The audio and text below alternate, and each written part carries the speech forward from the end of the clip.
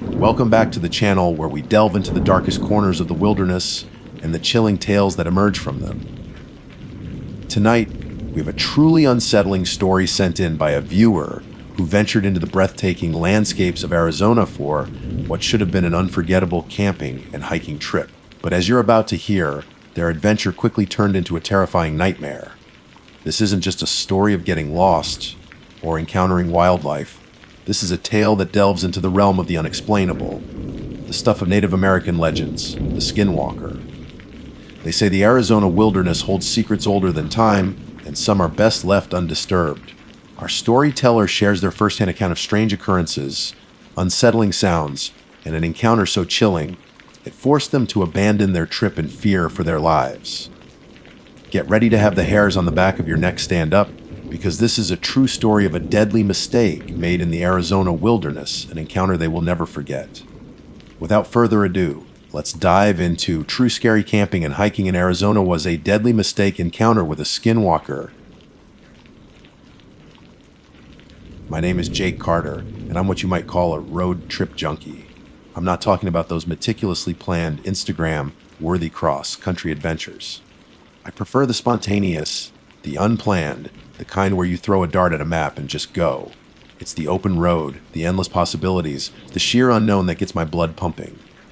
That and a healthy dose of caffeine. I always start my road trip at night. It gave me the peace of mind while driving, while listening to my favorite music. This particular trip started like any other. I'd had a rough week at work. My boss, Mr. Henderson, a man whose soul had apparently been replaced by a spreadsheet, had been breathing down my neck about deadlines. I needed an escape, a hard reset. So I did what I always do, packed a bag, filled a thermos with coffee strong enough to raise the dead, and pointed my beat up '08 Ford Explorer westward. My destination?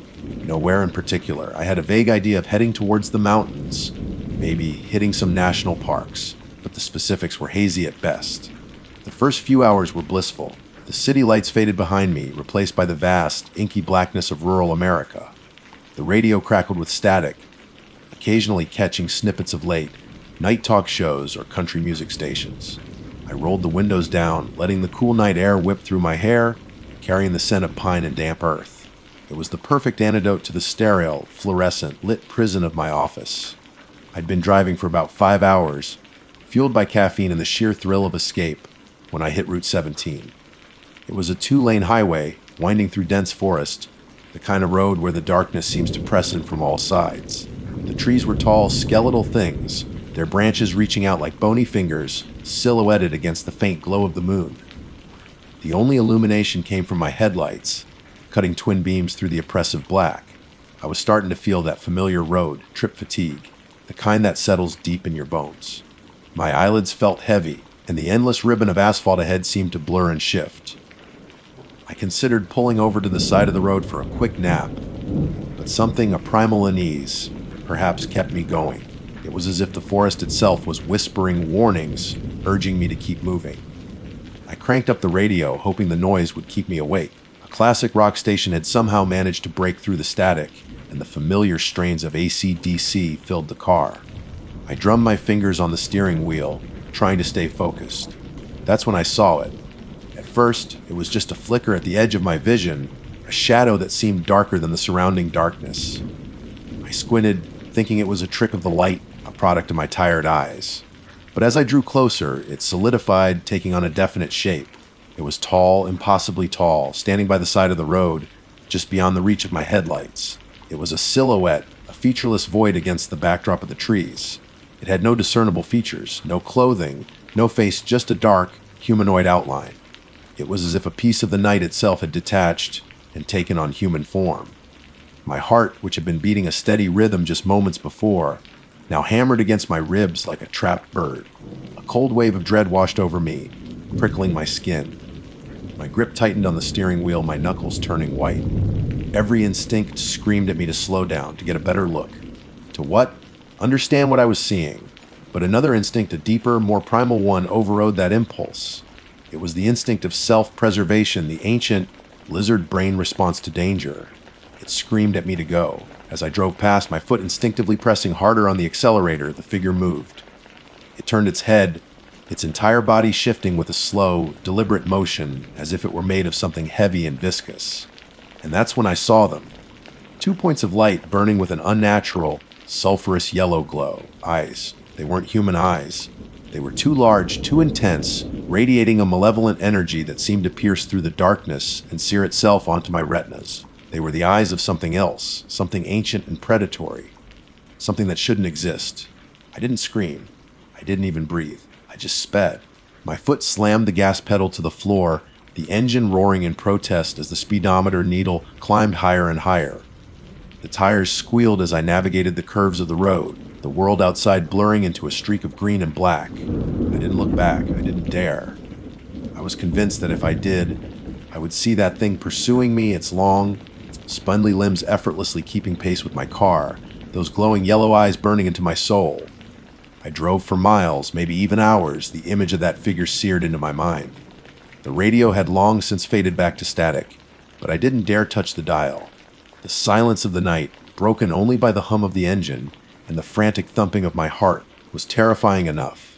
Eventually, the first rays of dawn began to paint the sky with streaks of pale pink and orange.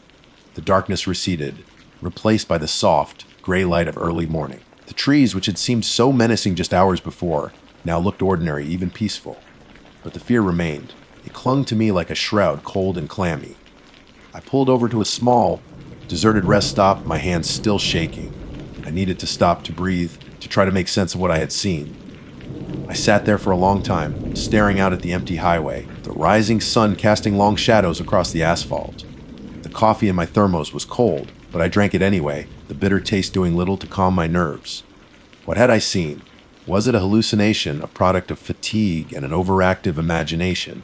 Or was it something real? The logical part of my brain wanted to dismiss it as a trick of the light, a deer maybe, or even a strangely shaped tree.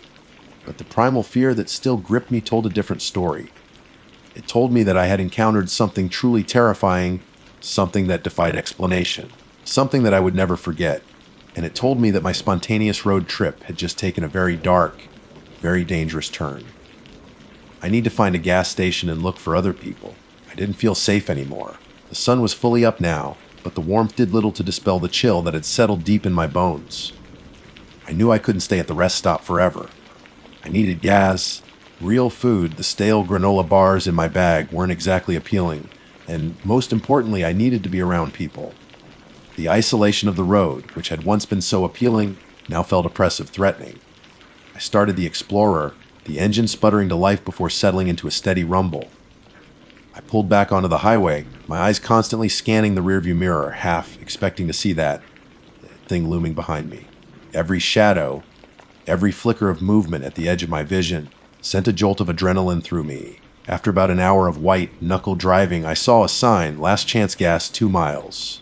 Relief washed over me, so intense it almost made me lightheaded. 2 miles. I could make it 2 miles. The gas station was exactly what you'd expect from a place called Last Chance. It was a small, weathered building with a single, ancient gas pump out front. The paint was peeling, the windows were grimy, and a faded sign advertising cold beer and hot coffee hung crookedly above the door. It looked like it hadn't been updated since the 1970s, but it was civilization, it was people. I pulled up to the pump, my hands still trembling slightly. I got out of the car, the sudden silence almost deafening after the constant hum of the engine. The air was thick with the smell of gasoline and dust. An old man, probably in his late 70s, emerged from the station. He was wearing a stained, grease-covered jumpsuit, and his face was a road map of wrinkles. He had a surprisingly sharp gaze, though, and his eyes, a pale, watery blue, seemed to see right through me. "Fill her up," he asked, his voice raspy and thin. Yeah. I said, my voice sounding surprisingly hoarse. And could you check the oil and tires, too? I needed an excuse to stay, to be near another human being for a little longer. The old man nodded slowly, his gaze lingering on me for a moment longer than felt comfortable. "Long night?" he asked, his eyes narrowing slightly. I swallowed hard. Yeah, you could say that. I tried to force a smile, but I'm sure it came out looking more like a grimace. He didn't say anything else, just started pumping the gas. I stood there awkwardly, watching him trying to appear casual. My eyes kept darting to the surrounding woods, the trees now fully visible in the daylight. They looked ordinary, innocuous. but I couldn't shake the feeling that something was watching me from behind their leafy cover. While he was checking the tires, I decided to go inside. The interior of the station was even more depressing than the exterior. It was dimly lit, the only illumination coming from a flickering fluorescent light overhead and the sunlight filtering through the grimy windows. The shelves were sparsely stocked with dusty cans of food, motor oil, and various other odds and ends. A single, ancient coffee pot sat on a hot plate, its contents looking suspiciously thick and sludgy. There was a young woman behind the counter, maybe in her early 20s. She had bright pink hair, multiple piercings, and a bored expression that suggested she'd rather be anywhere else. She was scrolling through her phone, seemingly oblivious to my presence. "Hi," I said, feeling awkward. She looked up, her eyes widening slightly as she took in my appearance. I must have looked like a wrecked sleep, deprived, unshaven, and probably with a wild look in my eyes. "Can I help you?" she asked, her voice flat and devoid of emotion. "Just browsing," I said, grabbing a random can of beans from the shelf, pretending to examine the label. I needed to stay inside to be near another person, even if that person was a bored, pink-haired cashier. I lingered by the counter, pretending to be interested in the dusty merchandise. The silence in the store was unnerving, broken only by the occasional hum of the refrigerator and the tapping of the cashier's fingers on her phone screen. I glanced out the window, my heart skipping a beat. The old man was still working on my car, but he was staring directly at me, his pale blue eyes fixed on mine. There was something unsettling about his gaze, something that made my skin crawl. I quickly looked away, focusing on the can of beans in my hand. I felt a growing sense of unease, a feeling that something wasn't right. The initial relief I'd felt at reaching the gas station was rapidly evaporating, replaced by a creeping sense of dread. The cashier sighed loudly, breaking the silence. "You gonna buy that, or just stare at it all day?" Yeah, I said, fumbling for my wallet. I paid for the beans, even though I had no intention of eating them. The old man came back inside, wiping his hands on a greasy rag. All done, he said, his voice still raspy. Oil was a little low, added a quart. Tires were fine. "Thanks," I said, trying to sound grateful. "I just wanted to get out of there." "You be careful out there," he said, his eyes locking with mine again. "Route 17 can be tricky." There was something in his tone, a subtle inflection, that sent a shiver down my spine. It was as if he knew something, as if he was warning me. "Tricky how?" I asked, my voice barely a whisper. He just shrugged, a slow, deliberate movement. "Just be careful." I nodded, unable to speak. I paid for the gas, grabbed the can of beans, and practically ran back to my car. I didn't look back. I didn't want to see the old man's face. Didn't want to see that knowing look in his eyes. I got back on the highway, my heart pounding in my chest. The gas station, which had seemed like a haven just moments before, now felt like a trap. The old man's words echoed in my mind. Route 17 can be tricky. What did he mean? Was it just a warning about the winding roads, the poor visibility? Or was it something more? Was it a warning about that thing? I drove on, the sun climbing higher in the sky, the landscape blurring past me. But the fear, the unease, remained. It was a constant presence, a knot in my stomach, a shadow lurking at the edge of my vision. I knew, with a certainty that chilled me to the bone, that I wasn't safe. I was being watched, and whatever was watching me wasn't human. The thought of having to drive on that same road again tonight filled my whole body with dread. The rest of the day was a blur. I drove, stopping only for gas at larger, well-lit stations, places with security cameras and plenty of people. I avoided Route 17, taking a longer, more circuitous route that added hours to my journey. I didn't care. I just needed to stay away from that road, from that thing. I tried to rationalize what I'd seen. Maybe it was a bear, standing upright on its hind legs. Maybe it was a large, oddly shaped tree stump. Maybe it was a hallucination brought on by fatigue and stress. But deep down, I knew the truth. I knew it wasn't any of those things. It was something else. Something unnatural. As dusk began to settle, a sense of dread washed over me. I knew I couldn't avoid Route 17 forever. It was the most direct route to, well, anywhere. And I was running out of money, out of time, and out of excuses to keep driving in circles. I pulled over to the side of a quiet country road, the sun sinking below the horizon, painting the sky with fiery hues of orange and red. It was beautiful, but I couldn't appreciate it. All I could think about was that thing, waiting for me in the darkness. I tried to call someone, anyone, but my phone had no signal. I was completely alone. I sat there for a long time, wrestling with my fear. I considered turning around, heading back the way I came. But where would I go? Back to my soul-crushing job, back to my empty apartment. There was nothing for me there. Finally, I made a decision. I would face my fear. I would drive back down Route 17. I would prove to myself that I wasn't crazy, that what I'd seen wasn't real. Or if it was real, well, I'd deal with it. With a deep breath, I started the engine. The headlights cut through the gathering darkness, illuminating the road ahead. I turned onto Route 17, my hands gripping the steering wheel so tightly my knuckles were white. The forest pressed in on both sides, the trees looming like silent sentinels. The air was thick with the smell of pine and damp earth, a smell that had once been comforting, but now seemed menacing. I drove slowly, my eyes constantly scanning the sides of the road. Every shadow, every rustle of leaves made me jump. I kept the radio off, the silence amplifying the pounding of my heart. I passed the spot where I'd seen it the night before. There was nothing there, just trees, just darkness. A wave of relief washed over me, followed almost immediately by a surge of skepticism. Had I imagined it all? Was I losing my mind? Then I saw it again. It was standing in the same spot, just beyond the reach of my headlights. Tall, featureless, a silhouette against the darkness. And those eyes, those glowing yellow eyes, were fixed on me. This time, I didn't speed up. I didn't look away. I stopped the car, right there in the middle of the road. I stared at it, my heart hammering against my ribs, my breath catching in my throat. It didn't move.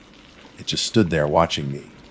I don't know how long we stayed like that, locked in a silent standoff. It felt like an eternity. Then, slowly, deliberately, it raised one of its arms. It was long and spindly, ending in what looked like claws. It pointed at me, and then it spoke. The sound wasn't human. It wasn't even animal. It was a low, guttural growl, a sound that seemed to vibrate in the very air around me. It was a sound that came from the depths of some ancient, forgotten abyss. It only said one word, a word that I'll never forget, the single word that haunted my nightmare, Jake. My name. It knew my name. I screamed, a primal, terrified scream that ripped through the silence of the night. I slammed the car into reverse, my foot pressing the gas pedal to the floor. The tires squealed, the car fishtailing wildly as I backed away, my eyes still locked on that thing. It didn't chase me. It just stood there watching me, its yellow eyes burning into my soul. I drove backward for miles, not daring to turn around, not daring to take my eyes off that figure. Finally, I reached a point where the road curved, and it disappeared from view. I didn't stop. I kept driving, reversing all the way back to the main highway, back to civilization, back to the light. I never went back to Route 17. I never took another spontaneous road trip. I quit my job, moved to a different city, started a new life. But I still see it, sometimes in my dreams. That tall, dark figure, standing by the side of the road, its glowing yellow eyes watching me. And I still hear that voice, that guttural growl, whispering my name. I know it's still out there, waiting in the darkness, waiting for me. And I know that one day, I'll have to face it again. But next time, I won't be alone. I started to go to church, meet new friends, got married to a lovely woman named Sarah. I still have nightmares sometimes, but I'm happy. That thing on the road, the fear is still hunting me, but I won't let it take over me. My name is Alex, and I'm what you might call an experienced amateur when it comes to the outdoors. I've done my share of weekend camping trips, a few multi-day hikes, and I can even start a fire without resorting to gasoline most of the time. My best friend Ben is a little less experienced, more of a tag-along type, but he's got an infectious enthusiasm that makes him a great companion on these adventures.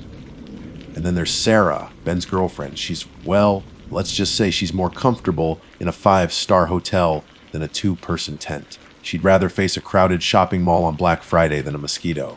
But she loves Ben, and Ben loves the wilderness, so here we were. We'd planned this trip for months. It was supposed to be a challenging but rewarding 4-day hike through the Lost Creek Wilderness in Colorado. We'd pored over maps, checked weather reports, which in the Rockies are notoriously fickle, and packed enough freeze, dried food to survive a small apocalypse. Ben, in particular, was obsessed with getting off the grid, away from cell service and the constant hum of civilization. He'd been talking about digital detox and finding himself for weeks. I was mostly in it for the views and the bragging rights. Sarah, I suspect, was in it for the Instagram photos, although she'd never admit it. The first day went smoothly enough. We made good time. The scenery was breathtaking, even Sarah had to admit that. and we found a decent campsite near a small stream. We set up our tents, built a fire, and cooked some surprisingly palatable dehydrated chili. The conversation flowed easily, fueled by the crisp mountain air and the shared sense of accomplishment. We talked about our lives back in Denver, my dead and job in data entry, Ben's aspirations to become a freelance photographer, Sarah's stressful career as a social media manager. Ironic, I know. It was on the second day that things started to get weird. We woke up to a thick fog that had rolled in overnight. It muffled the sounds of the forest, creating an eerie silence that was broken only by the occasional drip of water from the trees. Visibility was maybe 20 feet. We decided to stick to the trail, hoping the fog would lift as the day went on. We were relying heavily on the map and compass, as the GPS on our phones was predictably useless. That's when we made our first mistake, a big one. We came to a fork in the trail that wasn't marked on our map. It wasn't a subtle difference. Either it was a clear, well-trodden path branching off to the left, while the trail we thought we were supposed to be on continued straight ahead, looking much less inviting. "This can't be right," I said, squinting at the map. "There's no mention of a split here." Ben, ever the optimist, chimed in. "Maybe it's a shortcut. It looks like it's heading in the same general direction." Sarah, predictably, was not thrilled. "A shortcut? Are you kidding? We should stick to the plan. We don't want to get lost." "We won't get lost," Ben said with a confidence I didn't share. "Look, this path is obviously well used. It's probably just a more direct route." I was hesitant, but Ben's enthusiasm was contagious, and honestly, the idea of shaving some time off our hike was appealing. We were already behind schedule thanks to the fog. Plus, the official trail looked like it was about to disappear into a particularly dense patch of thorny bushes. "All right," I said reluctantly. "Let's try it. But if it doesn't feel right in, say, an hour, we turn back." Sarah grumbled, but she followed us. It was a decision we'd soon come to regret. The shortcut quickly proved to be anything but. The path, initially wide and clear, narrowed and began to climb steeply. The fog, instead of lifting, seemed to thicken, clinging to us like a damp shroud. The trees, mostly pines and aspens, grew taller and closer together, their branches intertwined overhead, blocking out what little light was trying to penetrate the gloom. The air grew colder, and a damp chill seeped into our bones. We walked in silence for what felt like hours, the only sounds our labored breathing and the crunch of our boots on the rocky ground. The sense of unease that had been gnawing at me intensified. This didn't feel like a shortcut. It felt like we were entering some other place, some forgotten corner of the world where the rules were different. Then we saw them. The lights. It was dusk, the fog swirling around us, making it difficult to see more than a few feet in any direction. We were about to admit defeat and turn back when Ben suddenly stopped, grabbing my arm. "What is that?" he whispered, his voice tight with a mixture of awe and fear. I followed his gaze and my heart skipped a beat. High above us, through the swirling mist, we saw them, three distinct lights, glowing with an unnatural, almost iridescent blue-white hue. They weren't stars, they were too bright, too close. And they weren't airplanes, they moved in a way that defied any conventional aircraft. They zigzagged across the sky, darting back and forth with impossible speed, then hovering motionless for a moment before shooting off in another direction. It was like watching some bizarre, celestial ballet performed by beings we couldn't comprehend. Sarah let out a small gasp. "What are they?" she whispered, her voice trembling. I had no answer. I'd seen plenty of strange things in the wilderness, unusual animal behavior, odd rock formations, even the occasional unexplained noise, but nothing like this. This was something else, something that felt fundamentally wrong. We watched, mesmerized, as the lights danced above us for what felt like an eternity, but was probably only a few minutes. Then, as quickly as they had appeared, they vanished. One moment they were there, blazing against the darkening sky. The next they were gone, swallowed by the fog and the encroaching night. We stood there, frozen, our minds struggling to process what we had just seen. The silence of the forest seemed to press in on us, heavy and oppressive. We should go," I said, my voice barely a whisper. "We should get back to the main trail." Ben and Sarah didn't argue. We turned and practically ran back the way we had come, stumbling over rocks and roots in our haste. The fear was palpable, a cold knot in my stomach. We weren't just lost anymore, we were hunted. Or at least that's what it felt like. We eventually found our way back to the fork in the trail, a small victory in the face of a much larger, more terrifying mystery. We didn't speak about the lights. We didn't even look at each other. We just kept walking, trying to put as much distance as possible between us and that unsettling, otherworldly display. We found a small, relatively sheltered spot to set up camp for the night, far from the stream and any semblance of comfort. We ate our dinner in silence, the usual campfire banter replaced by a nervous tension that hung heavy in the air. As I lay in my sleeping bag, staring up at the faint outline of the tent above me, I couldn't shake the image of those lights. They were burned into my memory, a vivid reminder that we were not alone in this wilderness. And whatever we had seen, it wasn't friendly. The comforting notion of a digital detox, and finding myself, felt laughably naive now. We had found something, all right. Something we wished we hadn't, and it was clear that our carefully planned trip had taken a very, very wrong turn. That night, sleep didn't come easy. Every rustle of leaves, every snap of a twig, sent a jolt of fear through me. And in the distance, beyond the trees and the fog, I thought I could hear a faint, high-pitched humming sound, a sound that seemed to vibrate in my very bones. A sound that I knew, with a chilling certainty, was connected to those strange, erratic lights in the sky. And then the other campers. We met them the next morning while packing, and they said almost exactly what we did. Word for word about what we saw. That's when I knew this was far worse than I had ever imagined. The next morning dawned even gloomier than the previous one. The fog was still thick, a suffocating blanket that seemed to absorb all sound and light. We packed up our camp quickly, our movements hurried and tense. We barely spoke, the shared experience of the previous night hanging between us like a third, unwanted presence. We just wanted to get back to the main trail, back to some semblance of normalcy, even if normalcy was now a relative term. As we were breaking down our tent, we heard voices. It was a relief initially, human contact. Proof that we weren't completely alone in this increasingly bizarre wilderness. Two figures emerged from the fog, a man and a woman, both looking as disheveled and sleep, deprived as we probably did. Hey! Ben called out, a little too enthusiastically. You guys lost too. The couple approached cautiously. They were older than us, maybe in their late 40s. The man had a weathered face and a wary look in his eyes. The woman clutched a hiking pole like it was a weapon. Lost isn't the word for it. The man said, his voice low and gravelly. We've been wandering around for hours. This fog, it's like it disorients you. Did you see anything last night? Sarah asked, her voice hesitant. She looked at Ben and me, a silent plea for confirmation in her eyes. The woman's eyes widened slightly. See anything? You mean the lights? My blood ran cold. It wasn't just us. Yeah. Ben said, his voice barely a whisper. Strange lights. Zigzagging, disappearing. We saw them too. The man nodded slowly. We saw them, just like you described, erratic movements. Not airplanes, not stars, something else entirely. He paused, looking around nervously. We heard something too, a humming sound, high-pitched. It seemed to be coming from everywhere and nowhere at the same time. My stomach churned. I hadn't imagined it. The humming I'd heard in my tent, that unsettling vibration, it was real. We heard it too.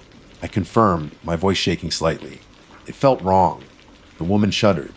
We've been camping in these mountains for years. Never seen or heard anything like it. It's like something's changed. We exchanged stories, comparing our experiences. It was eerily similar. The sudden appearance of the lights, the impossible movements, the abrupt disappearance, the unsettling humming. The shared fear was palpable, a bond forged in the crucible of the unknown. It was a small comfort, knowing we weren't alone in our terror, but it also amplified the sense of dread. This wasn't a localized phenomenon. It was something bigger, something that was affecting a wider area. We need to get out of here? Sarah said, her voice trembling. We need to get back to civilization. The man shook his head. We tried. The trails, they seem to shift. We keep ending up back where we started. It's like the fog is playing tricks on us. A wave of despair washed over me. Were we trapped? Was this some kind of elaborate cosmic prank? Or something far more sinister? We decided to stick together, at least for a while. There was strength in numbers, even if that strength was mostly psychological. We set off, following what we hoped was the direction of the main trail, the older couple leading the way. They seemed to have a slightly better sense of direction, although that wasn't saying much in this disorienting fog. As we walked, the humming sound returned fainter now, but still present, a constant reminder of the unseen forces at play. We tried to talk, to distract ourselves, but the conversation kept circling back to the lights, to the humming, to the growing sense of unease. Then we found the first anomaly. It was a tree, a massive pine that had been completely stripped of its bark. Not just stripped, but peeled, as if some giant hand had meticulously unwrapped it. The wood underneath was smooth, almost polished, and a sickly, pale yellow color.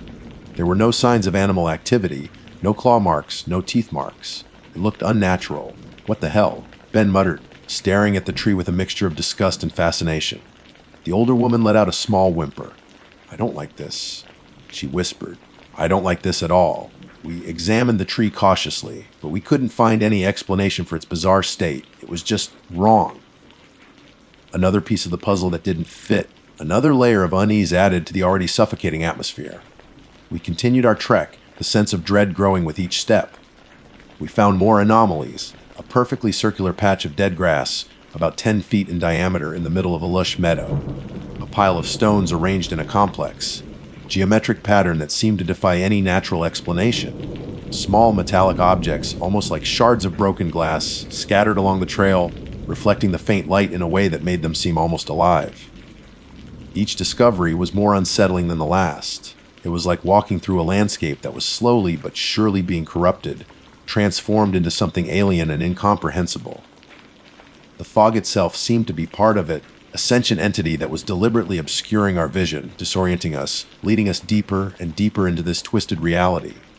As the day wore on, our hope dwindled. We were still lost, still surrounded by the fog, still haunted by the humming and the increasingly frequent and bizarre anomalies.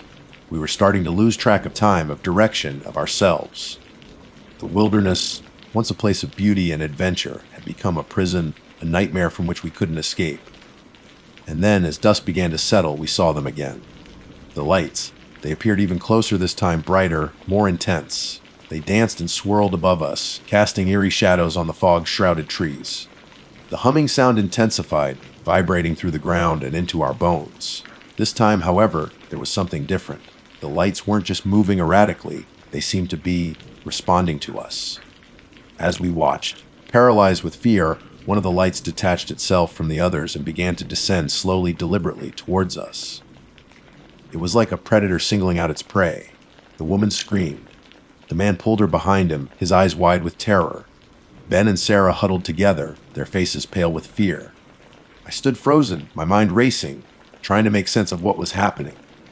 This wasn't just a random sighting, this was an encounter. And I had a sickening feeling that it was just the beginning. The light was getting closer, closer, and I knew, with a chilling certainty, that whatever it wasn't here to help us. It was here for something else. Something far more terrifying. The blue, white light descended with agonizing slowness, a silent, luminous predator stalking its prey. It pulsed gently, casting an ethereal glow on the surrounding fog, turning the trees into grotesque, skeletal silhouettes. The humming intensified, resonating deep within my chest, making it hard to breathe. It felt like my bones were vibrating in sync with some alien frequency. Panic clawed at my throat. I wanted to run, to scream, to do something, but I was rooted to the spot, paralyzed by a mixture of terror and morbid fascination. The others were no better. The older couple were huddled together, the woman sobbing uncontrollably, the man's face a mask of grim resignation. Ben and Sarah were clutching each other, their eyes wide and unblinking, fixed on the approaching light.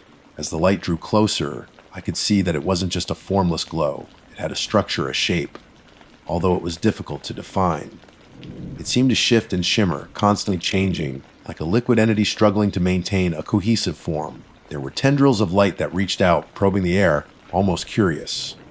Then it spoke, not with words, not with any sound that I could hear with my ears. It was a voice inside my head, a telepathic intrusion that bypassed my senses and went straight to my consciousness. It was cold, alien, and utterly devoid of emotion. "We have been watching you." The voice was neither male nor female, neither young nor old. It was simply there. A presence, an intelligence, that was utterly foreign to anything I had ever encountered. "You have strayed from your designated path." Designated path. What did that even mean? Were we on some kind of cosmic game show? Was this some elaborate, twisted experiment? You have witnessed things you were not meant to see. The lights, the humming, the anomalies, the stripped tree, the dead grass, the metallic shards. It all clicked into place, forming a horrifying picture. We weren't just lost, we were trespassers.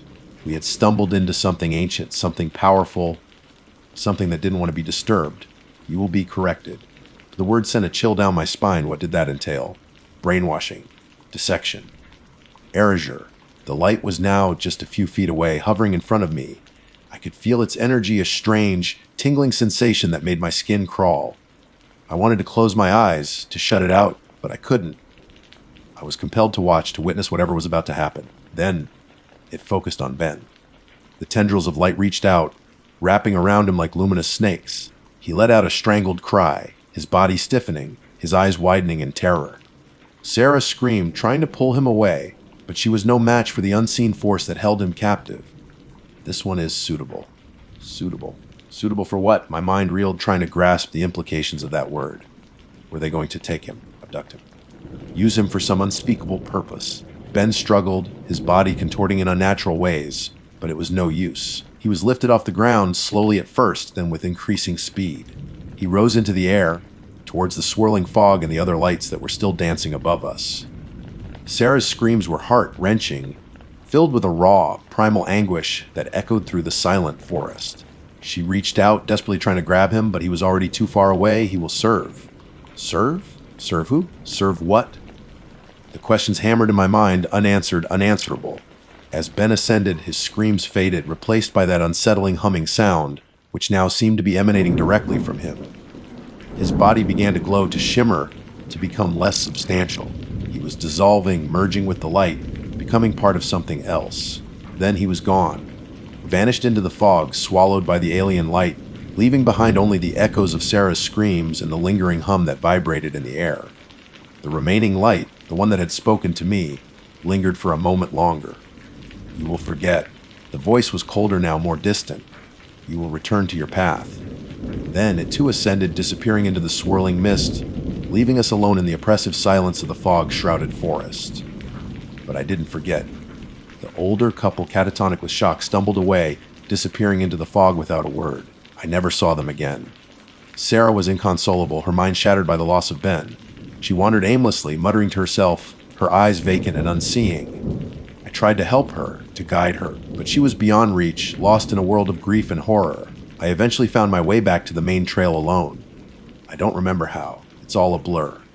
Days, maybe weeks, passed in a haze of confusion and despair. I was found by a search and rescue team, dehydrated, malnourished, and babbling incoherently about lights, humming, and a man who had been taken. They dismissed my story as the ravings of a traumatized mind, the product of stress, exhaustion, and dehydration. They told me I had imagined it all, that Ben had probably just gotten lost and would eventually turn up. But I know what I saw. I know what happened. Sarah was eventually found, wandering near the highway, miles from where we had been camping. She was committed to a psychiatric institution, where she remains to this day, lost in a world of her own making, unable to speak, unable to comprehend the reality of what happened.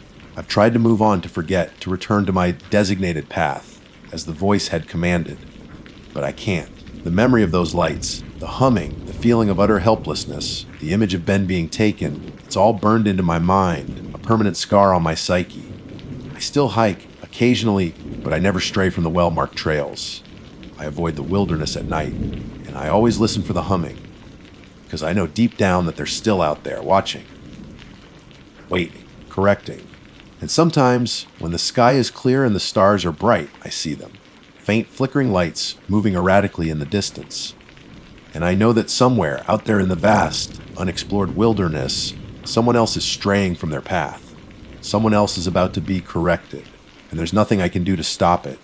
The worst part is, I still hear the humming from time to time, and I know, no matter how far I run, how much I try to forget, they will never let me, because I know too much, and that, I believe, is the true horror, the endless, inescapable knowledge of something beyond human comprehension, something that is always there, just beyond the veil of our perceived reality, waiting to reach out and claim us. The forgetting never happened. The path changed, but not for the better. My name is Alex, short for Alexandra, though most folks just call me Alex. I've always been the type to crave the quiet of the woods, that deep, soothing silence you just can't find anywhere else. City noise, even the low hum of suburban life, always felt like a constant pressure, a weight I didn't even realize I was carrying until I shrugged it up by stepping onto a forest trail. That's probably why I make it a point to get out into nature at least once a month, sometimes just for an overnight hike, other times for a full weekend of camping. This particular trip was supposed to be one of those soul-cleansing weekenders. I picked out a spot in the Blackwood National Forest, a place I'd heard whispered about by other hikers, known for its dense canopy, winding trails, and a certain remoteness. It wasn't exactly off the grid, but the cell service was spotty at best, and you could hike for hours without seeing another soul. Which, for me, was the whole point. I'd packed my usual gear, a sturdy tent, a reliable sleeping bag, more dehydrated meals than I could probably eat, and my trusty hiking boots, the ones that had seen me through countless miles of wilderness. I'd even splurged on a new water filter, one of those fancy ones that promised to purify even the murkiest creek water into something you could actually stomach. Safety first, my dad always used to say, and while he wasn't exactly thrilled about my solo adventures into the backcountry, he'd instilled that mantra in me from a young age. The drive up to Blackwood was beautiful, the late October air crisp and carrying the scent of decaying leaves. The trees were in their full autumnal glory, a riot of reds, oranges, and yellows against the deep green of the evergreens. It almost felt idyllic, the kind of scene you'd find on a postcard. But there was an underlying stillness, too, a quiet that felt heavier than usual. Maybe it was just the anticipation of being alone in the woods, or maybe it was something else, a subtle unease that I couldn't quite place. The trailhead was deserted when I arrived mid-morning. Just me, my beat-up Subaru, and a sign warning of potential wildlife encounters, mostly bears and mountain lions, the usual suspects for this part of the country. I signed the trail register, a habit my dad had also drilled into me, noting the time and my intended route. It felt a little silly since no one I knew would be looking for me, but it was a comforting ritual nonetheless. The first few hours of the hike were exactly what I'd hoped for. The trail wound through ancient forests, sunlight dappling through the leaves, creating an almost magical atmosphere. The only sounds were the crunch of my boots on the fallen leaves and the occasional chirp of a bird. I even spotted a deer grazing in a small clearing, its eyes wide and watchful before it bounded off into the undergrowth. I found a decent spot to set up camp near a small stream, the water crystal clear and gurgling over smooth stones. The late afternoon sun cast long shadows as I pitched my tent and organized my gear. There was a sense of satisfaction that came with setting up a temporary home in the wilderness, a feeling of self-reliance that I always enjoyed. As dusk began to settle, I started a small fire, the flickering flames casting dancing shadows on the surrounding trees. I heated up some water and rehydrated a surprisingly palatable chili meal, eating it slowly as I watched the stars begin to pepper the darkening sky. The air grew colder, and I pulled my jacket tighter around me, feeling that familiar sense of peaceful solitude wash over me. It was after the moon had risen, a pale sliver in the inky sky, that I decided to take a short walk before turning in for the night. I wasn't particularly tired, and the moonlight filtering through the trees created an eerie but beautiful landscape. I grabbed my headlamp just in case and set off down a small, less defined path that branched off from my campsite. The woods at night have a different feel to them. Familiar shapes become distorted in the shadows, and every rustle of leaves sounds 10 times louder. My headlamp cut a small circle of light in the darkness, illuminating the path ahead. I walked slowly, enjoying the stillness and the cool night air on my face. After about 15 minutes, I came to a small clearing I hadn't noticed before. The moonlight bathed it in a silvery glow, and in the center, something caught my eye. It was white, stark against the dark earth. Curiosity piqued, I cautiously approached. As I got closer, I realized it was a skull, an animal skull bleached clean by the elements. My first thought was coyote. We had them in this area, and the general shape seemed about right. But as I crouched down for a closer look, a knot of unease began to form in my stomach. The skull was longer than any coyote skull I'd ever seen. The snout was more elongated, almost reptilian, and the eye sockets, they were too large, disproportionately so. They seemed to stare up at the moon with an unnerving emptiness.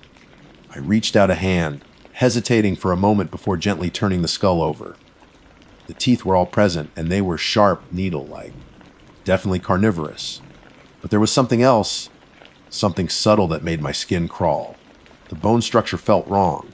It was hard to articulate, but it was as if the proportions were just slightly off, like nature had taken a familiar design and twisted it in some unsettling way. A sudden chill ran down my spine, despite the layers of clothing I was wearing. The air in the clearing felt colder, heavier. I had an overwhelming urge to leave, to get away from this place and this strange, unsettling skull. I didn't analyze it. I didn't try to rationalize what I was seeing. My gut screamed at me to get out. Quickly, I used a fallen branch to scoop up some dirt and leaves, burying the skull as best I could in the soft earth. I didn't want to touch it directly again. Once it was covered, I stood up and practically ran back the way I came, my heart pounding in my chest. The peaceful solitude I had felt earlier was gone, replaced by a gnawing sense of dread. What kind of animal had a skull like that? And why did it make me feel so profoundly uneasy? I didn't have any answers, and right now, I didn't want any. All I wanted was the safety of my tent and the false comfort of my sleeping bag. I scrambled back to my campsite, the image of that elongated skull with its oversized eye sockets burned into my mind. Back at my campsite, the familiar orange glow of the dying embers seemed less comforting than before. Every snap and crackle of the wood sounded amplified, and the shadows beyond the firelight seemed to writhe and shift in the periphery of my vision. I told myself it was just my nerves, the adrenaline from my sudden flight still coursing through me. But the image of that skull, that impossibly elongated shape, and those huge empty eye sockets kept flashing in my mind's eye. I quickly stoked the fire, adding a few more pieces of wood from my small supply. The flames leaped higher, pushing back the darkness a little further, but even the increased light didn't fully dispel the unease that had settled over me. I checked the time on my watch, not even midnight yet. It felt much later, like I'd been awake for an eternity. I decided to make myself a cup of tea, hoping the warmth would help calm my frayed nerves. As I waited for the water to boil, I scanned the surrounding woods, my headlamp beam dancing through the trees. Everything looked normal, just the usual assortment of shadows and the occasional glint of reflected light from leaves. But my senses felt heightened, every rustle of the wind in the leaves sounding like footsteps, every hoot of an owl sending a jolt of anxiety through me. Finally, the water was hot, and I steeped a bag of chamomile tea, hoping for some semblance of relaxation. I sipped it slowly, trying to focus on the familiar, earthy flavor and the warmth spreading through my body. But the nagging feeling of unease persisted, a cold knot in the pit of my stomach. Eventually, exhaustion began to set in. The day's hike, coupled with the unexpected scare, had taken its toll. I doused the fire, making sure the embers were completely out, and then retreated to the relative safety of my tent. Crawling into my sleeping bag felt like a small act of defiance against the growing dread. The thin nylon of the tent offered little real protection, but it created a psychological barrier, a sense of being enclosed and separate from the darkness outside. I zipped up the fly and lay on my back, staring up at the tent ceiling, listening to the sounds of the night. The forest was usually a symphony of subtle noises, the chirping of crickets, the rustling of small animals in the undergrowth, the gentle sigh of the wind through the trees. But tonight, the usual sounds seemed muted, almost absent, replaced by an unnerving silence. It was the kind of silence that felt expectant, like the world was holding its breath. Then I heard it, a sound that made the hair on the back of my neck stand on end. It started as a low, guttural growl far off in the distance. It wasn't like the growl of a bear or a mountain lion, the two predators I knew were in the area. This was different. Deeper, more resonant, with an almost unnatural quality to it. I held my breath, straining to hear over the pounding of my own heart. The growl faded, only to return a few moments later, closer this time. It seemed to be circling my campsite, moving through the trees just beyond the reach of my tent. Fear, cold and sharp, pierced through me. I fumbled for my flashlight, my hand shaking so badly I almost dropped it. I switched it on and pressed it against the tent wall, trying to pinpoint the location of the sound. The light did little to penetrate the thick fabric, offering no reassurance. The growling continued, sometimes receding into the distance, only to reappear closer, always circling, never quite approaching directly. It was like something was toying with me, letting me know it was out there, watching. Then a new sound joined the chorus of the night, a soft scratching just outside my tent. It started near the foot of my sleeping bag and slowly moved its way up the side of the tent, the sound of claws scraping against the thin nylon sending shivers down my spine. I squeezed my eyes shut, willing the sounds to stop, wishing I had never ventured out into the woods alone. This was exactly what my dad had warned me about, the unpredictability of nature, the things you couldn't control.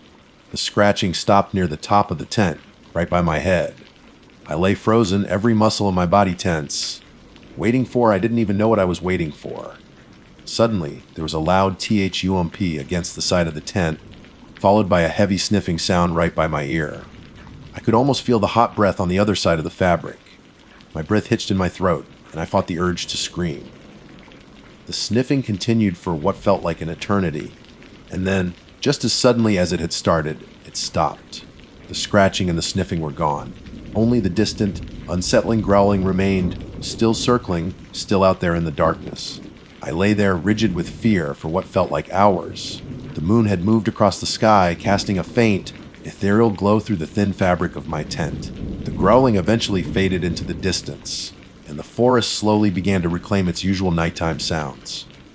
As the first hint of dawn began to paint the eastern sky, I finally started to relax, the tension slowly draining from my body. I must have drifted off to sleep at some point, because the next thing I knew, the soft light of morning was filtering into the tent. I cautiously unzipped the fly and peered out. Everything looked normal. The trees stood silent, the stream gurgled peacefully, and the birds had begun their morning chorus. There was no sign of whatever had been circling my tent during the night. But the feeling of dread lingered, a heavy weight in my chest. I got out of my sleeping bag, my legs still shaky, and quickly packed up my things. I skipped breakfast, my appetite completely gone. The only thing I wanted was to get out of this forest, to get back to civilization, back to the familiar sounds and smells of the world I knew. As I took down my tent, I glanced over towards the small clearing where I had found the skull the night before. A shiver ran down my spine. I didn't want to go anywhere near that place again. I just wanted to leave. I hoisted my backpack onto my shoulders, the weight feeling heavier than usual. I started walking, retracing my steps back towards the trailhead, my pace quick and urgent. Every rustle in the leaves, every snap of a twig, sent a jolt of fear through me. I kept looking over my shoulder, half expecting to see something following me, something with elongated features and oversized eyes. The hike back felt much longer than the hike in. The beauty of the forest that had charmed me the day before now felt menacing, the shadows seeming to hide unseen eyes. I didn't stop until I reached the trailhead, the familiar sight of my Subaru a welcome beacon in the wilderness. I practically threw my gear into the back of the car and jumped into the driver's seat, fumbling with the keys in my haste. As I pulled out of the parking lot and onto the main road, I glanced back at the dense wall of trees that marked the edge of the Blackwood National Forest. A deep sense of relief washed over me, but it was tinged with an unsettling feeling that I couldn't quite shake. Something had happened out there, something I couldn't explain, and I had a feeling that the strange skull I had found was only the beginning of it. The drive home was a blur. I kept glancing in my rearview mirror, half expecting to see something loping along the side of the road behind me, its eyes glowing in the daylight. It was irrational, I knew, but the fear from the night before still clung to me like a persistent shadow. Once I was back in my apartment, surrounded by the familiar comforts of my everyday life, the events of the past 24 hours began to feel almost dreamlike. Had it really happened? Had I actually found that bizarre skull, heard those unsettling growls and scratches outside my tent? A part of me wanted to dismiss it all as an overactive imagination fueled by too much isolation and not enough sleep. But the lingering unease, the distinct memory of the skull's unnatural shape, told me otherwise. The next few days were spent trying to get back into my routine. I went to work, met up with friends, and tried to distract myself. But the memory of the trip kept intruding, especially at night when the silence of my apartment would sometimes be broken by phantom growls or the imagined scratching of claws against my window. Driven by a morbid curiosity, I started doing some research. I spent hours online, searching for information about unusual animal skulls, cryptids of the Appalachian region, since Blackwood was vaguely in that area. Anything that might explain what I had seen. I looked at countless pictures of coyote skulls, fox skulls, even wolf and bear skulls, but none of them matched the elongated shape and oversized eye sockets of the skull I had found. My searches led me down some strange rabbit holes. I stumbled upon forums dedicated to Bigfoot sightings and other unexplained phenomena. I read accounts of strange sounds and unusual creatures encountered by hikers in remote forests. Some of the stories were clearly fabricated, the ramblings of imaginative minds. But others had a chilling ring of authenticity. a sense of genuine fear that mirrored my own experience. One particular forum post caught my attention. It described a creature referred to by some local folklore as the Long Jaw. It was said to inhabit the deepest parts of the Appalachian wilderness, a nocturnal predator with an unnaturally long skull and large, luminous eyes. The descriptions were vague and often contradictory, passed down through generations in hushed whispers. Some described it as canine, others as almost reptilian, but the recurring themes of an elongated skull and strangely large eyes sent a shiver down my spine. Could that be what I had found? Could the skull have belonged to this mythical Long Jaw? It seemed far-fetched, the stuff of campfire stories and local legends. But the more I thought about it, the more the description seemed to fit the bizarre skull I had unearthed. Then I remembered the sounds I had heard outside my tent. The deep, guttural growls that didn't sound like any known animal. The deliberate circling. The scratching that had moved up the side of my tent, followed by the heavy sniffing right by my head. It all started to piece together, forming a terrifying picture in my mind. I tried to rationalize it, to find a logical explanation. Maybe it was some kind of genetic anomaly, a coyote with a rare birth defect. But that didn't explain the folklore, the recurring accounts of this strange creature throughout the region. The more I delved into my research, the more convinced I became that I had encountered something truly unusual in the Blackwood National Forest. Something that defied easy explanation. A few weeks passed, and the intensity of my fear began to subside, replaced by a lingering sense of unease and a persistent curiosity. I told myself I would never go back to Blackwood, that the experience had been too frightening. But a part of me, the part that had always been drawn to the quiet mysteries of the wilderness, couldn't let it go. I started planning another trip, not back to Blackwood, at least not yet, but to another remote area, a different national forest a few states away. I told myself I just needed to get back out into nature, to prove to myself that I wasn't going to be ruled by fear. This time I was more cautious. I researched the area thoroughly, paid close attention to wildlife warnings, and packed even more carefully. I went with a friend, Sarah, who was an experienced hiker and a lot less prone to flights of fancy than I was. The trip was uneventful. We hiked for days, enjoyed the stunning scenery, and saw plenty of wildlife: deer, squirrels, even a black bear in the distance. There were no strange sounds in the night, no unsettling discoveries. By the time we returned home, I had almost convinced myself that my experience in Blackwood had been a fluke, a product of my own heightened anxiety. Almost. A few months later, I stumbled upon an article online. It was a news report from a small town near the Blackwood National Forest. Hikers had reported finding several animal carcasses in the woods, all with strange, elongated skulls and oversized eye sockets. The local authorities were baffled, unable to identify the species. There were even grainy photographs accompanying the article, and though the images were somewhat blurry, the shape of the skulls was undeniably familiar. A cold dread washed over me as I read the article.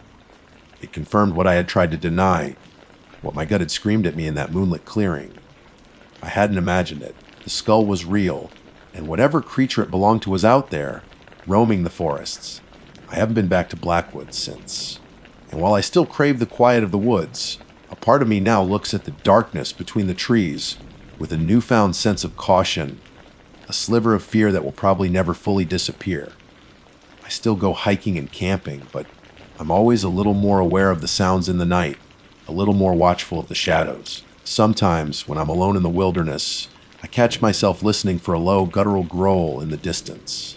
And every now and then, when the moonlight catches the branches in just the right way, I can almost see the outline of an elongated skull with impossibly large eyes staring back at me from the darkness. I buried the first one I found, but I know with a certainty that chills me to the bone that there are more out there, and I can't help but wonder what will happen if someone else stumbles upon one of those wrong-looking skulls. Or, even more terrifyingly, what will happen if they encounter the creature it belongs to? Because sometimes the bad decisions we make while camping and hiking aren't just about getting lost or running out of supplies. Sometimes they lead us to uncover something that was never meant to be found.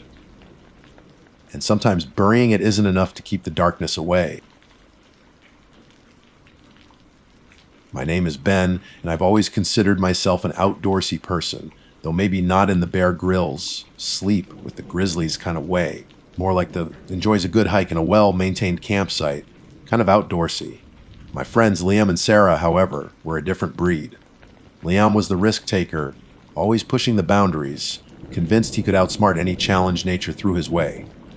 Sarah, on the other hand, was more cautious, but her adventurous spirit often won out in the end, especially when Liam's infectious enthusiasm was involved. We'd been planning this trip for months, a long weekend hiking a section of the Redwood National and State Parks in Northern California. I'd done my research, meticulously studying maps and trail reviews. We decided on the Boy Scout Tree Trail, a moderately challenging 6.5-mile loop known for its stunning old-growth redwood trees. The reviews online were overwhelmingly positive, describing it as well, marked and relatively easy to navigate. That's why what happened still feels so unreal, like a glitch in the matrix of our memories. The drive up from San Francisco was beautiful, the landscape gradually transforming from rolling hills to dense forests as we ventured further north. Liam, as usual, was behind the wheel, blasting some obscure indie rock band I'd never heard of, while Sarah navigated, occasionally pointing out interesting landmarks or sharing facts about the region she'd looked up. I sat in the back, half listening to their banter and half lost in my own thoughts, a mix of excitement and a slight undercurrent of apprehension that always seemed to accompany these kinds of adventures. We arrived at the trailhead mid-morning, the air crisp and cool with the scent of pine and damp earth. The parking lot was relatively empty, which I found a little surprising for a Saturday morning, but maybe we'd just beaten the crowds. We checked our gear, backpacks packed with essentials, plenty of water and snacks, a first aid kit, and a map and compass, even though everyone had a GPS app on their phones. Liam, ever the confident one, had even brought a small drone, hoping to capture some aerial footage of the towering redwoods. The initial part of the hike was exactly as the reviews had described. The trail was wide and clearly defined, winding gently through the majestic redwood forests. Sunlight filtered through the dense canopy and ethereal beams, illuminating patches of ferns and moss-covered logs. The sheer size of the trees was breathtaking, their massive trunks reaching hundreds of feet into the sky. We walked in comfortable silence for a while, each of us lost in our own appreciation of the natural beauty surrounding us. Liam, of course, couldn't resist trying out his drone. He found a relatively open area and sent it buzzing upwards, the small device quickly becoming a speck against the towering trees. He expertly maneuvered it, capturing some impressive footage of the forest from above. Even Sarah, who was usually a bit wary of technology and nature, had to admit the views were incredible when Liam showed us the playback on his phone. After about an hour, we reached the halfway point of the loop, a small clearing with a couple of rustic benches. We decided to take a break, unpack our snacks, and rehydrate. The silence here was profound, broken only by the occasional rustling of leaves or the distant call of a bird. It felt like we were the only people for miles, a comforting thought at the time. This is exactly what I needed. Sarah sighed, leaning back against one of the benches. Just to get away from the city and breathe some fresh air. Yeah, it's pretty awesome. Liam agreed, scrolling through the photos and videos he'd taken with the drone. Wait till you see this panoramic shot I got. I just nodded, feeling a sense of peace wash over me. This was exactly why I enjoyed hiking, the chance to disconnect from the everyday hustle and reconnect with nature and with good company. We spent about 20 minutes in the clearing, enjoying our snacks and the tranquility of the forest, before packing up to continue the loop. According to the map, the second half of the trail was supposed to be slightly more challenging, with a bit more elevation gain, but still well maintained and easy to follow. We set off, feeling refreshed and ready for the next leg of our adventure. The trail narrowed slightly as we continued, winding deeper into the forest. The trees seemed to grow even taller here, their dense canopy creating a perpetual twilight on the forest floor. We walked for another hour or so, chatting and laughing, occasionally stopping to take pictures of particularly impressive trees or interesting fungi we spotted along the way. Everything felt normal, peaceful even. And then, it happened. We rounded a bend in the trail and suddenly it just stopped.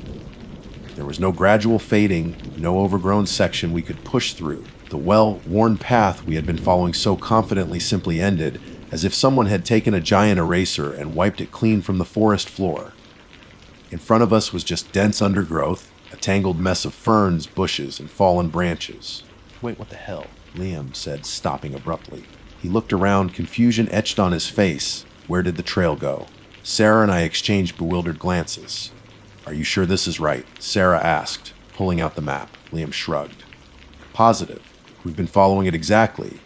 He pulled out his phone and checked his GPS app. "That's weird. According to this, the trail should keep going straight."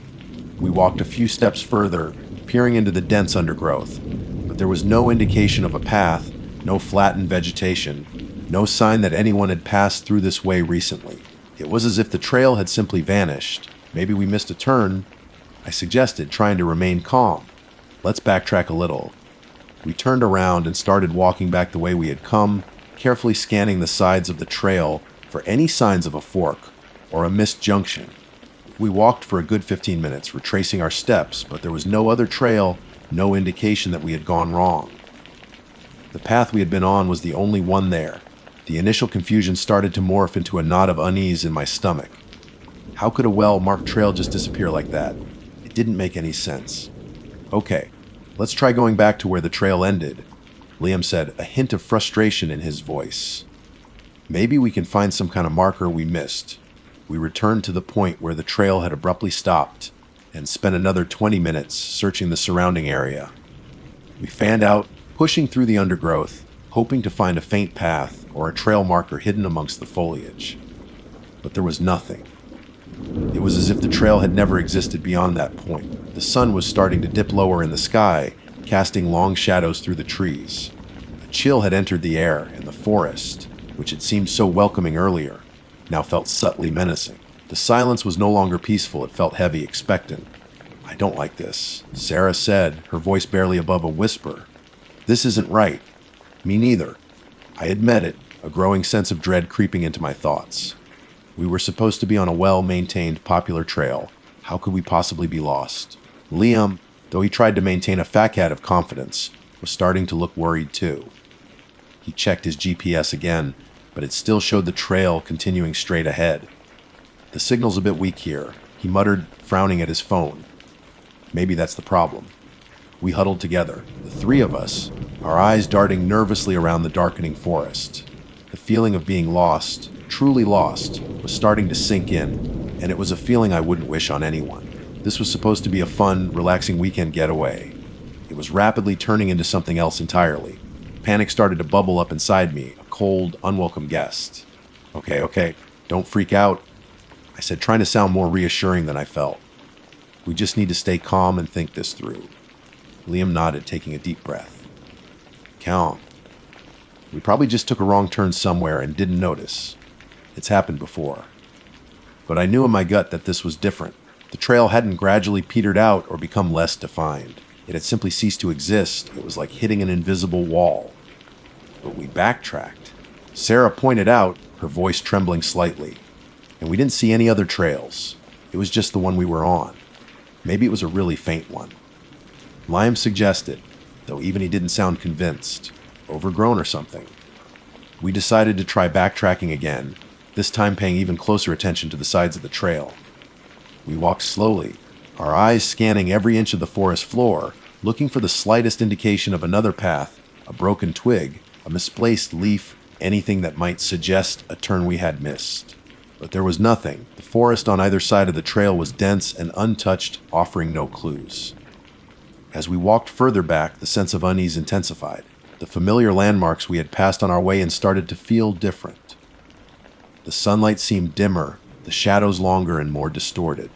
Even the sounds of the forest seemed to have changed, the chirping of birds replaced by an unnerving silence, punctuated by the occasional snap of a twig underfoot, each sound amplified in the stillness. We reached the clearing where we had taken our break, and a wave of disappointment washed over me. We hadn't missed a turn there either. The trail continued straight ahead from the clearing, the same path we had followed. "This is crazy," Liam said, running a hand through his hair. "It's like the trail just vanished." Sarah shivered, pulling her jacket tighter around her. "Don't say that. It's creeping me out." We stood there for a moment, the silence pressing in on us, the fading light casting an eerie glow on the surrounding trees. The realization that we were genuinely lost started to sink in, heavy and suffocating. "Okay," I said, trying to regain some semblance of control. "Let's look at the map again. Maybe there's another trail we can connect to." Sarah unfolded the map, her fingers tracing the lines with growing frustration. This doesn't make any sense. According to this, the Boy Scout Tree Trail is the only marked trail in this immediate area. There aren't any intersecting paths for at least a few miles.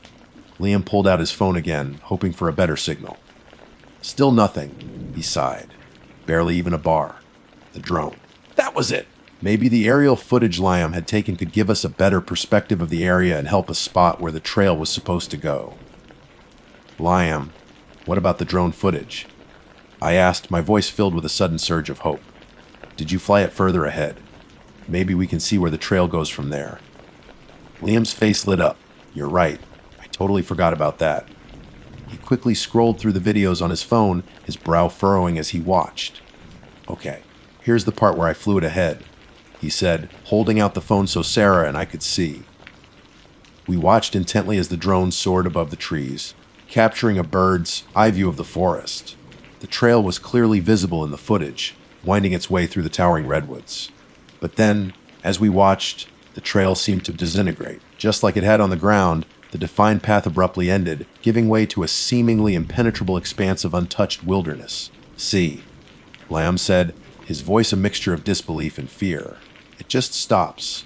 The drone footage confirmed our unsettling reality. The trail we were supposed to be on simply didn't exist beyond a certain point. But how could that be? Trails don't just vanish. The sun had almost completely disappeared below the horizon now, and the forest was rapidly darkening. The temperature had dropped noticeably, and a damp chill permeated the air. The sounds of the forest were changing again, the silence broken by the rustling of unseen creatures in the undergrowth and the distant hoot of an owl. We need to find our way back before it gets completely dark, Sarah said, her voice tight with anxiety. Yeah, but how? Liam replied, his usual bravado gone. We don't even know where we went wrong. We decided to try backtracking one more time, this time going even further than the clearing. We walked in silence, each of us lost in our own increasingly worried thoughts.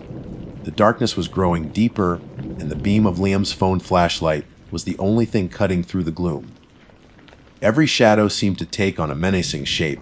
Every rustle of leaves sounded like something was following us. After what felt like an eternity, we still hadn't found any sign of where the trail might have gone off course. We hadn't seen any other trails, no unusual markings, nothing that could explain how we ended up lost.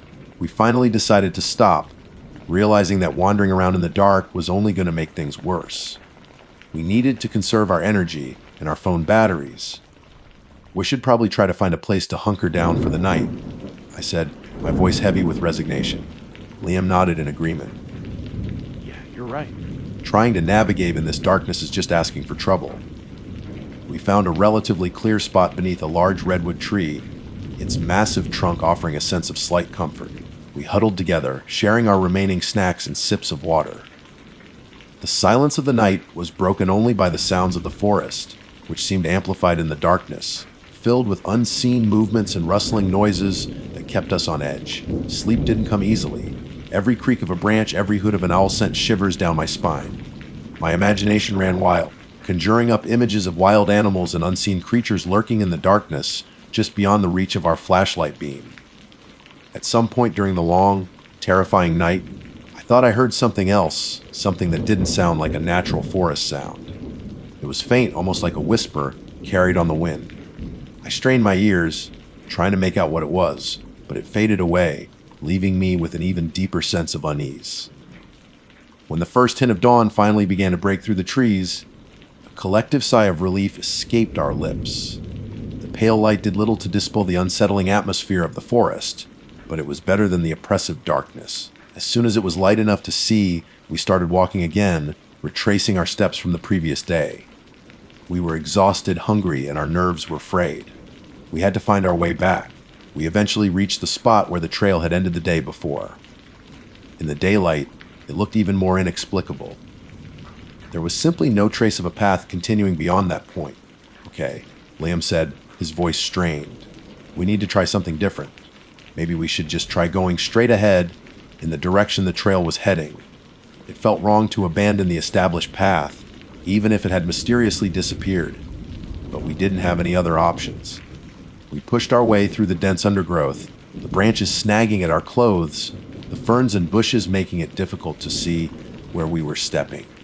The forest here was thick and unforgiving, nothing like the relatively open path we had been on. We stumbled through the wilderness for what felt like hours, our hope dwindling with every step. We had no idea where we were going, no landmarks to guide us. We were just blindly pushing forward, hoping to somehow stumble upon the trail again. And then, just when we were starting to lose all hope, Sarah stopped dead in her tracks. "Wait," she said, pointing to the ground. "Look." At first, I didn't see anything, just more tangled undergrowth and fallen leaves. But then, as I looked closer, I saw it. Faint, almost invisible, but definitely there. A break in the vegetation, a slight flattening of the leaves, a sign that someone or something had passed this way. It wasn't the well-defined trail we had been on, but it was something. A glimmer of hope in the overwhelming despair. "Do you think?" Liam started to say, his voice filled with cautious optimism. Sarah nodded, her eyes wide. "I think this might be it. This might be the trail." We followed the faint trace through the undergrowth, our hearts pounding with a mixture of hope and trepidation. The path, if you could even call it that, was barely discernible, wending through the dense forest, leading us further away from the familiar trail. It felt wrong, like we were venturing into a part of the woods we weren't supposed to be in. But it was the only lead we had. After what felt like another hour of struggling through the undergrowth, the faint path started to become slightly more defined. The vegetation thinned out, and we could see more clearly ahead. And then, in the distance, through the trees, we saw something that made our hearts leap. A flash of color, a bright, unnatural orange. "Look," I exclaimed, pointing. As we got closer, we realized what it was. A trail marker. A small, orange diamond nailed to a tree, the familiar symbol of the Boy Scout tree trail. Relief washed over us in a massive wave, so powerful it almost brought me to my knees. We had found it. We were back on the trail. But as we stood there, catching our breath and trying to get our bearings, a sense of unease began to creep back in, even stronger than before. Because as we looked around, we realized something was terribly, inexplicably wrong. The trail, it was different. It looked the same at first glance, the familiar dirt path wending through the redwoods. But the trees around it seemed wrong. They were still the massive old-growth redwoods we had seen before, but their arrangement was different. The spacing, the particular shapes of the trunks, the way the sunlight filtered through the canopy, it was subtly, but undeniably different from the trail we remembered hiking. And then we noticed something else. The undergrowth on either side of the trail, it was different too. The types of ferns and bushes, the way they grew, it wasn't the same as we remembered. It was similar, but off, like a slightly distorted copy of the original. We looked at each other, a silent understanding passing between us. We were on the Boy Scout tree trail. The markers confirmed it.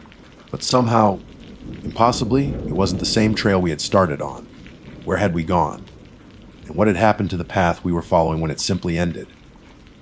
The questions hung heavy in the air, unanswered, replaced by a chilling sense that our ordeal was far from over. A shiver that had nothing to do with the cold ran down my spine. The orange trail marker was undeniably official, the same design we had seen at the beginning of our hike. But the feeling that we were in the right place was overshadowed by the unsettling sense that everything around us was just slightly off. Maybe we're just disoriented. Liam suggested, but his voice lacked conviction. He looked around, his eyes scanning the trees as if expecting them to suddenly rearrange themselves back to their original positions. Sarah shook her head slowly. "No, I remember that big redwood with the burl on the side, the one that looked like a face. It was just before the clearing. I don't see it here." She was right. That tree had been a distinctive landmark, something we had all commented on. And it was gone. We started walking again, our pace slower now, our senses on high alert. The silence of the forest seemed to press in on us, thick and heavy with unspoken questions. The air felt different too, heavier, almost stagnant. The familiar scent of pine and damp earth was still there, but it was mingled with a faint, almost metallic odor that I couldn't quite place. As we continued, the differences became more pronounced. We passed trees that seemed impossibly tall, their crowns disappearing into a canopy so dense it blotted out most of the sunlight. We saw strange formations of moss and lichen on the trunks, growing in patterns we didn't remember seeing before. Even the sounds of the forest seemed alien, the calls of birds we couldn't identify, the rustling of leaves that sounded too loud, too deliberate. "This isn't right," I muttered, my voice barely audible. This isn't the Boy Scout tree trail. But the marker, Liam said, trailing off, his face pale. We walked for what felt like another hour, the unsettling feeling growing stronger with each step. We didn't speak much, each of us lost in our own growing fear and confusion. Where were we? How could we be on the same trail, yet everything was so different? Then we came to another familiar landmark, or at least what should have been familiar. The small stream we had crossed earlier, just before reaching the clearing. But the stream in front of us now was different. The water was darker, almost black, and it moved sluggishly, without the cheerful babble we remembered. The rocks along the bank were a strange gray color, and the air around the stream felt colder, carrying that faint metallic scent more strongly. No, Sarah whispered, stopping abruptly. This isn't it. This isn't the same stream. Liam knelt down, cautiously touching the water. It feels oily, he said, recoiling his hand. And it smells wrong. A wave of nausea washed over me. This wasn't just a slightly different section of the trail. This was something else entirely. Something was fundamentally wrong with this place. We looked around, our eyes wide with a dawning horror. The forest seemed to have changed, warped into a distorted version of the place we had started our hike. It was like stepping into a parallel reality, one that was almost the same but subtly, terrifyingly different. We need to get out of here, I said urgently, my voice trembling. We need to go back. We turned around and started retracing our steps, but the trail behind us seemed just as unfamiliar as the path ahead. It was like we were trapped in this distorted version of the forest, with no way back to the reality we knew. As the day wore on, our exhaustion grew, both physically and mentally. The strange sights and unsettling atmosphere were starting to take a toll on our sanity. We kept looking for familiar landmarks, for any sign that we were back on the real trail, but everything just seemed off. Then, as the sun began to set, casting long, eerie shadows through the alien trees, we saw something that made our blood run cold. Ahead on the trail, partially obscured by the dense undergrowth, was a figure. It was standing perfectly still, its back to us. It looked like a person vaguely the size and shape of an adult. Hello. Liam called out, his voice hesitant. Is anyone there? The figure didn't move. It remained standing motionless, as if frozen in time. We approached cautiously, our hearts pounding in our chests. As we got closer, we could make out more details. The figure was wearing clothes, dark and tattered, almost like rags. Its hair was long and matted, hanging down its back in tangled strands. Hey, Liam called out again, louder this time. Are you okay? Do you need help? Still. The figure didn't respond. It remained unnervingly still. We were just a few feet away now, and a sense of profound unease washed over me. There was something about the stillness of the figure, the way it stood so unnaturally still, that felt deeply wrong. Slowly, hesitantly, Liam reached out a hand to touch its shoulder. As his fingers made contact, the figure slowly, deliberately turned its head. What we saw in that instant will forever be etched into my nightmares. It wasn't human. Not anymore. Its face was gaunt and pale, the skin stretched tight over sharp, angular bones. Its eyes were wide and black, devoid of any discernible pupils, like empty sockets staring into nothingness. And its mouth was stretched into a grotesque, silent scream, revealing rows of sharp, pointed teeth. A guttural shriek ripped from Sarah's throat. We stumbled backward, our minds reeling in horror. The creature took a step towards us, its movements jerky and unnatural. We didn't hesitate. We turned and ran, scrambling back down the trail as fast as our legs could carry us. The image of that horrifying face was burned into my mind, fueling my terror. We could hear it behind us, a strange, shuffling sound that didn't quite sound like footsteps. We ran blindly through the distorted forest, the alien trees blurring past us, the strange sounds of the night closing in. We didn't know where we were going. We just knew we had to get away from that thing. After what felt like an eternity, we burst out of the trees and into a familiar sight, the parking lot where we had left our car. It was still there, bathed in the pale moonlight. We didn't stop running until we reached the car, fumbling with the keys in our haste. Liam managed to unlock the doors, and we practically threw ourselves inside, slamming and locking them behind us. We sat there for a moment, panting and shaking, the adrenaline coursing through our veins. We couldn't believe we had made it out. Liam started the engine, and we didn't waste a second, pulling out of the parking lot and onto the main road. We didn't stop driving until we were miles away, the eerie glow of the redwood forest fading in the rearview mirror. We never went back to the Redwood National and State Parks. We never spoke of what happened that weekend. Not really. It was too terrifying, too unbelievable.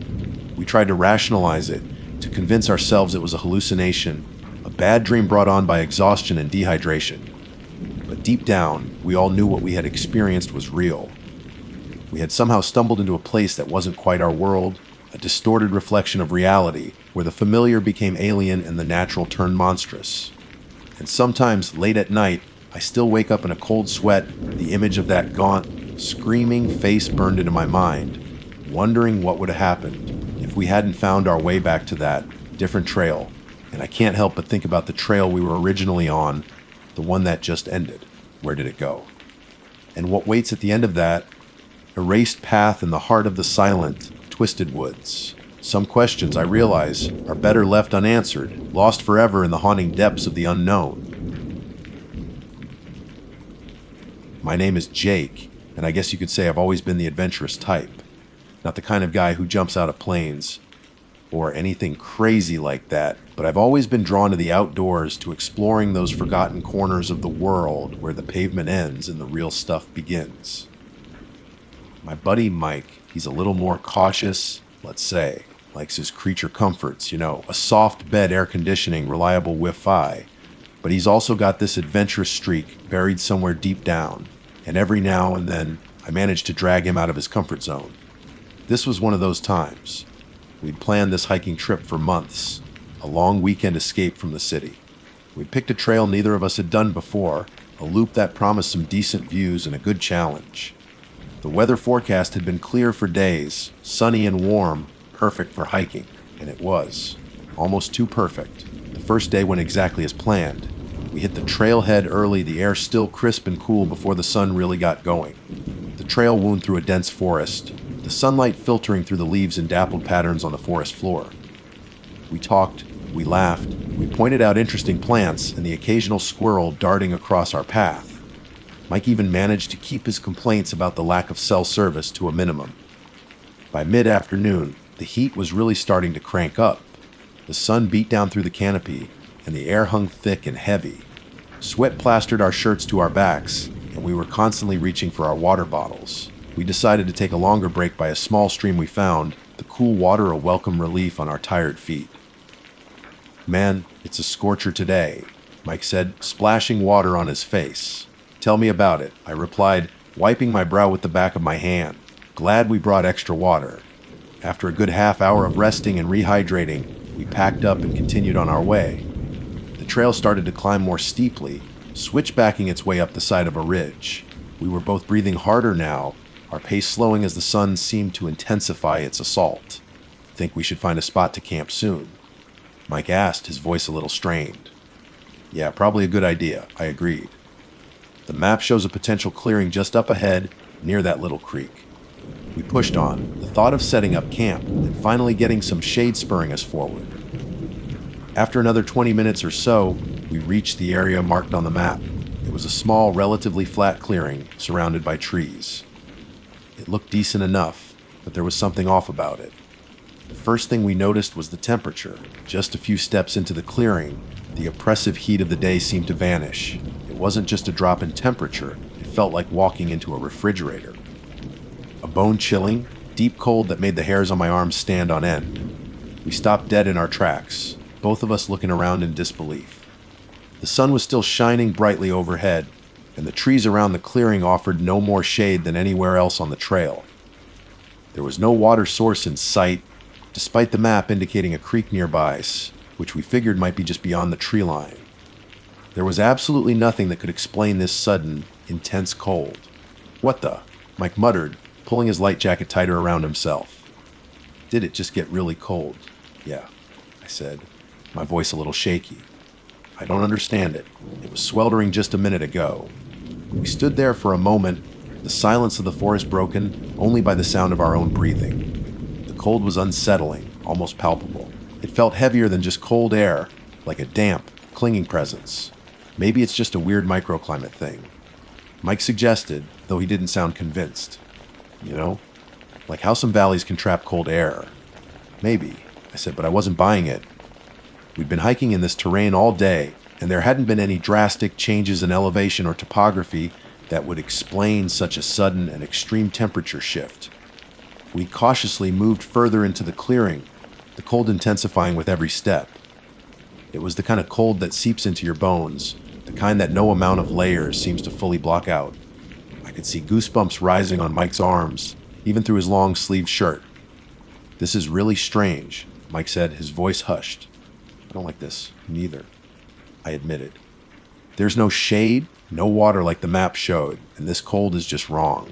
We scanned the clearing, hoping to find some logical explanation. There were no unusual rock formations, no caves or openings in the ground that might be venting cold air. Just a patch of relatively flat ground, surrounded by the same trees that lined the rest of the trail. The longer we stood there, the more uneasy I felt. It wasn't just the cold, there was something else, an almost imperceptible feeling of wrongness. Like we had stumbled into a place we weren't supposed to be. "Let's just keep moving," I said finally. "We can find another spot to camp. This place just feels off." Mike didn't need any convincing. He nodded quickly, and we turned to leave the clearing, practically jogging back towards the warmer air of the surrounding forest. As soon as we stepped out of the clearing, the intense cold immediately dissipated, replaced by the familiar warmth of the late afternoon sun. The contrast was stark and unsettling. We didn't speak for a while, both of us trying to process what had just happened. It felt like we had stepped into another world for those few minutes in that strange, cold clearing. "What do you think that was?" Mike asked finally, his voice still a little tense. I shook my head. "I have no idea. I've never experienced anything like that before." We continued hiking, keeping a closer eye on the map and hoping to find a more conventional campsite soon. We did eventually find a decent spot a little further down the trail, near a small spring. We set up camp quickly, both of us still feeling a little unnerved by our experience in the cold clearing. As the sun began to set, casting long shadows through the trees, we sat by our small campfire, the warmth a comforting presence against the growing chill of the evening. We talked about the cold spot, speculating about what could have caused it. We considered everything from unusual geological formations to some kind of strange atmospheric phenomenon, but none of our theories really felt right. "Maybe it was just a fluke," Mike said, staring into the flickering flames. "A weird pocket of cold air that got trapped there." "Maybe," I said, but I still couldn't shake the feeling that there was something more to it. The intensity of the cold, the suddenness of it, the complete lack of any logical explanation, it all felt deeply unsettling. As the night wore on, and the sounds of the forest filled the darkness around us, I found myself thinking back to that cold clearing. The memory sent a shiver down my spine that had nothing to do with the night air. It was a primal feeling, a sense that we had encountered something inexplicable, something that defied the natural order of things. And a small, nagging voice in the back of my mind wondered if we had made a mistake by leaving so quickly. What if there was something more to that cold spot? Something we were meant to discover, but then I would shake my head, telling myself it was just the lingering effect of a strange encounter. We were safe now by a warm fire, miles away from that unsettling place. Or so I hoped. Sleep didn't come easy that night.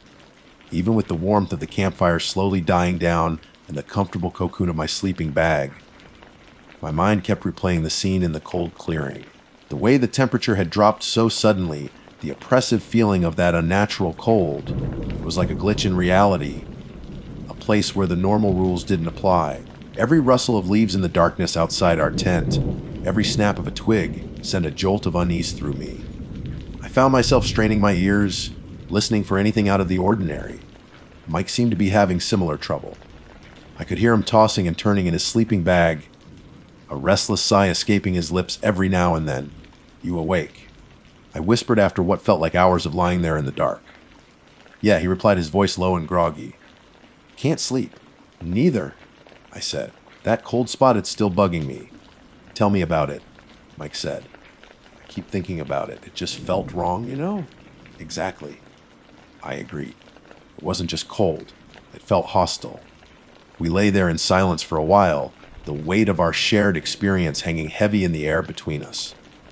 The usual comforting sounds of the forest at night, the chirping of crickets, the hooting of an owl seemed to carry a different tone tonight, tinged with a sense of something unseen lurking just beyond the edge of our firelight.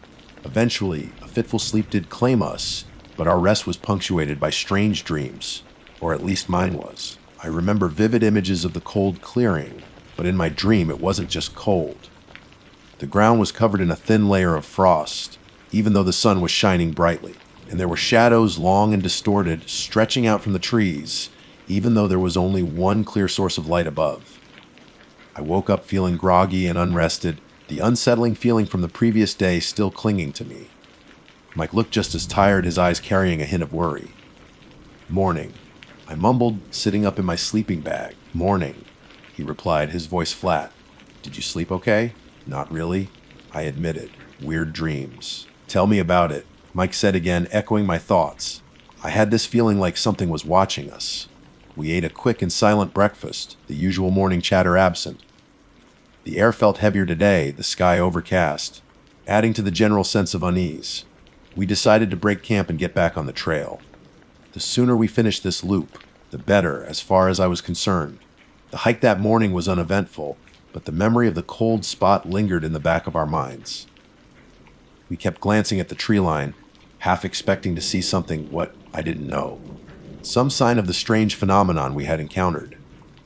But the forest remained stubbornly normal, the only anomaly being the lingering chill in our own thoughts.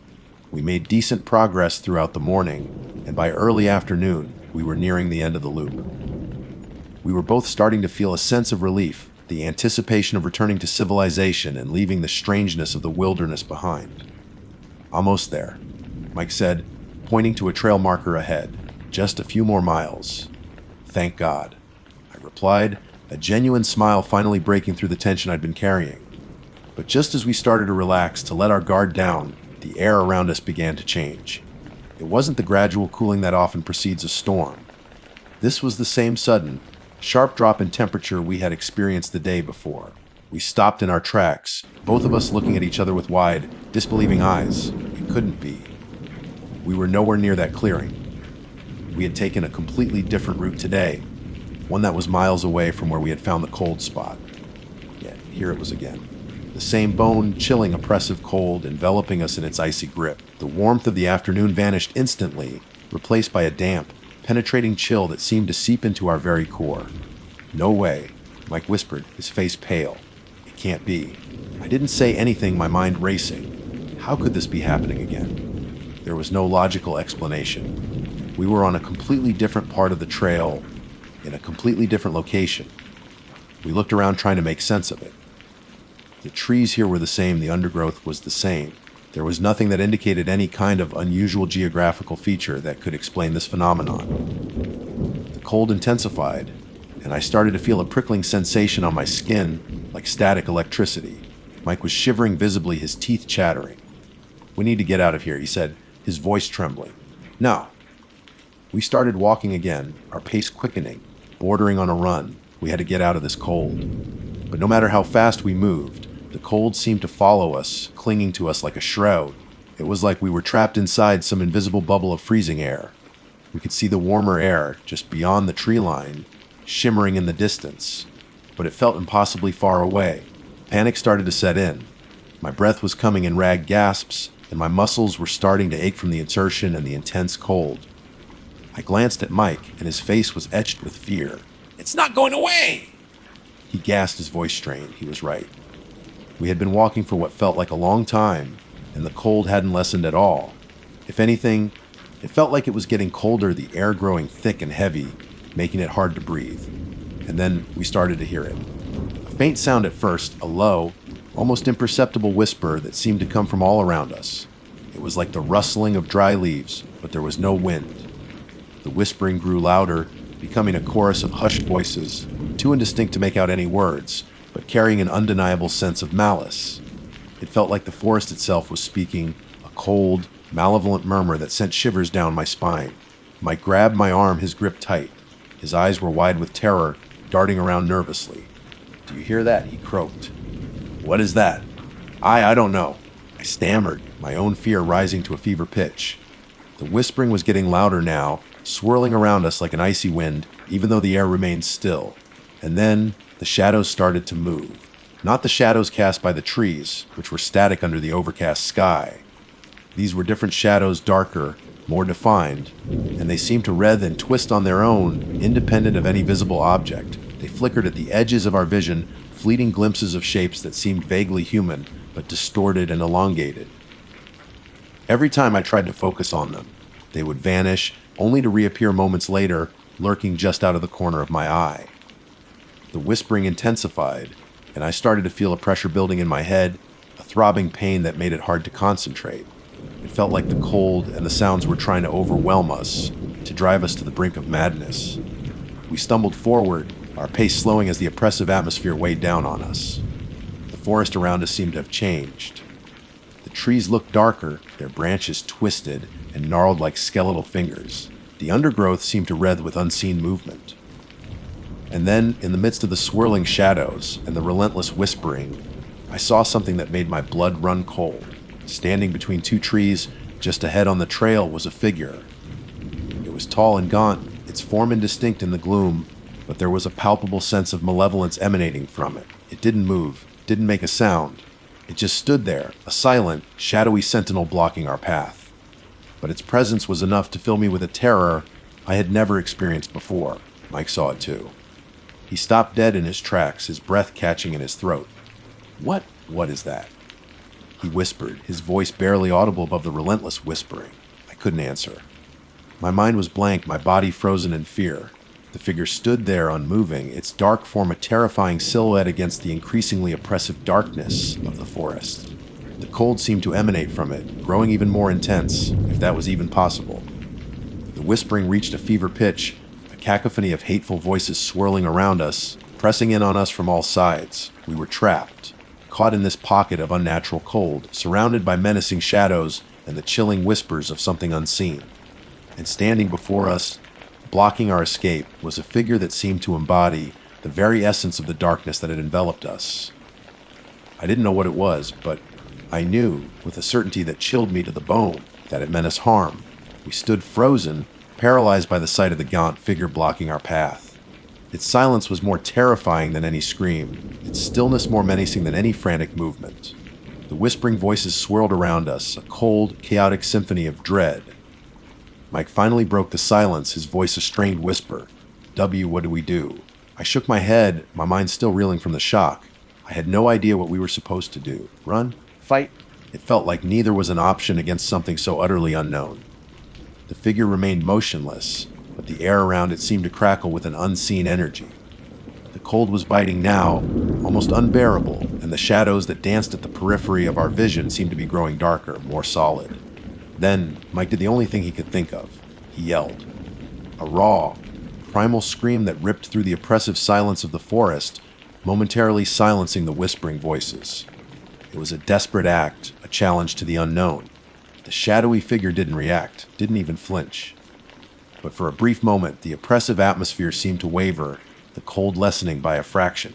It was enough to jolt me back into action. "Run!" I yelled, grabbing Mike's arm and pulling him back the way we had come. We didn't look back, our legs pumping as hard as they could. The whispering voices seemed to surge again, following us like a pack of unseen hounds. The shadows flickered and writhed around us, as if trying to trip us, to pull us down.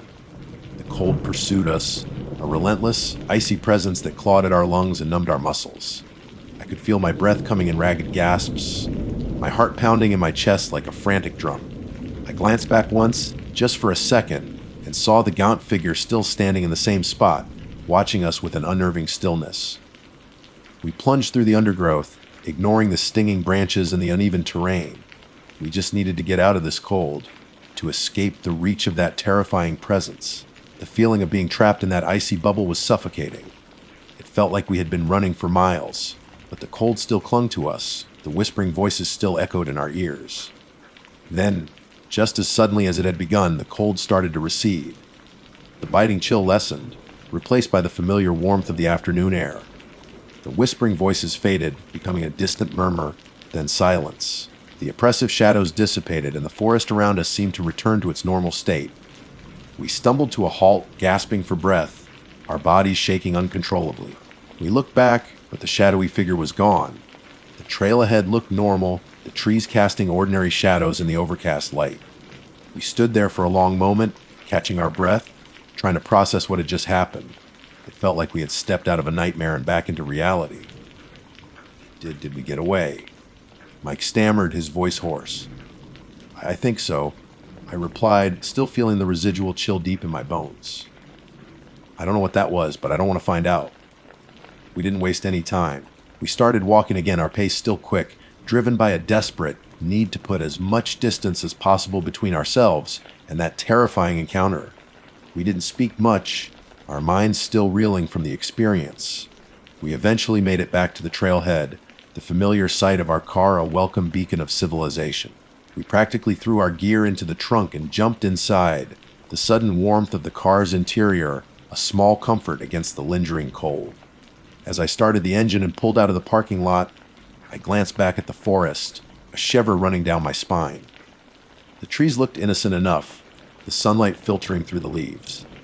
But I knew that hidden within that seemingly normal landscape was something else, something cold and malevolent, something we had brushed against and barely escaped.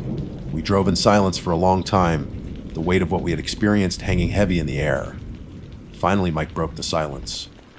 We're never doing that trail again, he said, his voice firm. Agreed. I replied without hesitation. In fact, I think I'm done with hiking for a while. We didn't talk much about what happened that day, not really. It was something that felt too unreal, too inexplicable to put into words. We tried to rationalize it, to find some logical explanation, but deep down, we both knew that what we had encountered in that forest was something beyond our understanding. We went back to our normal lives, to the comfort and safety of the city. But the memory of that cold spot, of the whispering voices and the shadowy figure, stayed with me. It was a chilling reminder that there are still places in this world where the veil between our reality and something else feels thin, where the familiar rules don't apply, and where the darkness holds secrets that are best left undisturbed. Sometimes, late at night, when the city noises are quiet and I'm alone with my thoughts, I still feel a flicker of that unnatural cold, a whisper in the back of my mind. And I can't help but wonder what would have happened if we had stayed in that first cold clearing, if we hadn't run from the terror that found us on the trail. Some questions, I realize, are better left unanswered, and some places are best left unexplored. Because sometimes the bad decisions you make in the wilderness aren't just about getting lost or running out of supplies. Sometimes they lead you to a cold, dark place where you're not meant to be, and where the only way to survive is to run and hope that whatever you've encountered doesn't follow you home. My name's Ethan, and I've always been the designated planner in my group of friends. If there was a weekend getaway, a hike, or even just a movie night, I was usually the one making the arrangements, researching the best spots, and generally making sure everything went off without a hitch. So, when Liam suggested a camping trip deep in the Redwood National and State Parks, naturally, the responsibility fell to me. Liam, my best friend since kindergarten, is the adventurous type, always pushing for the most remote locations, the most challenging trails. He's got that rugged, outdoorsy look-down Pat with his perpetually scruffy beard and worn-out hiking boots. Then there's Sarah, Liam's girlfriend, who's a bit more cautious but always up for a good time, as long as there's a decent cup of coffee involved. Rounding out our little crew was Mark, the quiet one, who mostly goes along with whatever the group decides but has a knack for spotting cool wildlife and knowing random facts about nature. We decided on a 3-day, 2-night backpacking trip on a less traveled section of the park. I spent weeks poring over maps, checking weather forecasts, and making sure we had all the necessary permits and gear. I even bought a brand new water filter, paranoid about giardia or some other nasty bug ruining our trip. Liam, of course, just threw a tent, a sleeping bag, and a couple of protein bars into his ancient backpack, claiming he was good to go. Sarah, thankfully, was a bit more organized and packed a surprisingly gourmet selection of trail snacks. Mark, as usual, had his trusty binoculars and a well-worn field guide to birds. The drive up to Northern California was beautiful. The towering redwoods lived up to their majestic reputation, casting long, eerie shadows across the winding roads. We made a quick stop in a small town near the park to grab some last-minute supplies and a surprisingly good burger at a local diner.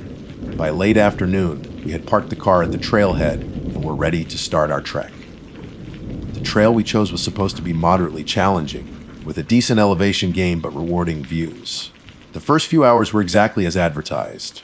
The air was crisp and clean, filled with the scent of pine and damp earth. Sunlight filtered through the dense canopy, creating dappled patterns on the forest floor. We chatted, joked around, and pointed out interesting plants and fungi. Mark even spotted a family of Roosevelt elk grazing in a meadow, which was pretty cool. As the day wore on, the trail became less defined, and the forest grew denser. The towering redwoods seemed to press in on us, their massive trunks disappearing into the dimness above. A sense of quiet settled over the woods, broken only by the occasional rustling of leaves or the distant call of a bird. It was the kind of silence that felt both peaceful and a little unnerving. We finally reached our designated campsite just as dusk was beginning to settle. It was a small clearing near a stream, surrounded by thick undergrowth. We quickly set up our tents, the familiar routine a comforting anchor in the increasingly unfamiliar surroundings. Liam, ever the Boy Scout, got a fire going in no time, and soon the crackling flames were casting dancing shadows on the surrounding trees. After a dinner of dehydrated chili, Sarah's gourmet snacks were a welcome addition. We sat around the fire, sharing stories and enjoying the quiet solitude. The stars eventually came out in full force, a breathtaking display of celestial brilliance that's hard to see in the city. Even Mark, usually reserved, seemed to relax and open up a bit.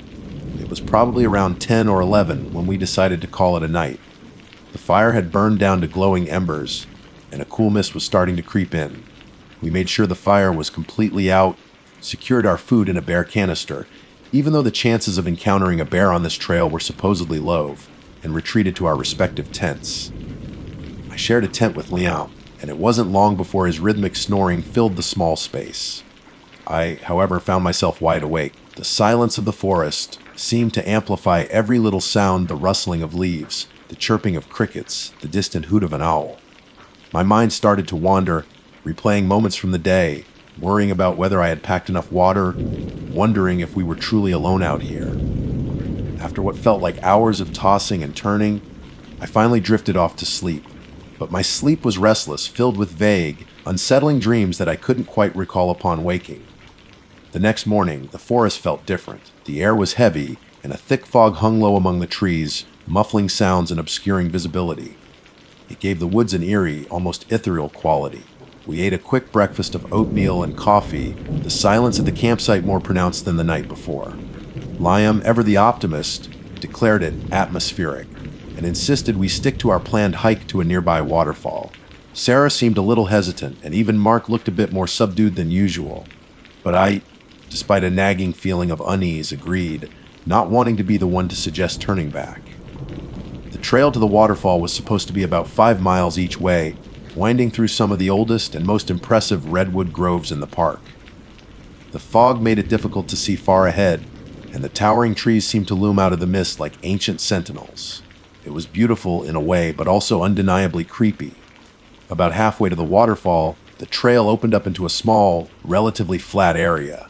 In the center of this clearing was a still pool of water, its surface undisturbed by any breeze. It looked almost like a mirror, reflecting the fog-shrouded trees around it. We decided to take a short break here. Liam and Sarah sat down on a fallen log, while Mark wandered off a bit to examine some unusual moss growing on a nearby tree. I walked over to the edge of the pool, curious to see my reflection in the perfectly still water.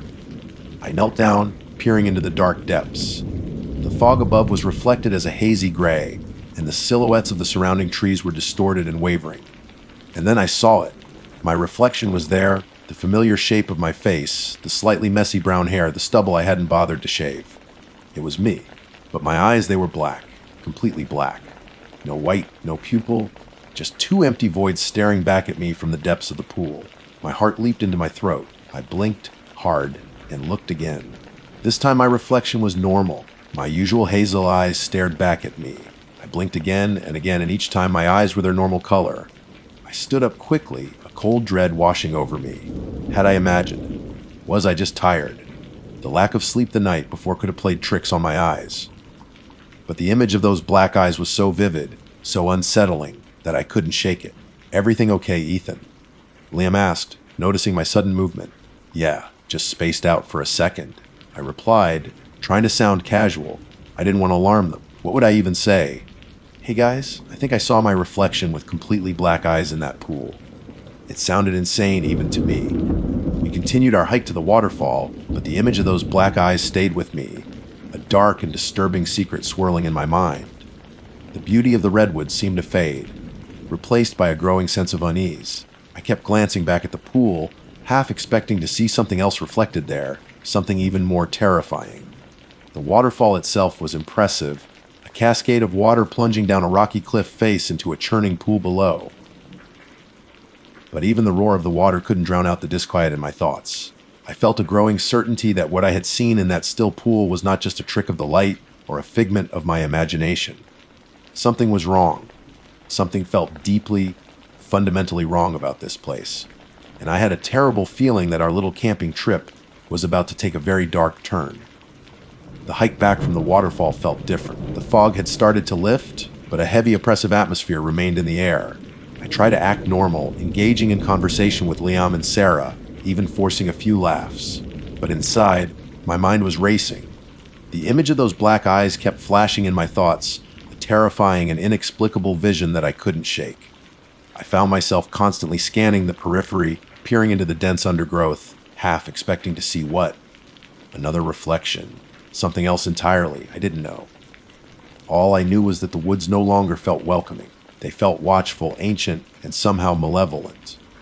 Mark, surprisingly, was the most chipper of the group on the way back. He'd spotted a rare type of woodpecker near the waterfall and was excitedly recounting its markings and behavior. His enthusiasm was almost jarring in contrast to the unease I was feeling. Sarah, too, seemed to have shaken off her earlier hesitation and was chatting animatedly with Lamb about some upcoming work project. Maybe it was just me, I thought. Maybe I was just letting a fleeting, bizarre image get the better of me. Fatigue, stress, the strange atmosphere of the woods, any of those could have contributed to a momentary hallucination. I tried to convince myself of this, to push the image of the black eyes to the back of my mind. But it was like trying to ignore a persistent buzzing in your ear. The more you tried to block it out, the more insistent it became. Back at the campsite, the mood was lighter. The sun had finally broken through the clouds, casting a warm glow on the clearing. Liam started gathering firewood, while Sarah unpacked some sandwiches for lunch. Mark was still off exploring, his binoculars glued to his eyes. I offered to filter some more water, wanting an excuse to move away from the group for a few minutes and collect my thoughts.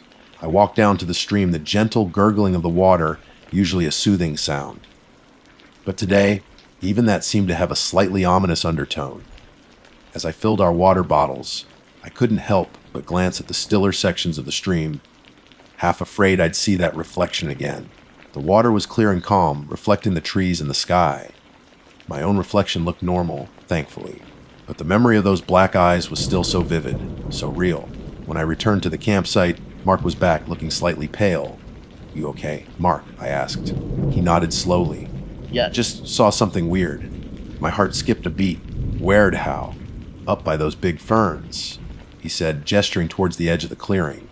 "There was this deer, but its eyes were all black, just like solid black."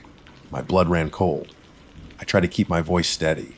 "Black eyes. Are you sure?" "Yeah, man. I got a really good look through my binoculars. No white pupil, just black."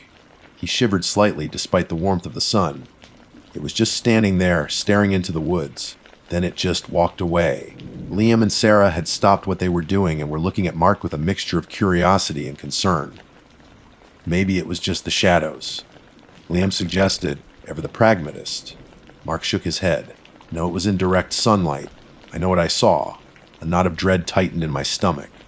Two of us had now seen something with completely black eyes. It couldn't be a coincidence. The rest of the afternoon passed with a palpable tension in the air. We tried to act normal, but the conversation felt forced, and everyone seemed a little on edge. Mark kept glancing nervously towards the woods, and even Liam seemed a bit more subdued than usual. As dusk began to settle again, an unsettling feeling crept over the campsite. The familiar sounds of the forest, the chirping of insects, the rustling of leaves, seemed to take on a different quality, as if they were whispers just beyond the edge of our hearing. The shadows grew long and distorted, playing tricks on our eyes. We had another quiet dinner around the campfire, the flames casting flickering light on our faces. No one said anything about the black, eyed deer or my earlier experience at the pool, but I could feel the unspoken unease hanging heavy in the air. Later that night, as we sat huddled around the dwindling fire, we started hearing noises. At first, it was just subtle, a twig snapping in the distance, the rustling of leaves that sounded a little too close. But as the night wore on, the noises became more distinct. We heard what sounded like footsteps moving through the undergrowth, circling our campsite. Liam grabbed his flashlight and swept it around the perimeter of the clearing, but we saw nothing. Probably just an animal, he said, trying to sound reassuring, but his voice lacked its usual confidence. But the footsteps didn't sound like an animal. They were too deliberate, too heavy, and they kept circling, never getting too close, but never going away either. Sarah was visibly nervous, clutching Liam's arm tightly. Even Mark, usually so quiet and composed, looked pale and frightened. Maybe we should make more noise. Sarah suggested, her voice trembling slightly. We started talking louder, telling stories, trying to create a sense of normalcy. But the footsteps continued, a constant, unsettling reminder that we were not alone out here. Then we heard a different sound. It started as a low, guttural growl somewhere deep in the woods. It wasn't like any animal any of us had ever heard before. It was deeper, more menacing, with an almost intelligent quality to it. The growling grew louder, closer. We huddled together around the fire, the flickering flames our only source of comfort in the encroaching darkness. Liam grabbed the small hatchet he had brought for chopping firewood, his knuckles white as he gripped the handle. Suddenly, the growling stopped. The forest fell silent, an even more terrifying silence than before. We held our breath, listening intently, every nerve in our bodies on high alert. Then we heard it, a soft scratching sound coming from just outside the edge of the firelight. It sounded like something was dragging its claws against the bark of a tree. The scratching went on for a few agonizing seconds, then stopped. We waited, our hearts pounding in our chests. The silence stretched on, broken only by the crackling of the dying embers. Just when we started to think maybe whatever it was had gone, we heard it again. This time, the scratching was closer. It sounded like it was right behind Sarah's tent, just a few feet away from where we were sitting. Sarah gasped, her eyes wide with terror. Liam swung the flashlight towards the tent, his hand shaking. The beam of light illuminated the nylon fabric, but there was nothing there. Then we heard a whisper. It was faint, almost inaudible, but we all heard it. It sounded like it was coming from right outside the tent. Ethan, my blood ran cold. That was my name. The whisper was low, raspy, and it sent a shiver down my spine. Ethan? The whisper came again, closer this time, right next to the tent. I froze, unable to move, my eyes fixed on the dark shape of the tent just a few feet away. My mind was screaming, telling me to run, to do something, but my body felt paralyzed with fear. Then the fabric of the tent began to move, slowly, deliberately, as if something was pushing against it from the inside. The shape of a hand-long, thin fingers pressed against the nylon, distorting the fabric. Sarah screamed. Liam raised the hatchet, his face a mask of fear and determination. Mark whimpered, backing away towards the fire. The hand pressed harder, and a tear appeared in the fabric of the tent. The tear grew longer, wider, and then through the opening I saw it. 2 eyes, completely black, staring directly at me. I didn't scream. I couldn't. I just stared back at those empty, black eyes, a primal terror gripping my soul. And then the whispering started again, closer, right in my ear, even though the creature was still outside the tent. You saw us. The whisper hissed, its voice like dry leaves rustling in the wind. No, we see you. The tear in the tent widened further, and I could see more of the creature. It was tall and gaunt, its skin pale and stretched tight over its bones. Its limbs were long and spindly, and its fingers were tipped with sharp, black claws. And its eyes, those terrifying, empty black eyes, were fixed on me. Then it reached through the tear in the tent, its long, skeletal fingers reaching for me. I finally found my voice, a choked scream escaping my lips. Liam lunged forward with the hatchet, yelling incoherently. Everything happened at once. The creature screeched, a high-pitched, chilling sound that echoed through the forest. Liam swung the hatchet, and I heard a sickening thud. Sarah was screaming, scrambling backwards. Mark was still huddled by the fire, his face buried in his hands. I scrambled to my feet, my eyes still locked on the creature. It recoiled from Liam's attack, its black eyes burning with an unholy light. Then it turned its gaze back to me, and a horrifying smile stretched across its thin lips, revealing rows of sharp, needle-like teeth. "We'll be back, Ethan." It whispered, its voice sending a wave of icy dread through me. "You can't hide."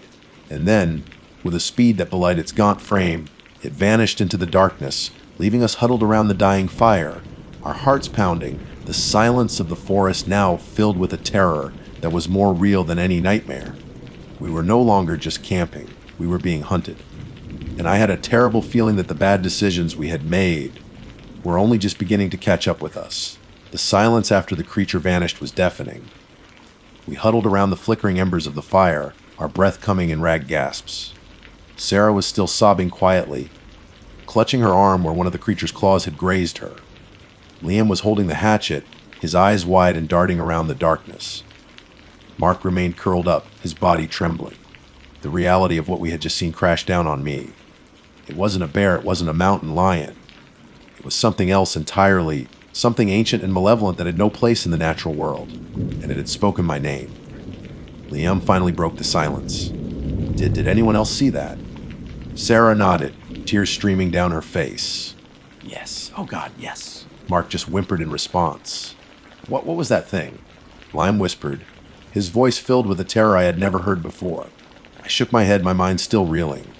I don't know, but its eyes, they were black, just like in the pool. Mark looked up, his eyes wide with a dawning horror. The deer, its eyes were black too. The pieces started to fall into place, creating a terrifying picture. The reflection in the pool, the black-eyed deer, the creature at the tent, it was all connected. "We have to get out of here," Sarah said, her voice trembling but firm. "Now." Liam nodded in agreement. "Yeah, you're right. We can't stay here. But where could we go?" The trailhead was miles away, and it was the middle of the night. The woods were dark and filled with whatever that thing was. "We should try to make it back to the car," I said, my voice shaking slightly. "Stick to the trail as best we can." It was a terrible plan. We were exhausted, injured, and terrified, but staying here felt like a death sentence. We quickly extinguished the remaining embers of the fire, not wanting to give away our position. Liam helped Sarah to her feet, and we started to move, Liam leading the way with the flashlight and the hatchet.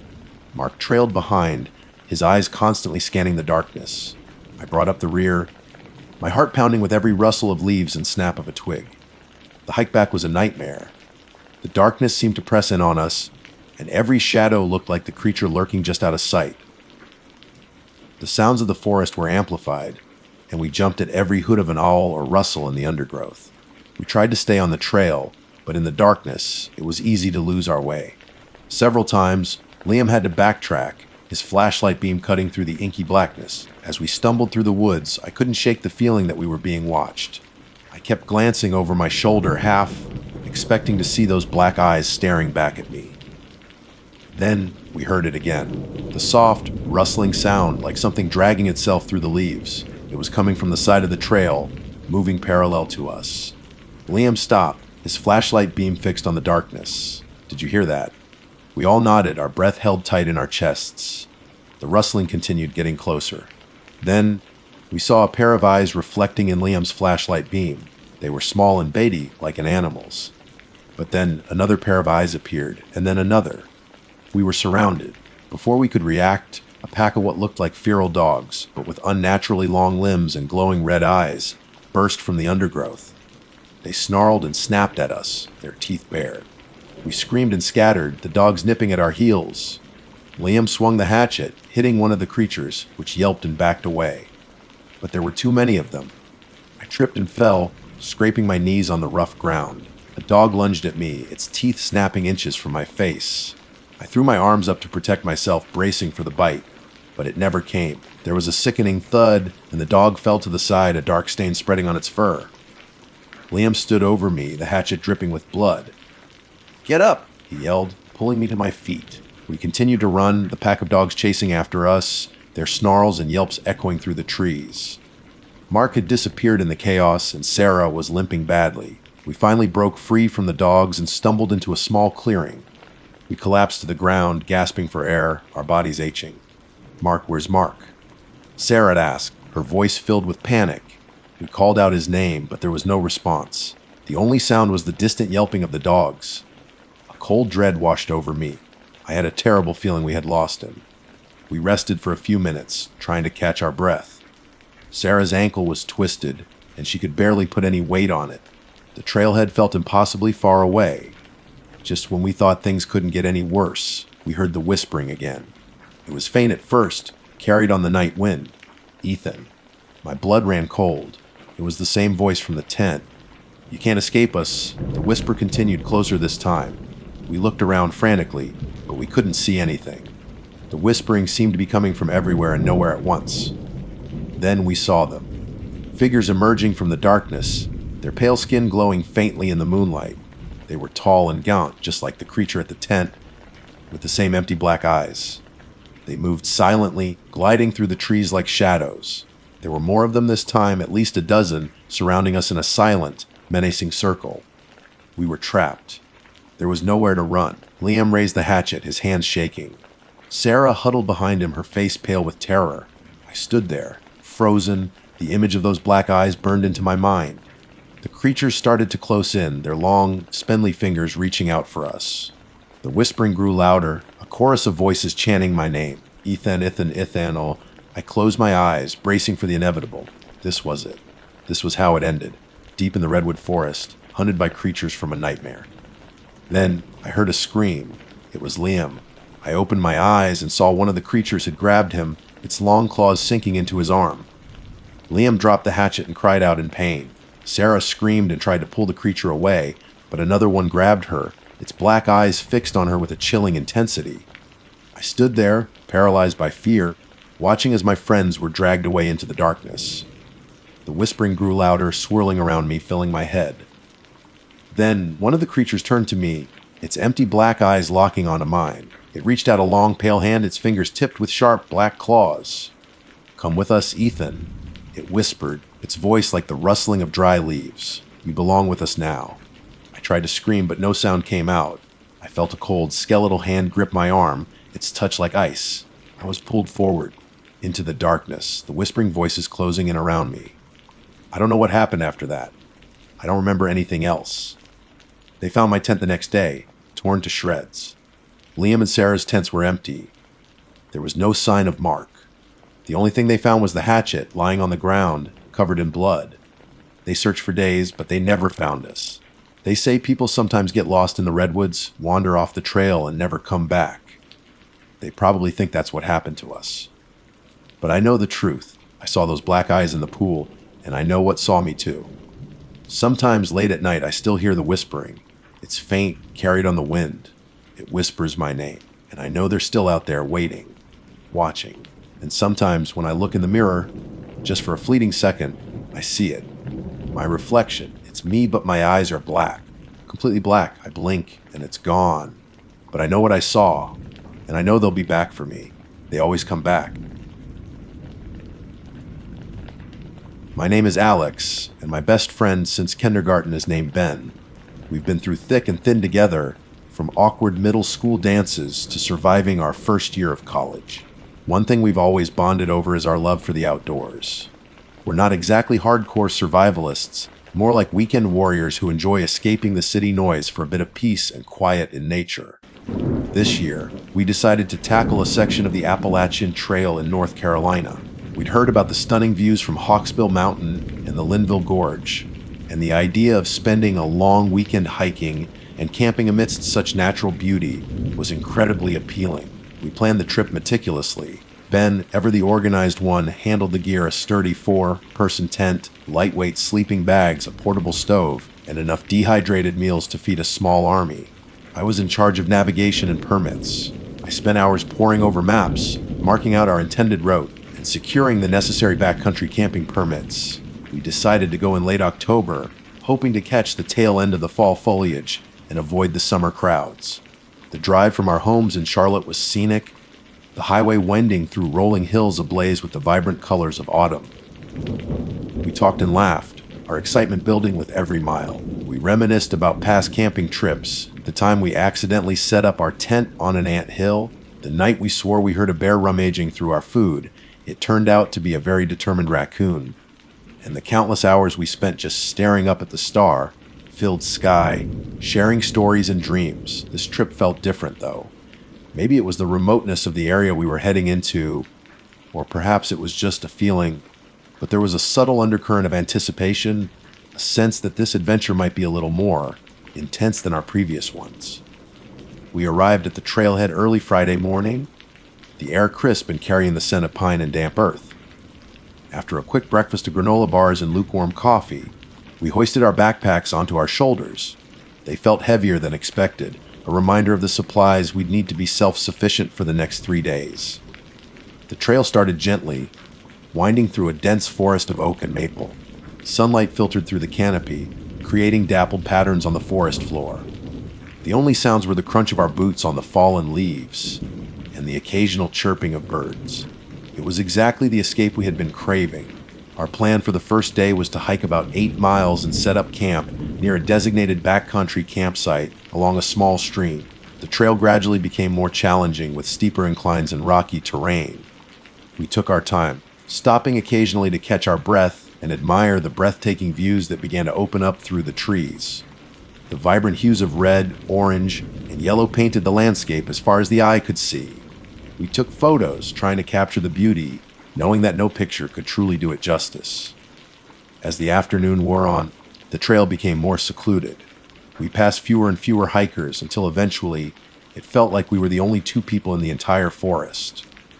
There was a certain peacefulness to the solitude, but also a slight unease that began to creep in. The shadows grew longer and the forest seemed to deepen around us. The wind picked up, rustling the leaves in a way that sounded almost like whispers. We finally reached the campsite just as dusk was beginning to settle. It was a small clearing nestled amongst tall pines.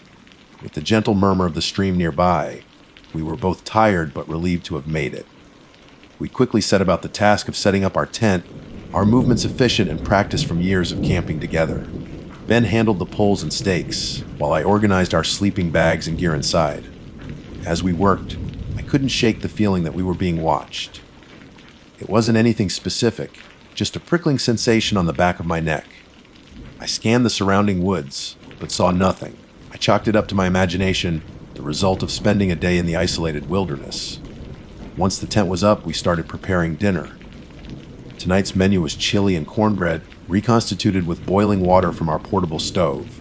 As we ate, sitting on a couple of fallen logs, the forest around us grew darker. The sounds of the night began to emerge, the hooting of an owl, the chirping of crickets, and the distant howl of what sounded like a coyote. After dinner, we cleaned up our dishes and hung our food bag high in a tree, well out of reach of any curious animals. We then retreated into the tent, the nylon walls offering a sense of security against the vast darkness outside. We talked for a while, recounting our favorite moments from the day and making plans for the next day's hike. Eventually, fatigue caught up with us, and we drifted off to sleep. The last thing I remember hearing was the gentle sound of the stream flowing nearby and the soft rustling of leaves in the wind. The night was quiet, peaceful even. Little did we know what we would discover when the first rays of dawn crept through the trees. The first hint that something was wrong came with the light. Instead of the soft, diffused glow that usually filters through the tent fabric in the early morning, the light seemed sharper, more defined in certain areas. It was like sections of the tent were thinner, letting more light through. Groggily, I reached over and nudged Ben, who was still sound asleep. "Hey, Ben," I mumbled, my voice thick with sleep. "Wake up. Something feels weird." Ben grumbled and rolled over, pulling his sleeping bag further up his head. "What is it?" "Still dark out?"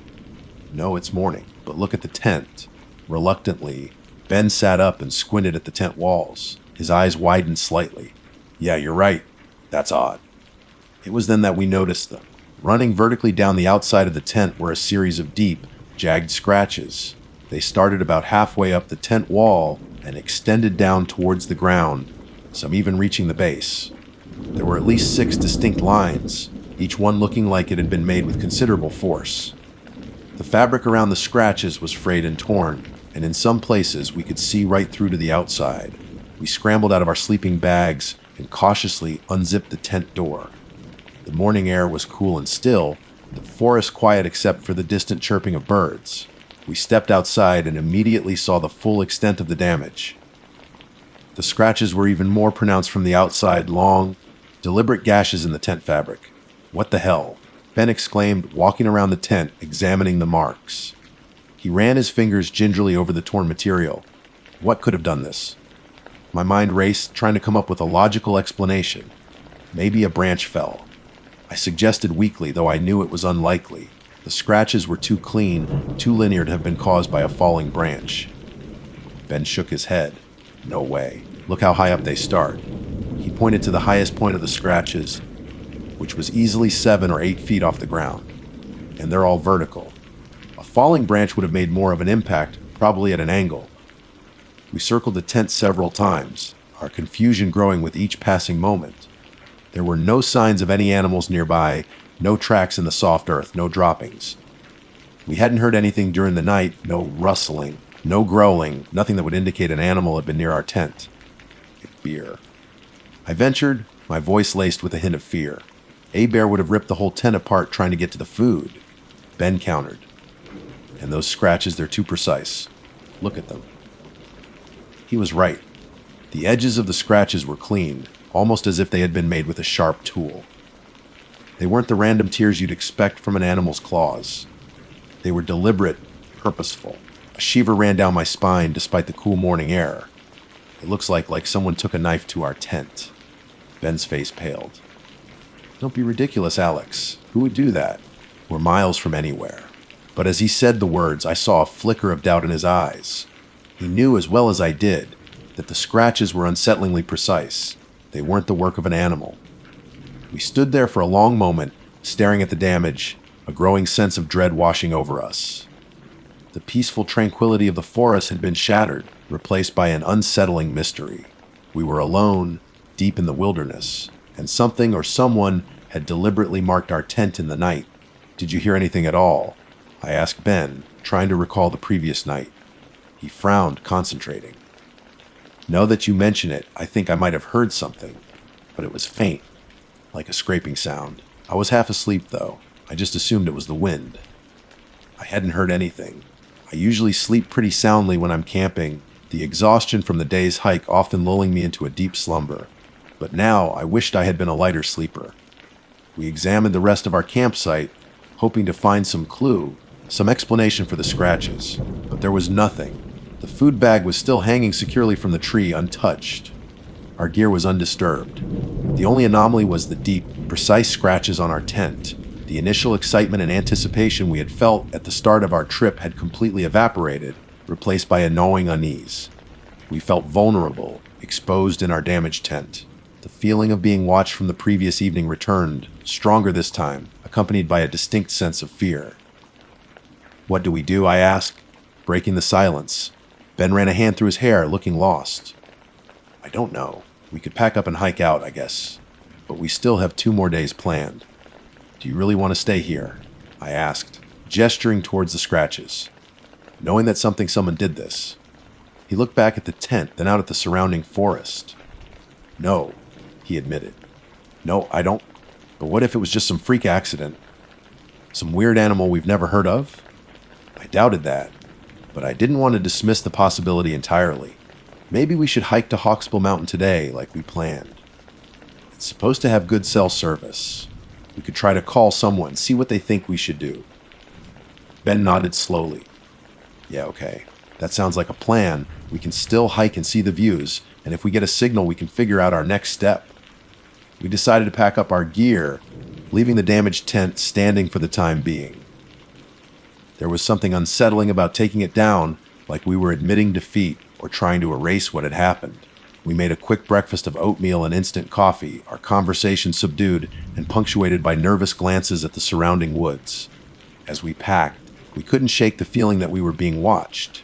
The forest seemed quieter than usual, the birdsong less frequent.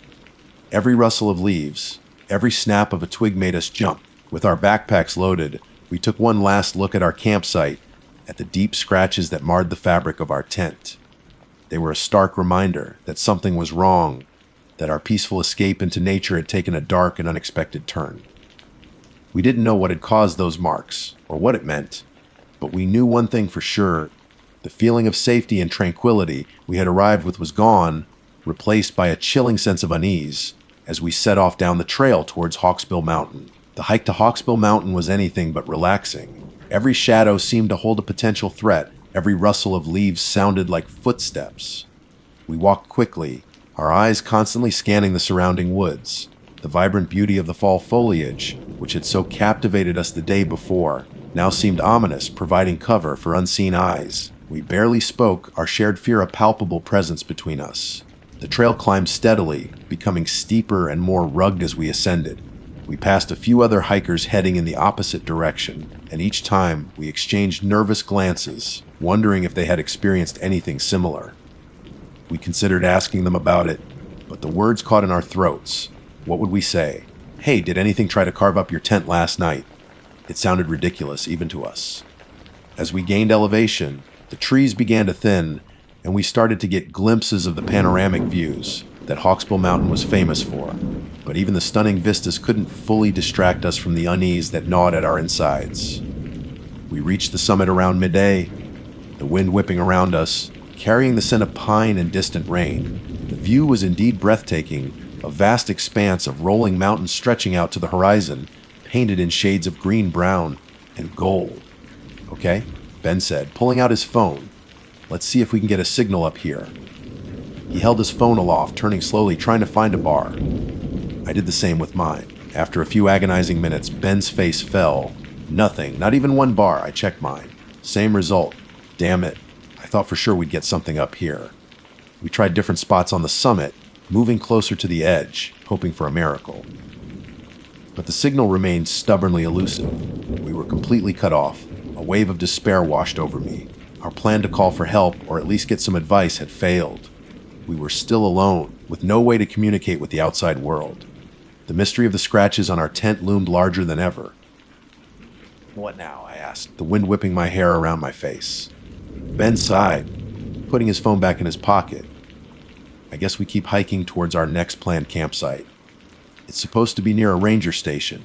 Maybe we can find someone there. The thought of spending another night in the woods, knowing what had happened, filled me with dread.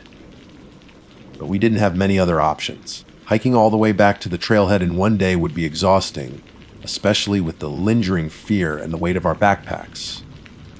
We started our descent, the trail winding down the other side of the mountain. The terrain was rocky and uneven, and we had to watch our footing carefully. The wind continued to howl, making it difficult to hear anything else. As the afternoon wore on, the sky began to darken. The clouds that had been gathering on the horizon earlier in the day were now moving and casting long, ominous shadows across the landscape. The light rain began to fall, making the rocks slippery and the trail muddy. We were both feeling increasingly anxious. The isolation, the failed attempt to get help, and the approaching storm were all taking their toll. We hiked in silence, our pace quickening as the rain intensified. Suddenly, Ben stopped dead in his tracks, grabbing my arm. "Did you hear that?" He whispered, his eyes wide with fear. I strained my ears, trying to hear over the sound of the rain and the wind. At first, I heard nothing. Then, I heard it, a faint, rhythmic snapping sound, coming from somewhere in the trees to our right. It sounded like someone was breaking small branches. We froze, our hearts pounding in our chests. We hadn't seen any other hikers on this part of the trail. Who could be out here in this weather? The snapping sound came again, closer this time. It wasn't the random crackle of falling branches. It was deliberate, like someone was intentionally breaking them. We exchanged terrified glances. Was it an animal? Or was it something else? We slowly backed away from the edge of the trail, our eyes fixed on the dense undergrowth where the sound had originated. The rain continued to fall, blurring our vision. Then, we saw it, a figure moving through the trees. It was tall and thin, its form partially obscured by the foliage and the rain. It moved with an unnatural gait, its limbs seeming too long, too spindly. We couldn't make out any features, but there was something undeniably unsettling about its presence. It didn't look like a hiker. It didn't look like any animal we had ever seen. The figure stopped, and for a moment, it seemed to turn its head in our direction. We couldn't see its face, but we felt its gaze, a cold, piercing sensation that sent a shiver down our spines. Then, it started moving again, the snapping of branches growing louder as it seemed to move parallel to the trail, keeping pace with us. We didn't need to say anything. We both knew we had to get out of there.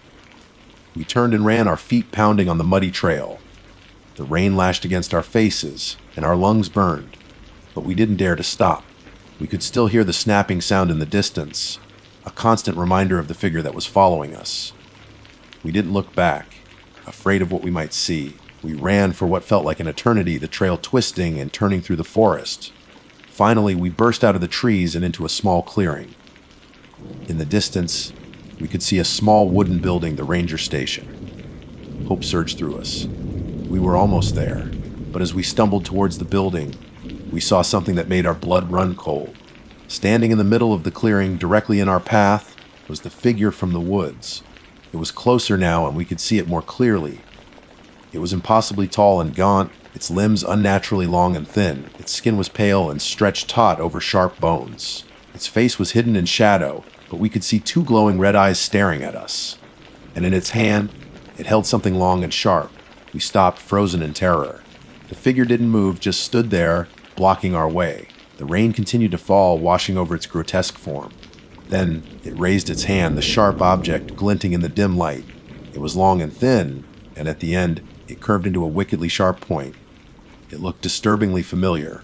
It looked like one of the stakes from our tent. A blood-curdling scream escaped Ben's lips. We turned to flee back the way we had come, but we heard a sound behind us, the snapping of branches. Closer than ever, we were trapped. The figure in front of us began to move, its long, spindly legs carrying it towards us with terrifying speed. The last thing I saw was the glint of the tent stake in its hand and the burning red glow of its eyes before everything went black. My name is Ethan, and I've always considered myself an outdoorsy guy. Growing up in Colorado, the mountains were my backyard. I've hiked countless trails, camped in more places than I can remember, and generally felt at home in the wilderness.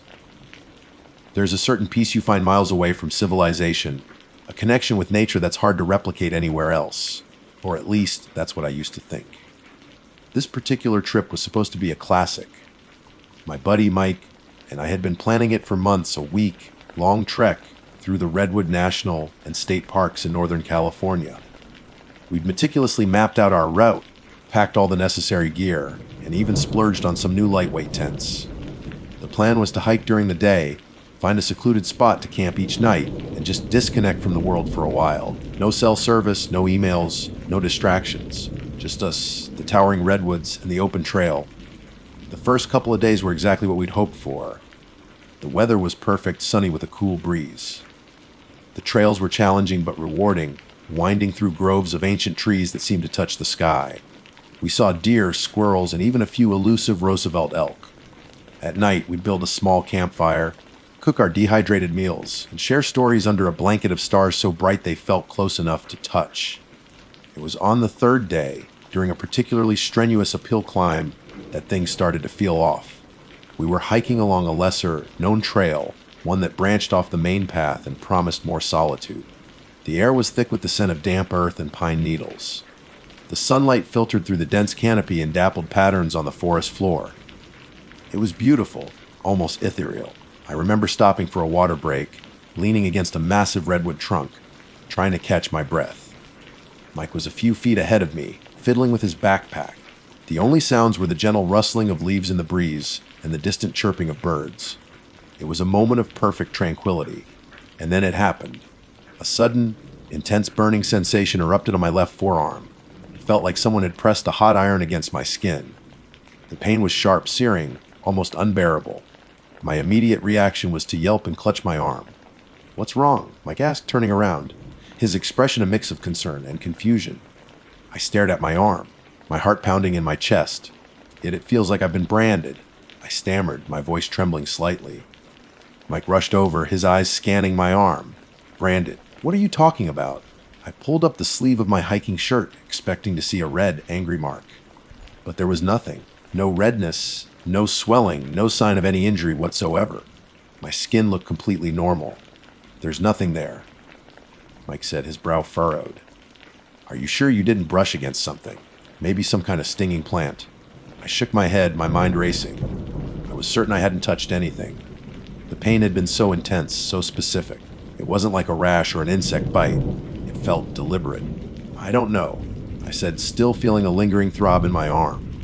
It just burned, really bad. We examined the area around us, looking for any potential culprit: thorny bushes, stinging nettles, anything that could have caused such a sensation. But there was nothing out of the ordinary. Maybe it was just a weird nerve thing, Mike suggested, trying to sound reassuring. Sometimes that happens. A muscle spasm or something. I wasn't convinced, but I didn't have a better explanation. The pain had already started to subside, leaving behind only a faint tingling sensation. After a few minutes, it was completely gone. We continued our hike, but the incident had cast a shadow over the otherwise perfect day. I couldn't shake the feeling that something wasn't right. I kept glancing at my arm, half expecting to see a mark appear. A few hours later, as we were setting up camp for the night, it happened again. We had found a secluded clearing near a small stream, and Mike was busy gathering firewood while I started unpacking our tents. I was reaching into my backpack when the same intense burning sensation flared up on my left forearm in the exact same spot. This time I didn't even cry out.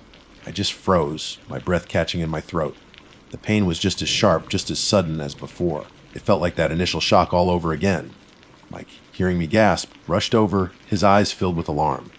"Ethan, what is it now?" I held out my arm, my hand shaking slightly. "It's happening again," I whispered, my voice hoarse. "The burning, it's in the same place." He looked at my arm, his expression shifting from concern to bewilderment. "But there's still nothing there," he said, his voice barely above a whisper. He gently touched the spot where I'd felt the pain. "Do you feel anything now?" The intense burning had already started to fade, leaving behind that same faint tingling. "It's going away," I said, feeling a wave of unease wash over me. But it was just as bad as before. We sat there for a long moment, staring at my arm, the silence broken only by the crackling of the small fire Mike had started. The stars were beginning to appear in the darkening sky, but the beauty of the night felt tainted by this strange, inexplicable pain. "This is weird," Mike finally said, breaking the silence. "Maybe we should turn back. Head to a ranger station or something." The thought had crossed my mind, but I was reluctant to cut our trip short. We had come so far, and the first 2 days had been incredible. Plus, what will we even tell the rangers? Hey, my arm keeps burning for no reason. They'd probably think we were crazy. "Let's just see what happens," I said, trying to sound more confident than I felt. "Maybe it's just some kind of allergic reaction we haven't noticed, or maybe it's just a really strange coincidence." Mike looked unconvinced, but he didn't push it. We finished setting up camp in silence, the usual easy banter between us replaced by a palpable sense of unease. As we ate our dinner, I couldn't shake the feeling that something was deeply wrong. The burning sensation, the lack of any physical mark, the fact that it happened in the exact same spot, it all felt too strange to be a coincidence. That night, I slept fitfully, my left arm feeling strangely sensitive. Every time I shifted in my sleeping bag, I half expected the burning to return. Thankfully, it didn't, but the fear lingered, a cold knot in my stomach. As the first rays of sunlight filtered through the trees the next morning, I woke up feeling groggy and anxious. I checked my arm immediately. Still no mark, no sign of anything unusual. We packed up our camp in silence, the beauty of the redwood forest now tinged with a sense of foreboding. As we started our hike, I couldn't help but feel like we were being watched, like something unseen was lurking just beyond the trees. I tried to push the feeling aside, to focus on the trail ahead. But the memory of that intense, inexplicable burning sensation was still vivid in my mind, and I couldn't shake the unsettling feeling that it was going to happen again. The fourth day of our trek was marked by an increasing sense of unease. The burning sensation hadn't returned overnight, which offered a sliver of relief, but the memory of it lingered, making me jumpy and apprehensive. Every rustle in the undergrowth, every snap of a twig, sent a jolt of anxiety through me. I kept subconsciously rubbing my left forearm, a phantom ache reminding me of the inexplicable pain. Mike, bless his heart, tried to keep things light. He cracked jokes, pointed out interesting flora and fauna, and even attempted a few off-key renditions of 80s rock anthems. But I could tell he was worried too. He kept glancing at me, his usual easygoing demeanor replaced by a thoughtful, almost concerned expression. We made a bad decision that morning. We were supposed to stick to the main trail, which was well marked and relatively easy to follow. However, we spotted a faded sign indicating an overlook with panoramic views down a less traveled path. The sign looked old and neglected, and the path itself was overgrown in places, but the promise of a breathtaking view was too tempting to resist. "Think we should check it out?" Mike asked, pointing towards the barely visible trail. I hesitated. A nagging feeling told me to stick to the plan, to not deviate from the established route. But the allure of an undiscovered vista, something that wasn't in our guidebook, was strong. Why not? I said, trying to sound adventurous, though a part of me felt like we were tempting fate. The path quickly became more challenging. It went steeply downhill, the ground uneven and covered in loose rocks and fallen leaves. The dense canopy overhead blocked out most of the sunlight, casting long, eerie shadows. The air felt cooler and damper here, and an unsettling silence hung in the air, broken only by the sound of our own breathing and the occasional rustle in the unseen depths of the forest. After about half an hour of careful descent, we reached the overlook, or rather what was supposed to be the overlook. The trees here were slightly less dense, offering a glimpse of the valley below, but the view was hardly panoramic. It was mostly obscured by more trees and a thick layer of mist that clung to the lower slopes. Well, that was a bust, Mike said, a hint of disappointment in his voice. I couldn't help but feel a sense of foreboding. The detour had felt wrong from the start, and the underwhelming view only amplified that feeling. It was as if we had been lured off the main path for no reason. As we started to make our way back up the steep, treacherous trail, the burning sensation returned. It hit me without warning, just as intensely as before, in the exact same spot on my left forearm. This time, I stumbled, catching myself on a nearby tree to avoid falling. "Damn it!" I gasped, clutching my arm. Mike, who was a few steps ahead, turned around quickly. "It's happening again, isn't it?" he said, his voice filled with concern. I nodded, my face grim. The pain was searing, almost unbearable. It felt like my skin was being branded with white, hot metal. And just like before, there was absolutely no mark. "This is insane," Mike said, his eyes wide with disbelief. "There's still nothing there." I shook my head, my teeth clenched against the pain. It lasted for what felt like an eternity, maybe 2 or 3 minutes, before slowly starting to fade. The tingling sensation returned, a faint reminder of the agony I had just endured. When the pain finally subsided completely, I felt weak and shaken. The unsettling feeling that had been nagging at me had intensified tenfold. This wasn't just a weird coincidence or a muscle spasm. Something was definitely wrong. "We need to get out of here," I said, my voice trembling slightly. "This isn't right. Let's just go back to the main trail and head back to the car." Mike didn't argue. He looked just as shaken as I felt. We turned around and started to retrace our steps, our pace quicker now, fueled by a growing sense of urgency. The climb back up the steep path felt even more difficult than before, my legs heavy and my mind racing. As we hiked, I couldn't shake the feeling that we were being watched. I kept glancing around, half expecting to see something lurking in the shadows. The silence of the forest, which had once felt peaceful, now felt menacing, filled with unseen eyes and unheard whispers. We finally reached the junction with the main trail, and a wave of relief washed over me. It felt like we had escaped something back there in the dense, overgrown path. We picked up our pace, eager to put as much distance as possible between ourselves and that unsettling overlook. But the day was far from over. We had planned to hike a few more miles before setting up camp for the night. But after the third instance of the burning sensation, I was in no mood to continue. I insisted that we find a campsite as soon as possible. We found a designated camping area near a small creek. There were a few other tents pitched nearby, which offered a small measure of comfort. Being around other people, even strangers, felt reassuring after the isolation of the morning. We set up our tents quickly and efficiently, our movements driven by a shared sense of anxiety. As the sun began to dip below the horizon, casting long shadows across the campsite, I felt a familiar dread creeping into my heart. I couldn't shake the feeling that the burning sensation would return. We made a small fire and ate our dinner in near silence. The other campers seemed friendly enough, but we kept to ourselves, our minds preoccupied by the strange events of the day. As darkness fell and the sounds of the forest intensified, I became increasingly paranoid. Every rustle of leaves, every hoot of an owl, made me jump. I kept checking my left forearm, even though I knew there would be no mark. Later that night, as I lay in my sleeping bag, trying to fall asleep, I heard a sound outside my tent. It was a soft scratching sound, like something was dragging its claws across the fabric. My heart pounded in my chest. "Mike," I whispered, my voice barely audible. There was no response from his tent, which was pitched just a few feet away. The scratching sound continued, moving slowly around the perimeter of my tent. I held my breath, my muscles tense, my mind racing. What was it? A raccoon, a bear, or something else entirely. Suddenly, the scratching stopped. A moment of silence hung in the air, thick with anticipation. Then I heard a low, guttural growl right outside my tent. It was a sound I had never heard before, deep and menacing, sending shivers down my spine. I fumbled for my headlamp, my hands shaking. I switched it on and pointed it towards the tent wall where the growling had come from. The light illuminated the thin fabric, but I couldn't see anything. The growling came again, closer this time, followed by a heavy thud against the side of my tent. I yelped and scrambled to the back of my tent, my heart pounding in my ears. "Mike!" I shouted, my voice filled with terror. "Mike, wake up! There's something out here!" I waited, my breath held captive in my lungs. For a moment, there was only silence. Then I heard Mike stir in his tent. "What is it?" He called out, his voice groggy with sleep. "There's something outside my tent! It's growling." I yelled back, my voice cracking with fear.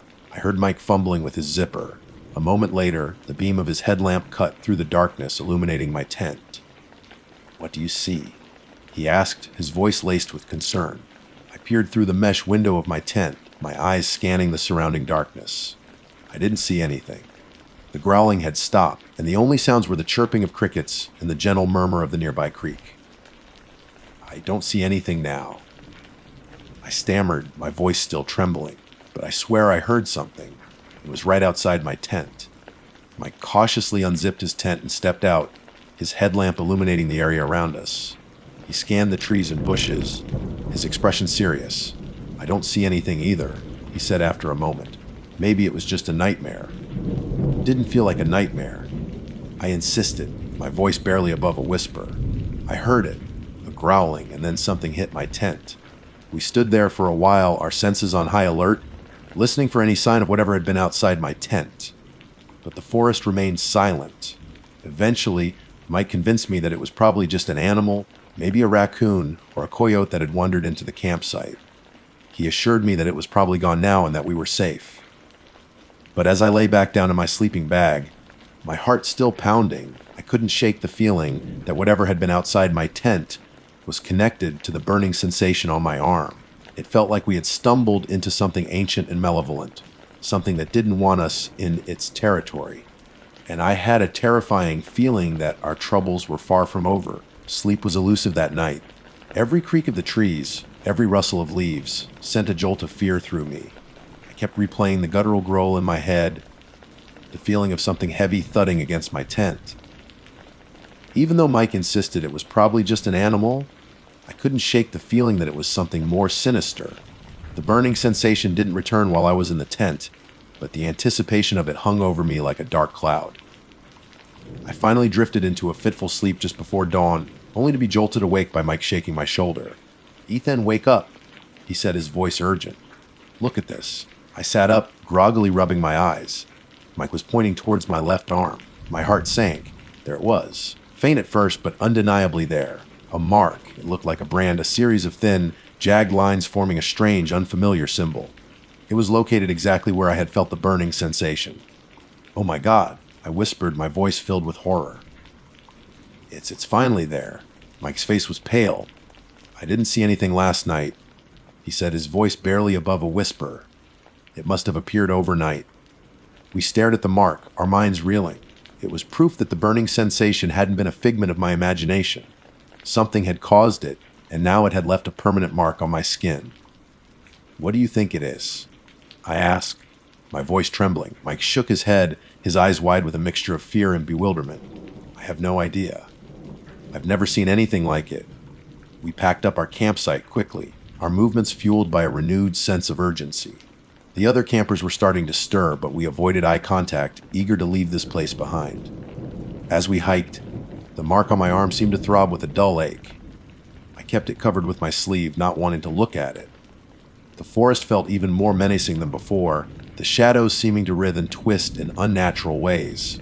We made another bad decision that morning, driven by a desperate desire to get out of the woods as quickly as possible.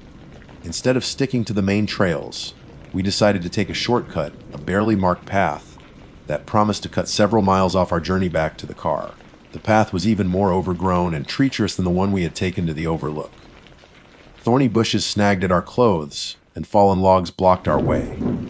The air was thick and heavy, and the silence was oppressive. As we ventured deeper into the dense undergrowth, I started to feel increasingly lightheaded and nauseous. The mark on my arm seemed to be radiating a strange heat. Suddenly I stumbled and fell, my ankle twisting beneath me. A sharp pain shot up my leg and I cried out, "Ethan!" Mike rushed to my side, helping me to sit up. "Are you okay?" I tried to put weight on my ankle, but a searing pain shot through it. "No," I groaned. "I think I twisted it pretty bad." Mike examined my ankle. It was already starting to swell. "Yeah, that looks bad," he said, his face grim. "Can you walk on it?" I tried to stand, but the pain was too intense. "No way," I said, sinking back down. "I can't put any weight on it." We were miles away from the main trail, deep in the heart of the forest. There was no cell service. We were completely alone. A wave of despair washed over me. This was it. This was how it ended. Stranded in the middle of nowhere, with a twisted ankle and a mysterious brand on my arm. As the sun began to set, casting long, eerie shadows through the trees, the burning sensation returned, stronger than ever before. It felt like my entire arm was on fire. I cried out in agony, clutching my arm tightly. Mike looked at me, his eyes filled with terror. "What's happening?"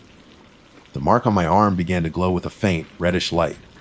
The jagged lines seemed to pulse and writhe beneath my skin. Suddenly, we heard a sound, a low, guttural growl closer this time. The same sound I had heard outside my tent the night before. The bushes in front of us rustled, and a creature emerged. It was tall and gaunt with long, spindly limbs and glowing red eyes. Its skin was pale and stretched taut over its skeletal frame. It looked like something out of a nightmare. It let out another growl, a chilling sound that echoed through the silent forest. Its gaze was fixed on me, on the glowing mark on my arm. Fear coursed through my veins, paralyzing me. I could only stare at the creature, my mind unable to comprehend what I was seeing. Mike, however, reacted instantly. He grabbed the bear spray from his backpack and aimed at the creature. "Get back!" he yelled, his voice trembling but firm. The creature hesitated for a moment, its red eyes flickering. Then it lunged forward, its long, sharp claws extended. Mike unleashed a blast of bear spray, a cloud of orange mist erupting in the creature's face. It shrieked and recoiled, its glowing eyes squeezed shut. Taking advantage of the distraction, Mike grabbed my good arm and helped me to my feet. "We need to get out of here!" he shouted. I hopped on my good leg, Mike supporting most of my weight. We stumbled through the undergrowth, the creature's enraged shrieks echoing behind us. We didn't dare to look back, our only focus on getting away. The burning sensation in my arm was still intense, and the mark continued to glow. I had a terrifying feeling that the creature was drawn to it, that it was the reason it was after us. We finally stumbled back onto the main trail, just as darkness fell completely. Exhausted and terrified, we continued to hobble along, Mike practically carrying me. After what felt like an eternity, we saw the faint glow of headlights in the distance. We had reached the parking lot. We collapsed by the side of the car, gasping for breath, our bodies aching. The creature hadn't followed us, but the image of its gaunt face and glowing red eyes was burned into my memory. We managed to get back to civilization, where I received treatment for my twisted ankle. We told the authorities about our encounter, but they were skeptical, attributing it to stress and exhaustion. The mark on my arm, however, remained. It faded slightly over time, but it never completely disappeared. And every now and then, especially when I'm in a quiet place, I feel a faint burning sensation, a chilling reminder of what happened in the redwood forest. I still go hiking and camping, but I'm much more cautious now. I stick to well-marked trails, and I never venture off the beaten path. And I always keep a can of bear spray handy, because sometimes the wilderness holds secrets that are best left undisturbed. And sometimes bad decisions can lead you down a path from which you can never truly return. My name is Ethan, and if there's one thing I love more than the smell of pine needles after a summer rain, it's the feeling of my boots crunching on a well-worn hiking trail. I'm not some extreme outdoorsman, scaling sheer cliffs or anything. My idea of a good time is a weekend backpacking trip, maybe 10 or 15 miles a day, setting up camp in some secluded spot where the only sounds are the wind in the trees and the crackling of my campfire. This particular trip was supposed to be a relaxing solo venture into the high desert of Arizona. I'd been feeling the pressure of work lately, the endless emails and deadlines, and I just needed to disconnect for a few days. I chose a trail I'd read about online, the kind that promised stunning vistas and a good chance of spotting some wildlife. It wasn't a particularly challenging hike, mostly well-maintained paths with a gradual incline. Perfect for clearing my head. I'd set out early on a Friday morning, the air still cool and carrying the scent of sagebrush. The sun was just beginning to paint the eastern sky in shades of orange and pink, and the silence was broken only by the occasional chirp of a bird. For the first few hours, everything was exactly as I'd hoped. The scenery was breathtaking, towering red rock formations that seemed to glow in the morning light, vast stretches of desert dotted with hardy shrubs and cacti. I even spotted a couple of mule deer grazing peacefully in a small clearing. By late morning, the sun was higher and the temperature was starting to climb. I stopped for a water break, finding a sliver of shade beneath a large juniper tree. As I sat there, catching my breath and enjoying the panoramic view, I started to feel that familiar sense of peace that only the wilderness can provide. It was just me and the vast, ancient landscape. Or so I thought. It was around midday when things started to feel a little off. I was hiking through a particularly rocky section of the trail, the path wending its way between large, oddly shaped boulders. The air was still, almost eerily so. The usual sounds of the desert, the buzzing of insects, the rustling of leaves, seemed to have vanished. It was just a heavy, oppressive silence that made the hairs on the back of my neck prickle. I tried to shake it off, telling myself it was just the midday heat playing tricks on my mind. I put on some music through my headphones, hoping to break the unsettling quiet. But even the familiar tunes couldn't quite dispel the feeling that I wasn't alone. It wasn't a feeling of being watched by an animal. It was something else, something more intentional. Then I heard it. It was a voice. Low, guttural, and speaking in a language I didn't recognize. I immediately pulled off my headphones, my heart pounding in my chest. I scanned the surrounding rocks, my eyes searching for the source of the sound. There was no one. Absolutely no one. Just the endless expanse of rock and scrub. I strained my ears, trying to make out the words.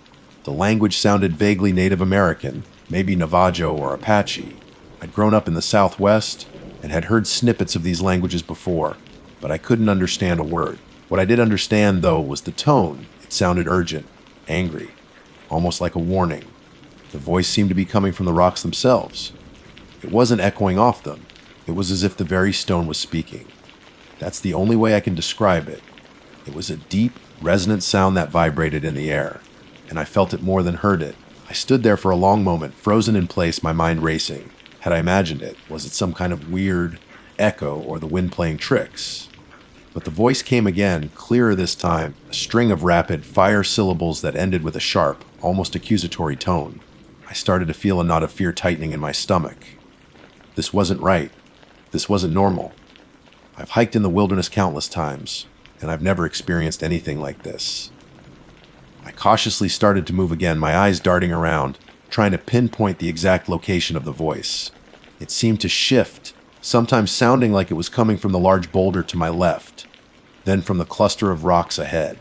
It was disorienting and utterly unsettling.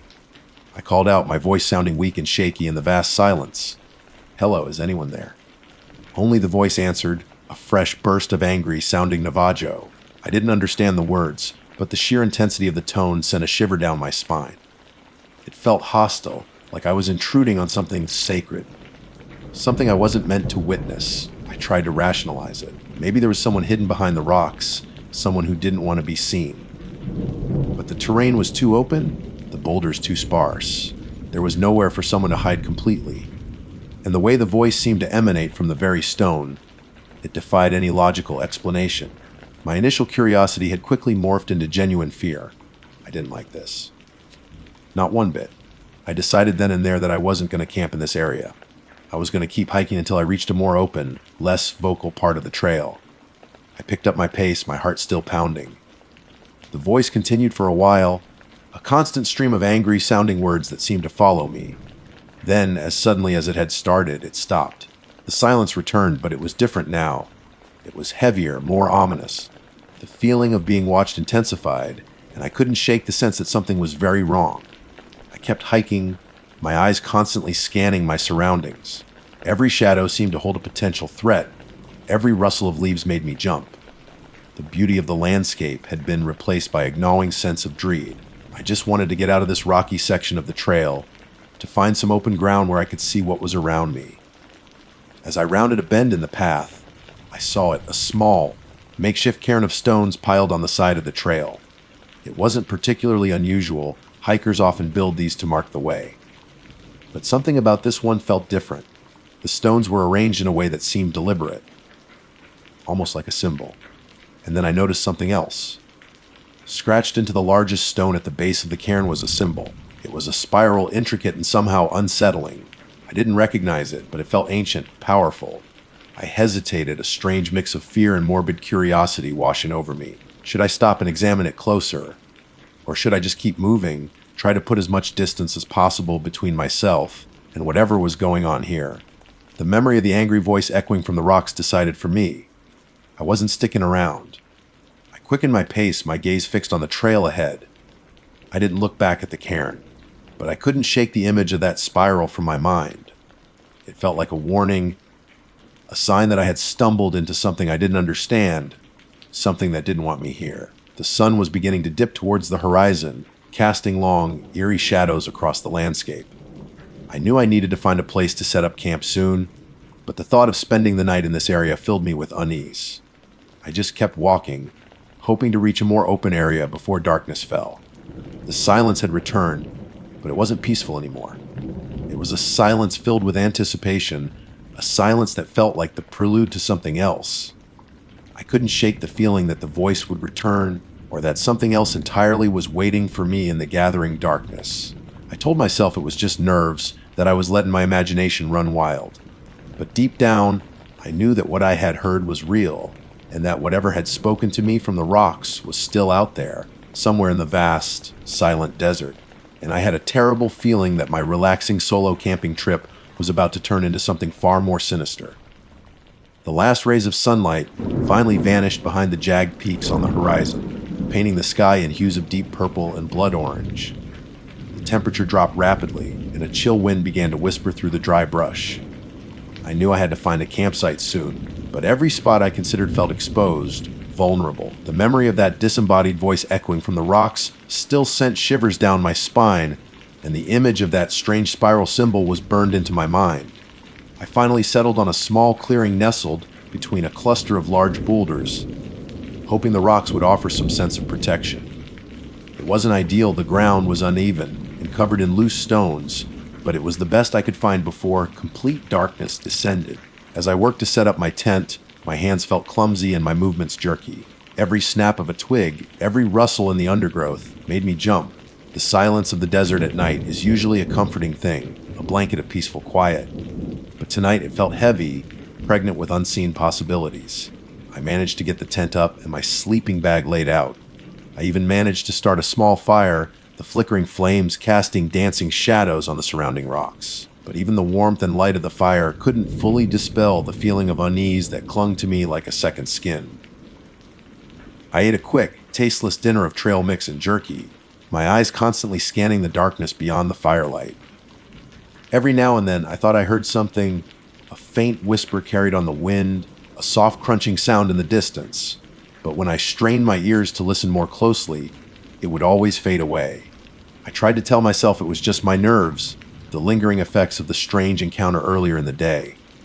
But the feeling persisted, a deep-seated conviction that I wasn't alone out here.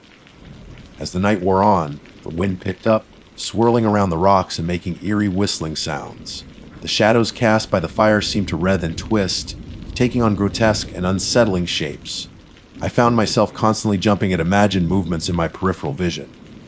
Around midnight, I was lying in my sleeping bag, trying desperately to fall asleep when I heard it again. The voice. It was fainter this time, more distant, but there was no mistaking it. The same low, guttural tones, the same rapid, fire syllables of Navajo. It seemed to be coming from the direction I had hiked earlier, from the rocky section of the trail where I had first heard it. I sat bolt upright in my sleeping bag, my heart pounding in my chest. The hair on my arms stood on end. This couldn't be happening again. I told myself it must be the wind, playing tricks on my ears, but I knew deep down that it wasn't. I held my breath, straining to listen. The voice came again, a little louder this time, and I could almost make out individual words, though I still couldn't understand their meaning. but the tone, it was undeniably angry, filled with a simmering rage that felt palpable even from a distance. Then something else happened. I heard another sound, a soft, rhythmic tapping coming from outside my tent. It was a light, almost delicate sound, like someone gently tapping their fingernails against the fabric. I froze, my blood running cold. I wasn't alone. Whatever had spoken to me earlier was out there, and now it was close. The tapping continued, a steady, insistent rhythm that seemed to be getting closer. It moved around the tent as if whatever was making the sound was circling me. Fear gripped me, cold and paralyzing. I fumbled for my headlamp, my hand shaking so badly I could barely hold it steady. I switched it on and pointed it towards the tent wall, where the tapping was coming from. The light illuminated the thin nylon fabric, but I couldn't see anything outside. The tapping stopped for a moment, and I held my breath, listening intently. Then it started again, this time right next to my head. I squeezed my eyes shut, my mind racing. What was out there? Was it the person speaking Navajo? Or was it something else, something even more sinister? The tapping stopped abruptly, and for a moment, there was only the sound of the wind whistling through the rocks. I slowly opened my eyes, my hand still gripping the headlamp. Then I heard it right outside my tent, so close it made me jump. It was the voice again, but this time it wasn't distant.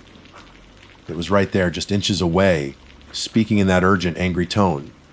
I couldn't make out the words, but the sheer proximity of the voice, the feeling that it was right on the other side of the thin fabric of my tent, sent a wave of pure terror washing over me. I scrambled backwards, pressing myself against the opposite side of the tent, my heart hammering against my ribs. I wanted to scream, but my throat was constricted with fear. The voice continued for what felt like an eternity, a torrent of angry, sounding Navajo that seemed to vibrate through the very ground beneath me. Then, just as suddenly as it had started, it stopped. The silence that followed was deafening. I lay there huddled in my sleeping bag, my body trembling uncontrollably. I didn't dare move, didn't dare make a sound. I just waited, listening for any sign that whatever was out there was still nearby. After what felt like hours, the first hint of dawn began to paint the eastern sky a pale gray. As the light slowly increased, I cautiously peered out of my tent. The clearing was empty. There was no sign of anyone, no footprints in the loose dirt around my tent. Just the rocks, the scrub brush, and the faint glow of the rising sun. I slowly crawled out of my tent, my senses on high alert. Everything looked normal, ordinary. But I knew that what had happened during the night was anything but. I quickly packed up my gear, my movements still jerky and fueled by adrenaline. I didn't bother with breakfast. I just wanted to get out of this place as quickly as possible. As I was taking down my tent, I noticed something on the ground near where I had heard the tapping. It was small and round, made of some kind of dark, polished stone. It looked almost like a bead, but it felt strangely heavy in my hand. I examined it closely. It was perfectly smooth and had a faint, intricate carving on one side, a spiral identical to the one I had seen on the cairn yesterday. A fresh wave of fear washed over me. This wasn't a coincidence. Whatever had been outside my tent last night had left this behind. It felt like a message, a warning. I quickly shoved the stone into my pocket, my mind racing. What did it mean? Who or what was speaking to me in Navajo? And why were they leaving these strange spiral symbols? I finished packing up my gear as quickly as I could, my eyes constantly scanning the surrounding rocks. I felt exposed, vulnerable, like I was being watched by unseen eyes. Without even bothering to extinguish the remnants of my campfire properly, I started to hike, my pace bordering on a frantic jog. I didn't care about the scenery anymore. I just wanted to put as much distance as possible between myself and this place. As I hiked, the sun rose higher in the sky, and the desert began to wake up. Birds started to sing, and the familiar sounds of insects filled the air. But the sense of unease still clung to me, a dark cloud hanging over the otherwise beautiful morning. I kept looking over my shoulder, half expecting to see someone or something following me. But there was nothing, just the vast, empty landscape stretching out in every direction. After a few hours of relentless hiking, I finally reached the main trail. I saw a couple of other hikers in the distance, and a wave of relief washed over me. The presence of other people, even strangers, felt like a shield against the unseen threat that had haunted me through the night. I didn't stop until I reached my car, my legs aching and my lungs burning. I threw my gear in the back, slammed the trunk shut, and practically jumped into the driver's seat. As I drove away, I glanced back at the mountains in the distance, the rugged peaks where I had spent the night. They looked peaceful, serene, bathed in the warm morning light. But I knew the truth. I knew what lurked within those silent rocks, what spoke in a language I didn't understand, and what left behind strange, unsettling symbols. I couldn't shake the feeling that this wasn't over, that whatever I had encountered in the desert was still out there, and that it had somehow marked me. I clutched the smooth, heavy stone in my pocket, the spiral carving a constant reminder of the terrifying night I had just endured. And I knew with a chilling certainty that I would never look at the wilderness the same way again. The drive home was a blur of anxious thoughts and jumpy reflexes. Every passing car, every shadow in my rearview mirror made me tense up. I kept glancing at the passenger seat, half expecting to see something there, something that had followed me out of the desert. I didn't relax until I was pulling into my driveway, the familiar sight of my little suburban house a welcome beacon of normalcy. I rushed inside, locking the door behind me as if I were barricading myself against an unseen enemy. The first few days back home were filled with a strange mix of relief and paranoia. I slept with the lights on, jumping at every creak and groan of the house. The silence that had once been comforting now felt heavy with unspoken threats. I couldn't shake the memory of the voice, the angry, urgent Navajo echoing from the rocks, and the image of that spiral symbol, both on the cairn and the stone, haunted my waking hours. I knew I needed to understand what I had experienced, so I started researching. I spent hours online, searching for information about Navajo language and symbols. I found some basic vocabulary and grammar for Navajo, but the specific phrases I had heard were too garbled in my memory to try and decipher. The spiral symbol proved more intriguing. I found that spirals are a common motif in many ancient cultures, often representing cycles of life, death, and rebirth. In some Native American traditions, the spiral can symbolize journeys, growth, and even the spirit world. However, I also stumbled across some darker interpretations. In certain contexts, a counterclockwise spiral was associated with negative energy, banishment, and even malevolent spirits. The spiral I had seen was intricate, almost hypnotic, and I couldn't quite recall if it had been clockwise or counterclockwise. The ambiguity only added to my unease. I also tried to find any local legends or folklore related to the area where I had been hiking. I scoured online forums and local historical society websites, but I couldn't find anything specific about voices coming from rocks or strange spiral symbols. It was as if my experience was unique, or perhaps something that people didn't talk about. The small, dark stone I had found became a constant source of fascination and dread.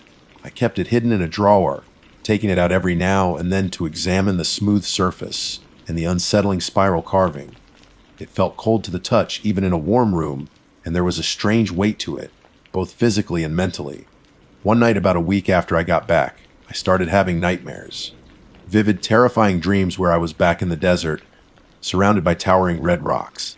I would hear the voice again, louder and angrier than before, the words seeming to claw at my mind, even though I couldn't understand them. In the dreams, I would see figures moving in the shadows, just out of sight, and I would feel an overwhelming sense of dread and helplessness. I would wake up in a cold sweat, my heart racing, the echoes of the angry voice still ringing in my ears. The nightmares became a nightly occurrence, leaving me exhausted and on edge during the day. Then the whispers started. At first, I thought I was imagining them, the lingering effects of my terrifying experience playing tricks on my mind. But they became more frequent, more distinct. I would hear them when I was alone in the house, a faint, guttural murmur that sounded eerily similar to the Navajo I had heard in the desert. The whispers seemed to come from everywhere and nowhere at once. Sometimes I would think they were coming from the walls, other times from the shadows in the corners of the room.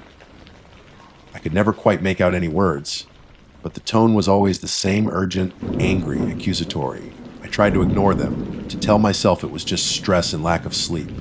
But the whispers persisted, a constant, unsettling reminder of my encounter in the desert. One afternoon, I was sitting in my living room, trying to read a book, when I heard the whispers again, louder this time.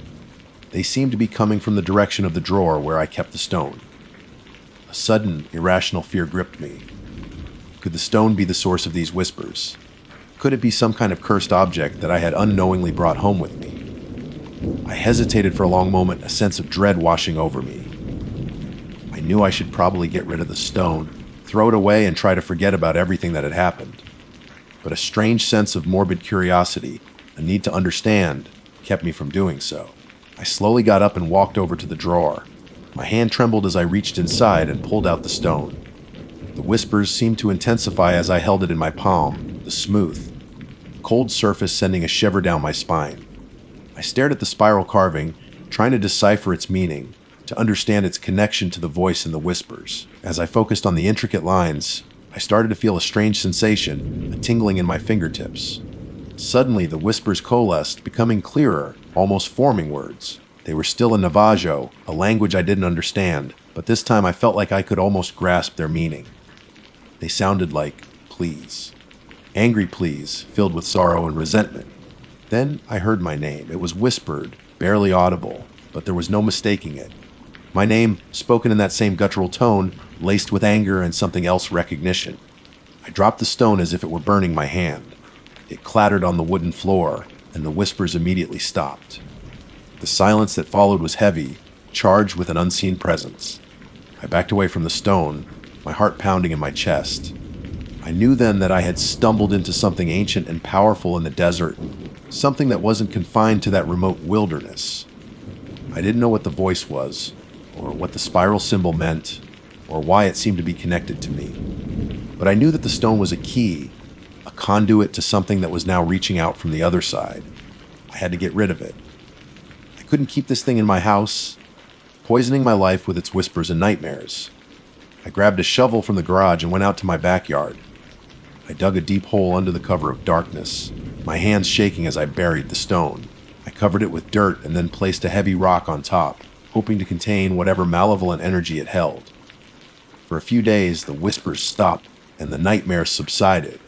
I started to feel like I could finally breathe again, that maybe I had managed to sever the connection to whatever I had encountered in the desert. But then, one evening, as I was sitting on my porch, watching the sunset, I heard it again. The voice. It was faint, carried on the wind, but there was no mistaking the angry, urgent tones of Navajo. It seemed to be coming from the direction of the mountains in the distance, the same mountains where I had gone camping. And then I saw it, scratched into the wooden railing of my porch. Right in front of me was a symbol, a spiral. This time, I could clearly see that it was counterclockwise. A wave of cold dread washed over me. Burying the stone hadn't worked. Whatever had awakened in the desert was still out there, and it was still reaching for me. It had followed me home, and it wasn't going to let me forget. I don't know what it wants. I don't know why it's fixated on me. All I know is that the wilderness holds secrets that are best left undisturbed, and that sometimes the bad decisions we make on the trail can follow us home, echoing in our nightmares and whispering in the darkness. I still hear the voice sometimes, especially when the wind blows from the west, and every now and then I find another spiral etched into a window pane, carved into a piece of furniture. They are constant reminders that I am not alone, that something is watching, waiting. I've stopped hiking. I can't bring myself to go back into the woods. The peace and solitude I once found there have been replaced by a gnawing fear, a constant sense of being haunted. And sometimes, late at night when the house is quiet, I swear I can hear the faintest of whispers, just at the edge of my hearing, speaking my name in a language I still don't understand, but whose anger and urgency chill me to the bone. I don't know what the future holds, but I know one thing for sure: I will never forget the voice in the rocks, and I will always be looking over my shoulder. My name is Ethan, and I've always been drawn to the solitude of the wilderness. There's a certain peace you find when you're miles away from civilization, surrounded only by the rustling of leaves, the chirping of birds, and the occasional snap of a twig under your boots. It's a feeling of being truly alone in the best possible way. Or at least, that's what I used to think. This particular trip was supposed to be the culmination of a long-held ambition. A week-long solo hike deep into the Redwood National and State Parks in Northern California. I'd spent months meticulously planning every detail, from mapping out my route to carefully selecting my gear. I'd even taken a wilderness first aid course to ensure I was prepared for any eventuality. My friends had voiced their concerns, of course. "Going that far out on your own, Ethan, isn't that a bit risky?" they'd asked. But I'd brushed off their worries, confident in my abilities and eager for the challenge. The first few days were exactly as I'd hoped. The towering redwood trees were awe-inspiring, their massive trunks reaching towards the sky like ancient sentinels. The trails were well maintained, and I encountered a few other hikers here and there, exchanging brief nods and smiles before continuing on our separate ways. I'd set up camp each evening in designated areas, the silence of the forest enveloping me as I cooked my simple meals and drifted off to sleep under a canopy of stars. By the sixth day, I felt a profound sense of accomplishment. I'd covered a significant distance, navigated challenging terrain, and hadn't encountered any major issues. The weather had been perfect, sunny and mild during the day, with cool, crisp nights. I was feeling physically tired but mentally invigorated. Tomorrow was my last day, and I was already starting to feel a pang of sadness that the adventure was coming to an end. My plan for the final day was to hike back towards the eastern edge of the park, where I'd arranged for a shuttle to pick me up. It was a long trek, but mostly downhill, so I figured I could make good time. I woke up early, the first rays of sunlight filtering through the dense foliage. After a quick breakfast of oatmeal and coffee, I packed up my tent and gear, double-checking that I hadn't left anything behind. As I started walking, the atmosphere felt subtly different. The air seemed heavier, the silence more profound. The usual sounds of the forest, the bird song, the rustling leaves, seemed muted, as if the woods themselves were holding their breath.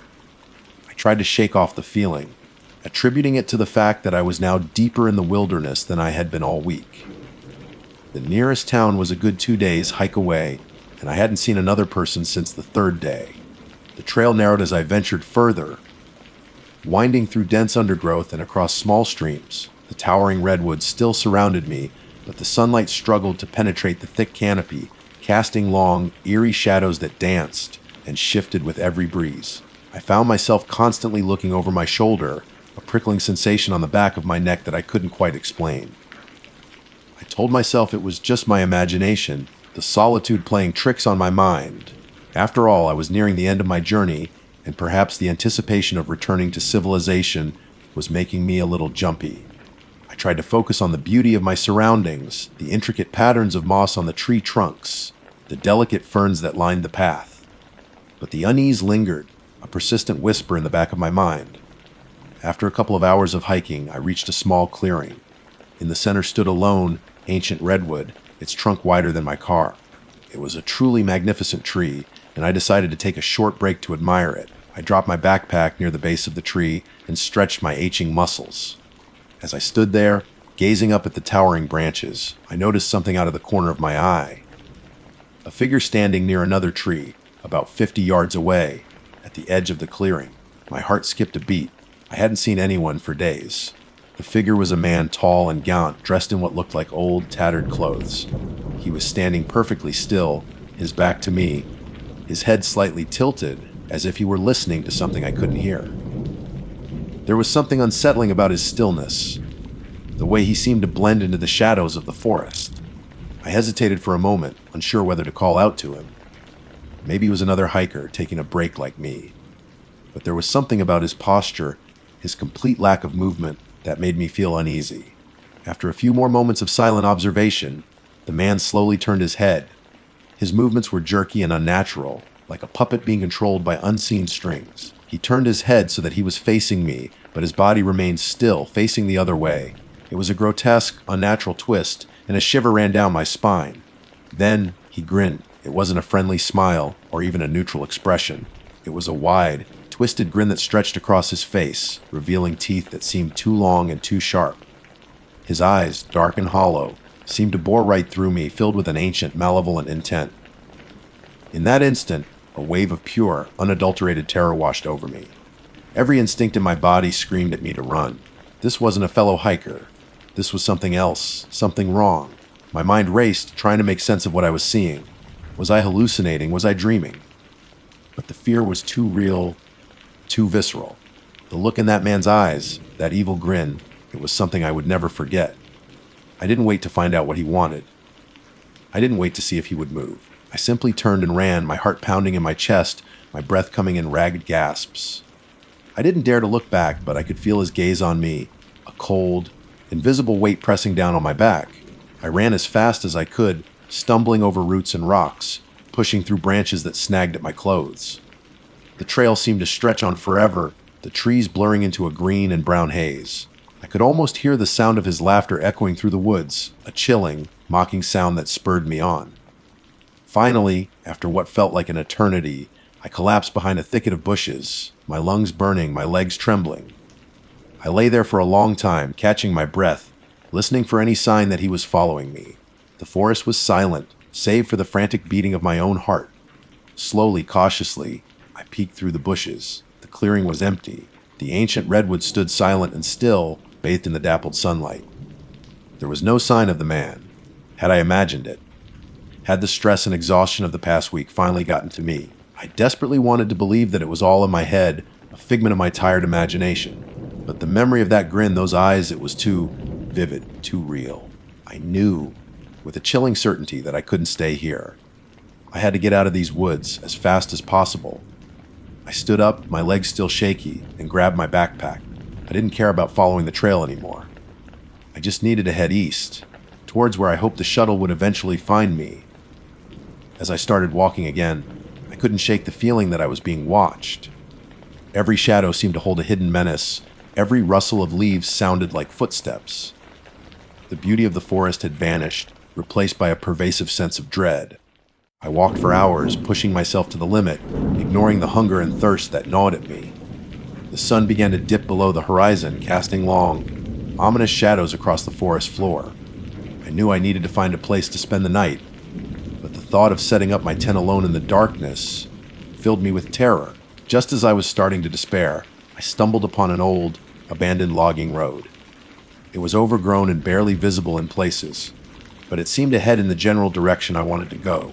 I decided to follow it, hoping it would lead me to some kind of civilization. The road was rough and uneven, littered with fallen branches and loose rocks. The darkness deepened, and the sounds of the forest seemed to amplify, every snap and rustle making me jump.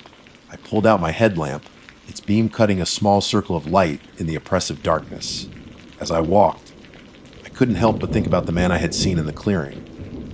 Who was he? What was he doing so deep in the wilderness? And why did his grin fill me with such profound dread? The more I thought about it, the more convinced I became that he wasn't just some harmless eccentric. There was something truly evil about him, something ancient and predatory, and the thought that he might still be out there, somewhere in the darkness, sent shivers down my spine. That's when I heard it, a faint sound in the distance, a low, guttural chuckle that seemed to echo through the trees. It was the same chilling sound I had imagined hearing as I ran from the clearing. My blood ran cold. He was still out there.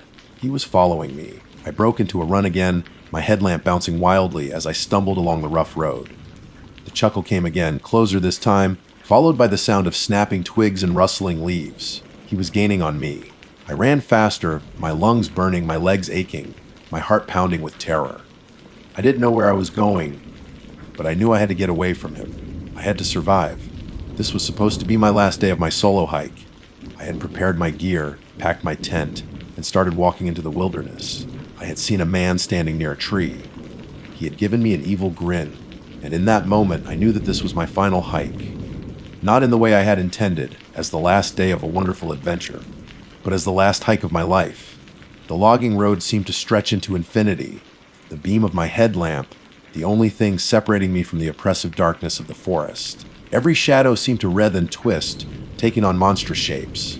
The sound of my own ragged breathing filled my ears, punctuated by the increasingly frequent snaps and rustles that told me I wasn't alone. The chuckle came again, closer this time, and it was undeniably real.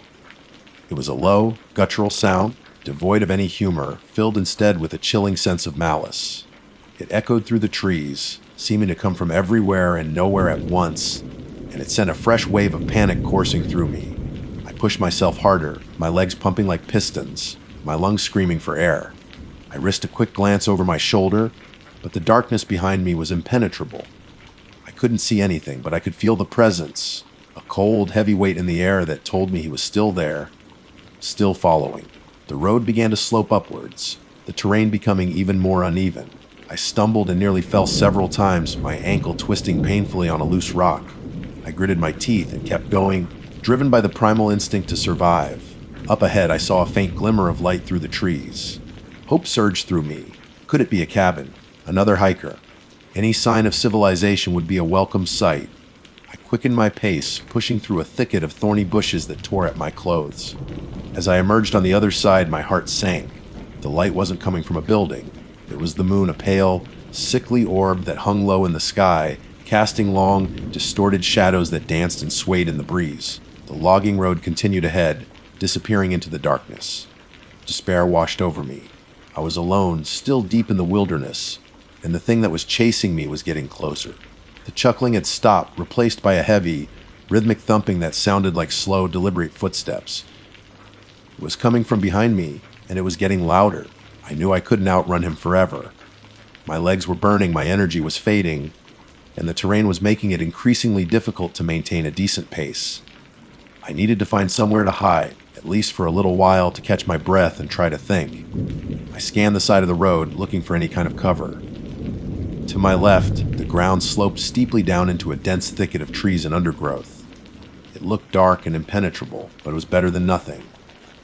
Without hesitation, I plunged off the road and into the darkness. Branches whipped at my face, thorns tore at my skin, and the ground underfoot was uneven and treacherous. I stumbled and fell several times, but I kept crawling deeper into the thicket, putting as much distance as possible between myself and the road. Finally, I found a small hollow beneath a fallen log. It wasn't much, but it offered a modicum of cover. I squeezed myself into the space, my back pressed against the damp, decaying wood. The air was thick with the smell of earth and rotting leaves. I lay there, panting, listening intently. The heavy thumping footsteps had stopped. The only sounds were the rustling of leaves in the wind and the frantic beating of my own heart. Had I lost him? I held my breath and strained my ears, trying to pick up any sign of his presence. After a few agonizing minutes, I heard it again, a faint rustling in the undergrowth. Not far from where I was hiding, he was still out there. He knew I was close. Fear gripped me like a vise. I closed my eyes and tried to control my breathing, willing myself to remain silent and still. I could feel the cold sweat trickling down my back. The rustling grew louder, closer. I could hear branches snapping, leaves crunching underfoot. He was moving slowly, deliberately searching for me. Suddenly, the rustling stopped. Silence descended upon the forest, a silence so profound it was almost deafening. I held my breath, every muscle in my body tense. Then I heard a sound that made my blood run cold. It was right outside my hiding place, just a few feet away. A slow, deliberate sniffing, like an animal trying to pick up a scent. My eyes flew open. I could see a pair of boots through a gap in the leaves, old and worn, just like the clothes the man in the clearing had been wearing. They were so close I could almost reach out and touch them. The sniffing continued, followed by a low growl that seemed to vibrate in the air. He knew I was here. I squeezed my eyes shut again, praying that he wouldn't see me. I tried to make myself as small and still as possible, hoping that he would lose interest and move on. But then, I heard a different sound, a soft, scraping noise, right above me. I cautiously opened my eyes again and looked up. The man was there, standing over the fallen log, looking down at me. His face was partially obscured by the shadows, but I could still see that twisted grin, those dark, hollow eyes. He hadn't seen me yet. He was looking down at the space where I had been lying just moments before. I had moved deeper into the hollow, hoping the log would provide some cover. For a moment, I thought I might be safe. But then he slowly bent down, his head coming into view. His grin widened, if that was even possible, and his eyes locked onto mine. He saw me. A low, guttural chuckle rumbled in his chest, and he reached out a long, bony hand towards me. His fingernails were long and black, like claws. I scrambled backwards, deeper into the hollow, my heart pounding in my chest. There was nowhere to go. I was trapped. He reached further, his fingers brushing against my arm. I recoiled in horror, a silent scream building in my throat. His touch was cold and clammy, like death itself. I squeezed my eyes shut again, bracing for the worst. I could feel his hand closing around my arm, his grip surprisingly strong. He started to pull me out from under the log. I struggled against him, kicking and thrashing, but it was no use. He was too strong. He dragged me out into the open, the pale moonlight illuminating his face. Up close, his features were even more disturbing. His skin was pale and gaunt, stretched tightly over sharp cheekbones. His eyes were sunken and black, and his teeth were long and pointed like a wolf's. The evil grin seemed permanently etched onto his face. He held me by the arm, his grip like iron. I tried to pull away, but he just chuckled again, a dry, rasping sound. going somewhere. He rasped, his voice like nails on a chalkboard. I didn't answer, my throat tight with fear. I just stared at him, my eyes wide with terror. He tilted his head, his grin widening even further. "You shouldn't have come here," he said, his voice low and menacing. "This is my place." He tightened his grip on my arm, and I cried out in pain. I knew with a sickening certainty that this was the end. There was no one to help me. I was alone at his mercy. He started to drag me away, deeper into the forest. I tried to resist, but my strength was fading. The trees seemed to close in around us, the darkness swallowing us whole. As he dragged me, I noticed something glinting in his other hand. It was a knife, long and sharp, its blade reflecting the pale moonlight. My blood ran cold. This wasn't just about scaring me. He intended to kill me. Panic surged through me, giving me a sudden burst of adrenaline. I twisted my arm free from his grip and stumbled backwards. He lunged for me, but I managed to dodge him and scramble to my feet. I turned and ran again, blindly, desperately, not knowing where I was going. The forest was a blur of trees and shadows. I could hear him behind me, his heavy footsteps pounding on the ground. I ran until my lungs felt like they were about to burst, until my legs were screaming in protest. But I didn't stop. I couldn't stop. My life depended on it. Suddenly, I burst out of the trees and into a small clearing. In the center of the clearing stood an old, dilapidated cabin. It looked abandoned, but it was shelter of sorts. Without hesitation, I ran towards it, hoping I could barricade myself inside. I reached the door and tried the handle. It was locked. I pounded on the door, yelling for help, even though I knew there was no one to hear me. He was still coming. I could hear him crashing through the undergrowth behind me. Desperation gave me strength. I threw my shoulder against the door again and again until the flimsy lock finally gave way. The door swung open and I stumbled inside. The cabin was dark and musty, filled with the smell of decay. Cobwebs hung from the ceiling, and dust lay thick on every surface. But it was a barrier between me and him. I slammed the door shut and fumbled for some kind of latch or bolt.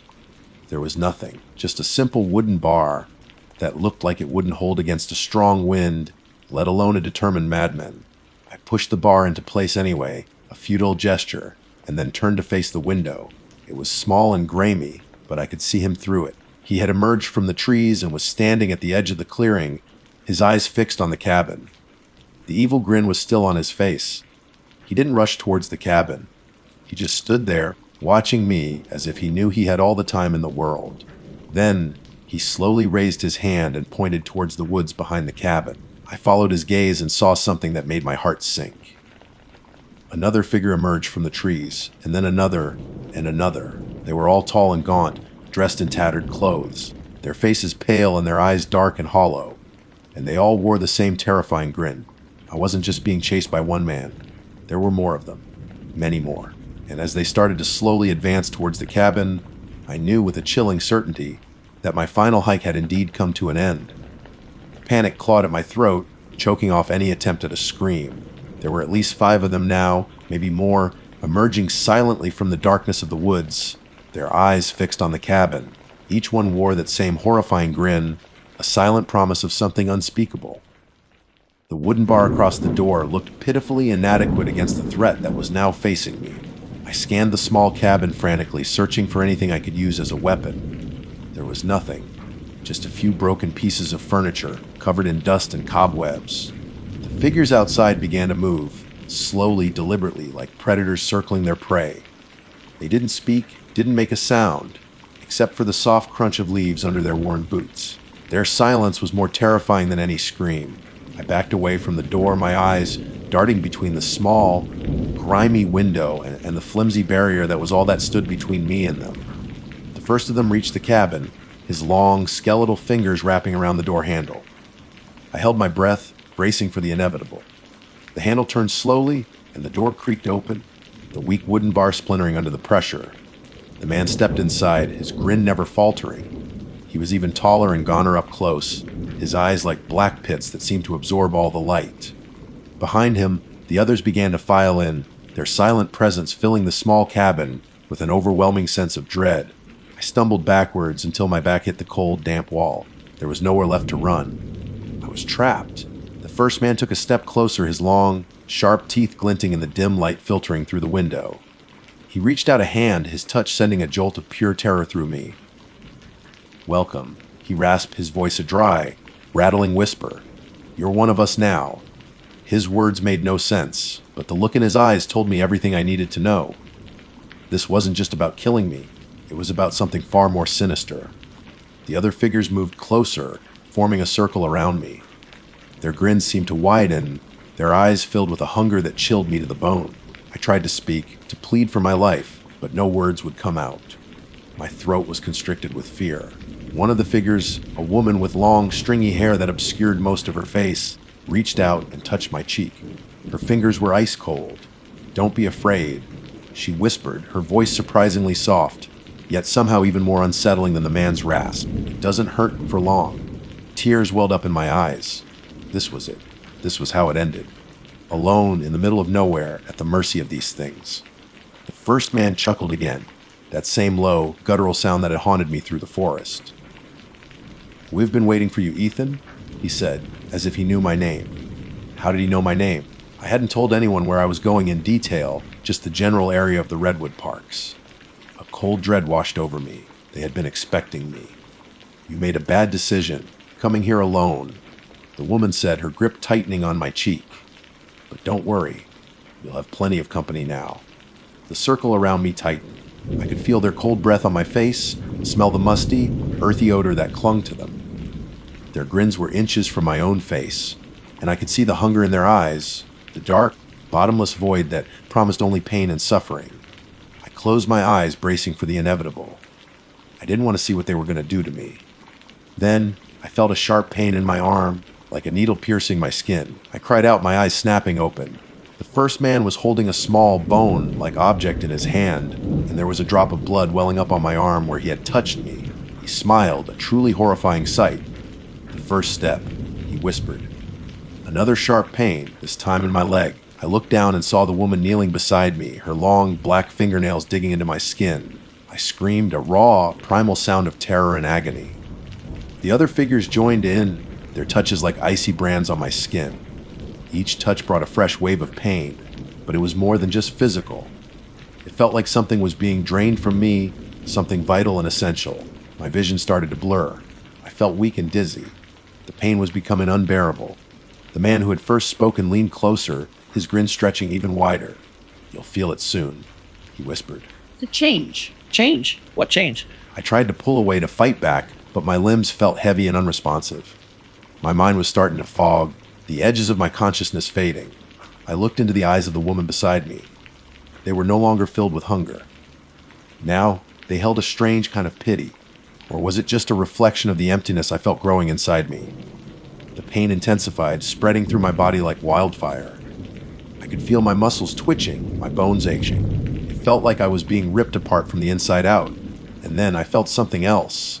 A strange tingling sensation starting in my fingertips and toes, spreading rapidly through my limbs. It wasn't painful, but it was deeply unsettling. It felt unnatural. My skin began to feel tight, like it was stretching and pulling. I looked down at my hands. They looked different. Longer, thinner. The nails were growing, becoming sharp and black just like theirs. Panic surged through the fog in my mind. What was happening to me? I tried to scream again, but the sound that came out was not my own. It was a low, guttural growl, the same sound I had heard the man in the clearing make. I looked up at the others. Their grins seemed to soften, replaced by something that looked almost like recognition. The first man reached out and touched my face, his cold fingers brushing against my newly elongated teeth. "Welcome, brother," he whispered. Brother, no, this couldn't be happening. This had to be a nightmare, but the feeling was too real. The changes in my body were undeniable. I could feel my face contorting, my features shifting, becoming more like theirs. I looked down at my clothes. They seemed to be changing too, becoming tattered and worn, blending in with their own. The fog in my mind was growing thicker, my thoughts becoming sluggish and confused. The memories of my old life, my friends, my family, were starting to fade, like a dream slipping away upon waking. A new feeling began to emerge, a strange sense of belonging, a connection to these things, a hunger deep and primal that I had never felt before. I looked at the others, and for the first time I didn't feel fear. I felt understanding. The woman beside me smiled, a wider, more genuine smile than the terrifying grin they had worn before. "Come," she said, her voice gentle. "It's time to hunt." I stood up, my body feeling strangely light and agile. The pain was gone, replaced by a sense of anticipation. I looked at my hands, my new claw-like hands, and a strange sense of satisfaction washed over me. I looked at the door, at the darkness beyond, and a powerful urge filled me. An urge to run, to hunt, to feed. I followed the others out of the cabin, into the moonlit clearing. The forest no longer felt menacing. It felt like home. As we moved silently through the trees, I could hear the faint sound of footsteps in the distance. Another hiker, perhaps, lost and alone just like I had been. A wide grin spread across my face, mirroring the grins of my new companions. The hunt had begun. I never made it to the shuttle that was supposed to pick me up. My friends probably reported me missing. They might even have sent out search parties. They'll never find me now. This was supposed to be my last day of my solo hike. I had prepared my gear, packed my tent, and started walking into the wilderness. I had seen a man standing near a tree. He had given me an evil grin. And in that moment, I knew that this was my final hike. And now, it's your final hike too. If you ever find yourself alone in the Redwood National and State Parks, and you see a group of people standing near the trees, their faces lit by the pale moonlight, wearing wide, welcoming grins, turn around. Go back. Don't make the same bad decision I did. Because once you see that grin, it's already too late. You're one of us now. And this will be your final hike. My name is Brandon Scott, and if there's one thing I've learned in my 30-odd years of living in Alaska, it's that some questions just don't have answers you want to find. This vast, untamed land holds secrets in its frozen heart, whispers carried on the wind that chills you to the bone, not just from the cold, but from a primal fear you can't quite place. Last fall, something happened that shook our small community to its core, a stark reminder that even in the 21st century, there are still corners of this world where the old ways, the old fears, hold sway. It started with a group of 5 hunters. They were experienced guys, the kind who knew their way around the backcountry, the type you'd trust to guide you through a blizzard. They'd headed out in late October, aiming for a remote area about 100 miles northwest of Anchorage, a place known locally as the Whispering Woods. It's a beautiful area, rugged mountains giving way to dense spruce forests, teeming with wildlife. But it also has a reputation, a dark undercurrent that most folks around here try not to dwell on. Stories have circulated for generations about strange things happening in those woods, unexplained lights in the sky, animals behaving erratically, and, most disturbingly, sounds that just shouldn't be there. The locals, particularly the Athabascan elders, spoke of a creature, something ancient and malevolent, that could mimic human voices. They called it by names I won't repeat out of respect, names that carried a weight of dread.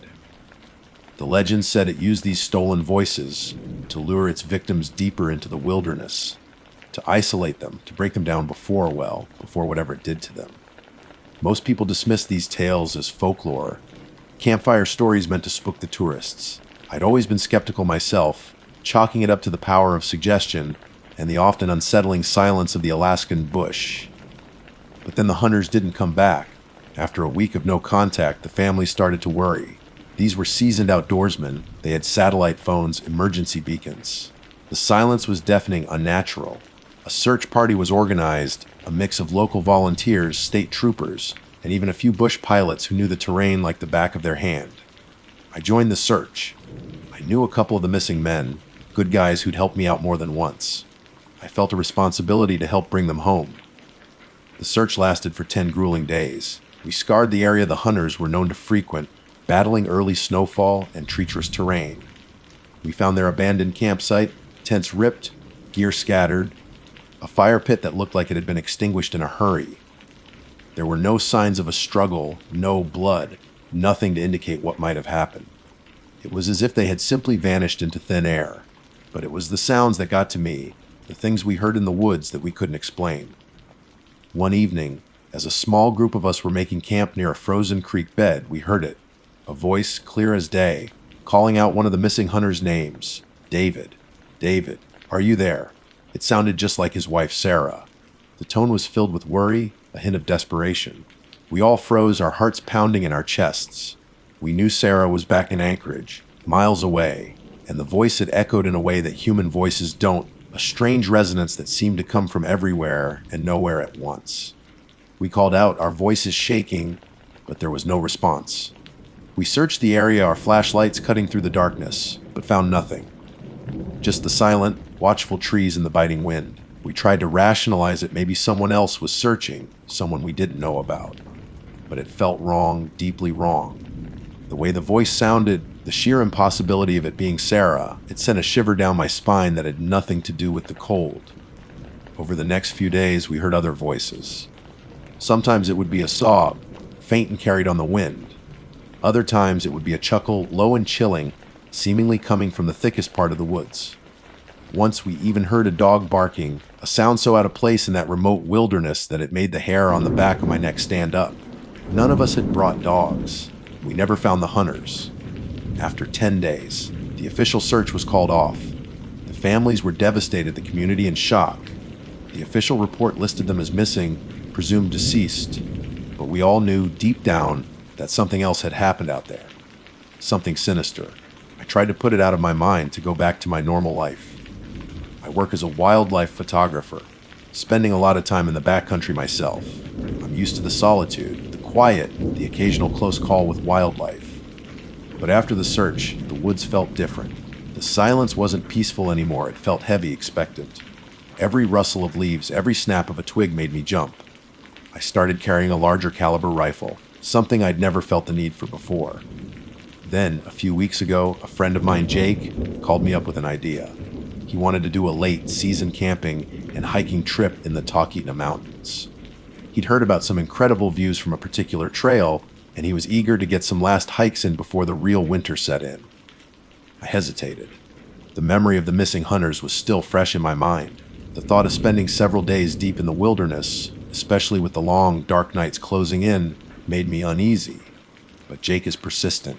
He's a good friend, and he's always been there for me.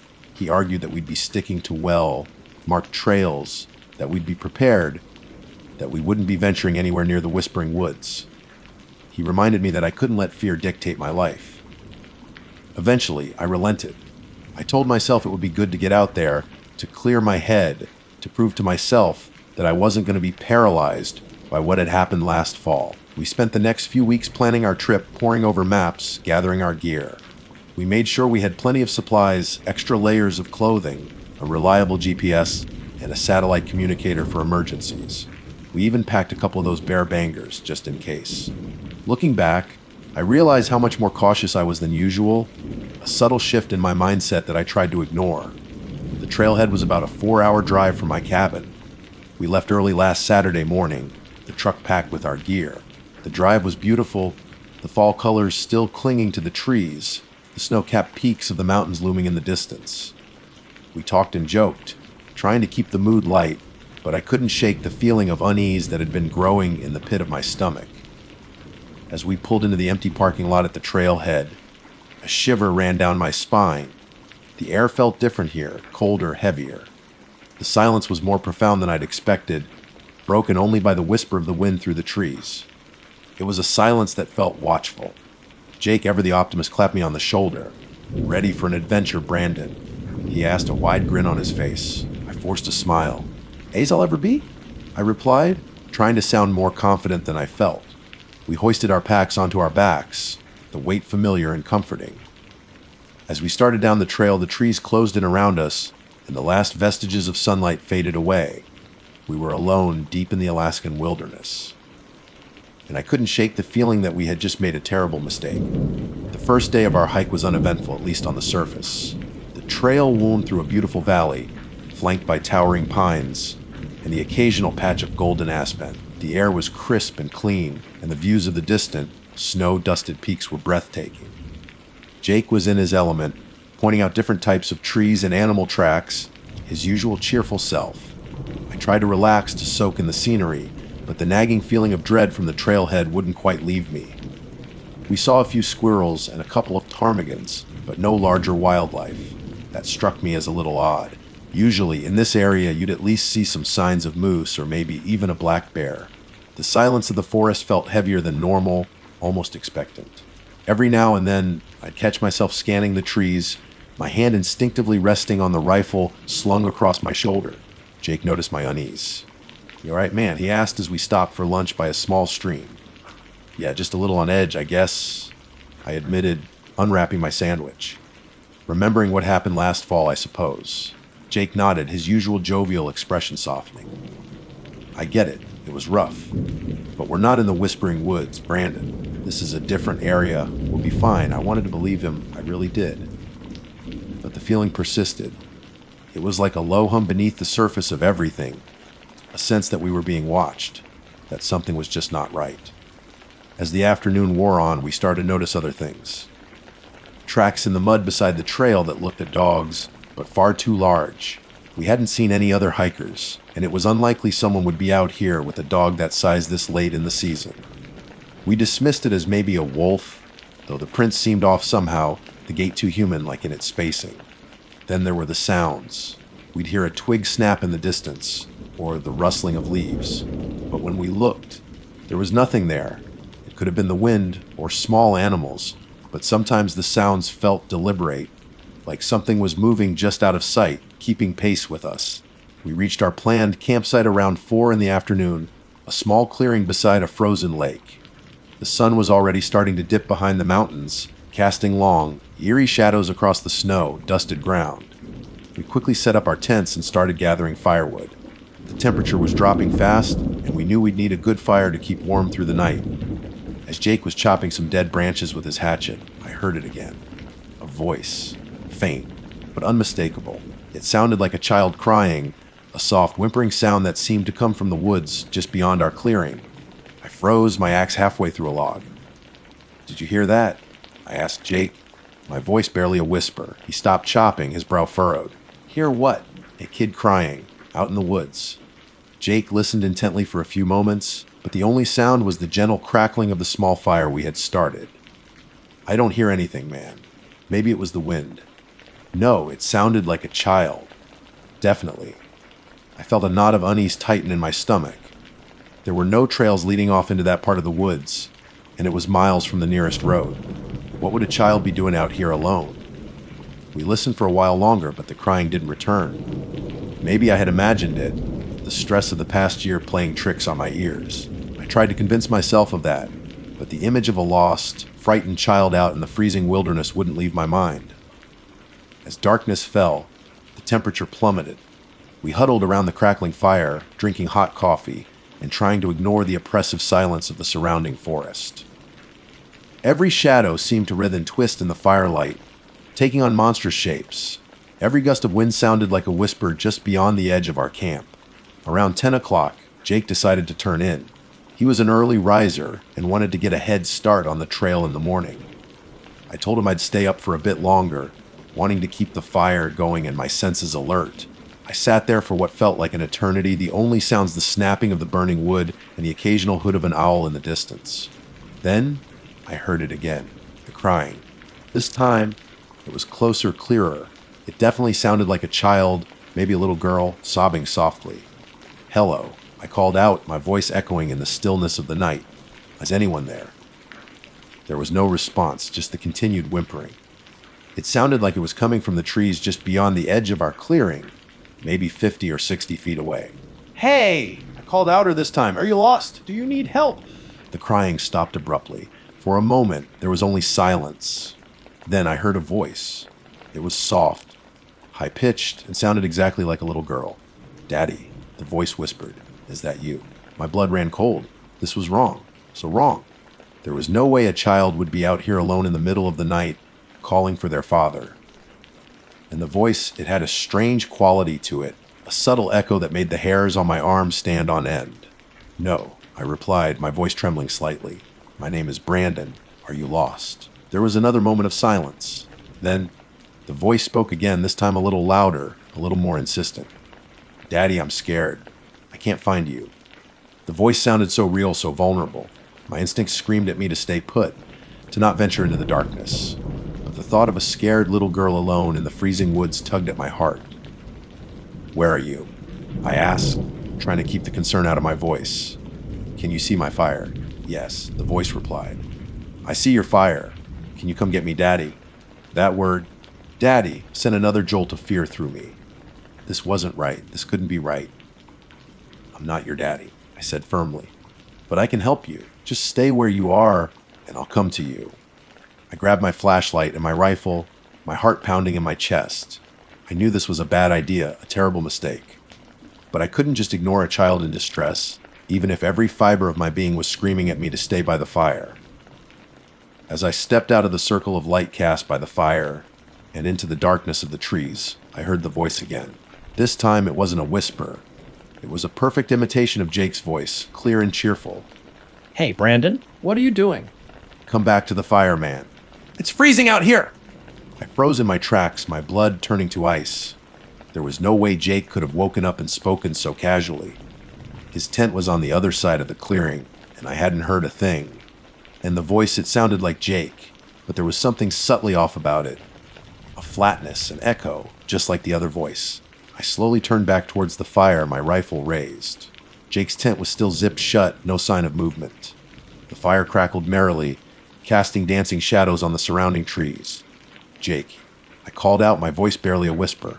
There was no response, only the silence of the woods, a silence that now felt heavy with malice. Then I heard it again. Jake's voice, but this time it was different. It was strained, panicked. Brandon, help me. Something's got me. The voice sounded like it was coming from the direction of Jake's tent. I hesitated for only a moment before rushing towards it, my flashlight beam cutting through the darkness. Jake! Where are you? I yelled, my voice filled with fear and adrenaline. I reached his tent and frantically unzipped the flap. The tent was empty. Jake was gone. And then I heard a sound from behind me, a low, guttural chuckle that sent a wave of pure terror washing over me. It was a sound that was both animalistic and disturbingly human. And I knew, with a certainty that chilled me to the bone, that whatever had taken the hunters last fall had just taken my friend. And now it was coming for me. The low chuckle that echoed from the darkness behind me wasn't human. It was something else, something ancient and predatory, a sound that scraped against my sanity like fingernails on a chalkboard. I whirled around, my rifle held high, the beam of my flashlight cutting through the inky blackness. I saw nothing at first, just the dense wall of trees surrounding our small clearing. Then I saw movement, a fleeting shadow too tall, too gaunt, flitting between the trees. It moved with an unnatural speed and silence, like a phantom gliding through the undergrowth. My heart hammered against my ribs, a frantic drumbeat against the deafening silence that had fallen after that chilling laugh. Who's there? I yelled, my voice trembling despite my best efforts to sound brave. Show yourself! The only response was the rustling of leaves, as if whatever it was had circled around me, now somewhere in the darkness to my left. I kept my flashlight trained on the area, my finger tight on the trigger of my rifle. I knew with a cold certainty that this was what the locals had whispered about, the creature that mimicked voices, the thing from the old legends, a skinwalker. Panic threatened to overwhelm me, but I fought it back. I had to think clearly to survive. My first instinct was to run, to get back to the truck, but I knew that was likely a death sentence. Whatever this thing was, it was faster than me, and it knew the woods better. My best chance was to stay put, to keep the fire between us, and to try to make it until morning. I slowly backed away, keeping my eyes on the darkness, until I reached the relative safety of the firelight. I threw more wood on the flames, hoping to create a larger barrier of light and heat. The fire crackled and roared, casting flickering shadows that danced like demons in my peripheral vision. Then the voices started again. Brandon? Is that you? It was Jake's voice, clear as day, sounding like he was just a few feet away, on the other side of the fire. What happened? Why are you pointing that gun? My hand tightened on the rifle. I knew it wasn't Jake. I had just seen his empty tent. This was a trick, a cruel manipulation designed to lure me into the darkness. I know it's not you, I said, my voice low and steady. Leave me alone. There was a moment of silence, and then the voice changed. It was my mother's voice, soft and comforting, the way she used to talk to me when I was a child. Brandon, honey, what's wrong? Are you hurt? Tears welled up in my eyes despite myself. That voice, it was so real, so full of love and concern. For a moment, I almost believed it, almost stepped towards the darkness, drawn in by the familiar sound. But the rational part of my brain screamed at me. My mother was thousands of miles away. This was a monster wearing her voice like a mask. You're not her. I choked out, my voice thick with emotion. You're not my mother. The voice chuckled again, that same low, guttural sound that had chilled me to the bone. Clever boy. It rasped, the illusion of my mother's voice completely gone, replaced by something ancient and malevolent. But are you clever enough? The voice shifted again, this time mimicking Sarah, the wife of one of the missing hunters. Brandon, is that you? Have you seen David? I'm so worried. Her voice was filled with a heartbreaking desperation that tugged at my soul. This was getting harder. These were the voices of people I knew, people I cared about. The creature was using my own memories, my own emotions, against me. I had to stay strong. I didn't respond. I just kept my rifle trained on the darkness, my eyes scanning for any sign of movement. The fire was my only ally, a small circle of light in the overwhelming darkness. Then I saw it. Just a glimpse, a fleeting image in the flickering firelight. It was tall, impossibly tall, with long, spindly limbs and a head that looked almost canine, but twisted and wrong, with eyes that glowed with an eerie, unnatural light. Its skin looked stretched and thin, like it was wearing a suit that was several sizes too big. The image was only there for a fraction of a second before it melted back into the shadows, but it was enough to confirm my worst fears. This was no animal. This was something else entirely. The voices continued, a cacophony of familiar sounds, Jake's laughter, my father's booming voice, the playful squeals of children I knew from town. It was a psychological assault, a barrage of noise designed to break me down, to confuse me, to make me drop my guard. I clapped my hands over my ears, trying to block out the horrifying symphony, but the voices seemed to penetrate my very skull, echoing in my mind. I stumbled backward, my vision blurring, the line between reality and nightmare starting to dissolve. In my panic, I made a mistake. I took my eyes off the darkness for just a moment, focusing on the fire, trying to regain my composure. That was all the time it needed. I felt a sudden rush of cold air behind me, and then a searing pain in my leg. I cried out, dropping my rifle as I fell to the ground. I scrambled backward, trying to get away from whatever had attacked me, but it was too fast. I looked up and saw it standing over me, its glowing eyes burning into mine. It was even more terrifying up close. Its breath smelled like rot and decay, and its long, sharp claws dripped with my blood. It opened its mouth, and for a moment I thought it was going to speak. But instead, it let out a blood-curdling shriek, a sound that was so primal and terrifying that it felt like it was tearing through my very soul. I closed my eyes, bracing for the end, but it didn't come. Instead, I felt a sharp tugging sensation on my leg, and then I was being dragged backward, away from the fire, into the cold, unforgiving darkness. I tried to fight, to claw at the ground, but its grip was too strong. I was pulled deeper and deeper into the woods, the sounds of the fire fading behind me. The creature chuckled again, that same chilling sound that promised unimaginable horrors. Then it spoke. Its voice was my own, calm and conversational, the way I might talk to a friend over coffee. You should have left the mysteries of Alaska unsolved, Brandon. Those were the last words I heard before the darkness consumed me completely. They never found Jake or me. Another search party was organized, but all they found was our abandoned campsite, the fire still smoldering. There were tracks, strange tracks that didn't match any known animal, and there was blood, a lot of blood, near where my tent had been. The official report, when it finally came out, listed us as missing, presumed deceased, just like the hunters from last fall. Some people in town whispered about bears, or maybe a rogue wolf pack. But the locals, the ones who knew the old stories, they knew what had really happened. They knew that we had stumbled upon something ancient and evil, something that should have been left undisturbed. They knew that the Whispering Woods had claimed more victims. And now, as I write this, or rather, as I try to write this, with fingers that feel stiff and unnatural, in a place that is both familiar and terrifyingly wrong, I understand what they meant. Some mysteries are best left unsolved. Some places are best left untouched. And some sounds in the Alaskan wilderness are not the wind, or animals, or even other people. They are the voices of something else, something that hunts in the darkness, something that wears the faces of those you love. If you ever find yourself camping or hiking in a remote area of Alaska, and you hear a voice calling your name, or the voice of someone you know, please, for the love of God, don't answer. Don't go towards the sound. Just run. Run as fast as you can, and don't ever look back. Because if you do, you might just find out that some mysteries are best left unsolved. And you might end up like me, forever trapped in the echoing silence of the Alaskan night, a voice in the darkness, waiting for the next unsuspecting soul to wander too close. My name is Megan Adams, and I've always found a strange sort of solace in the wilderness.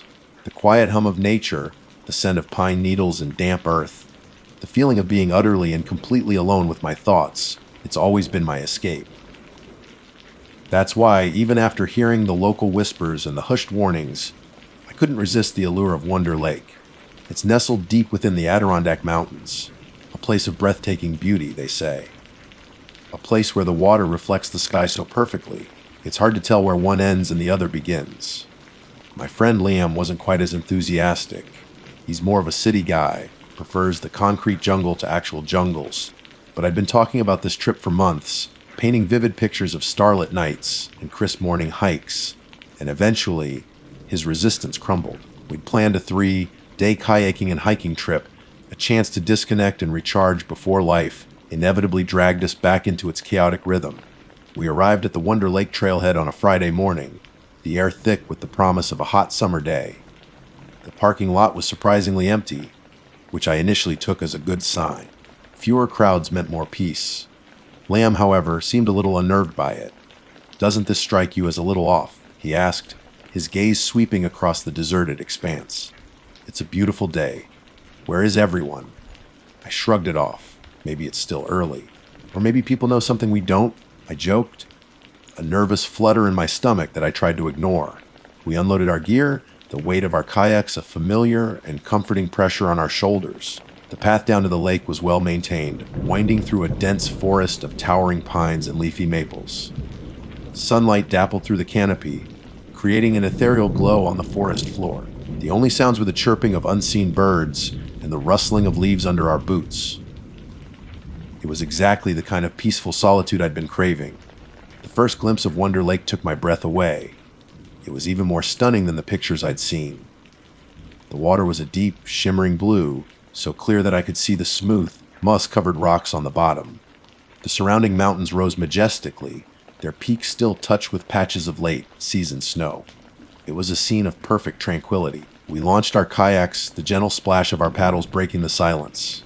The water was calm like glass, and our kayaks glided effortlessly across its surface. We paddled towards the center of the lake, the shoreline slowly receding behind us. The air was fresh and clean, carrying the faint scent of pine and damp earth.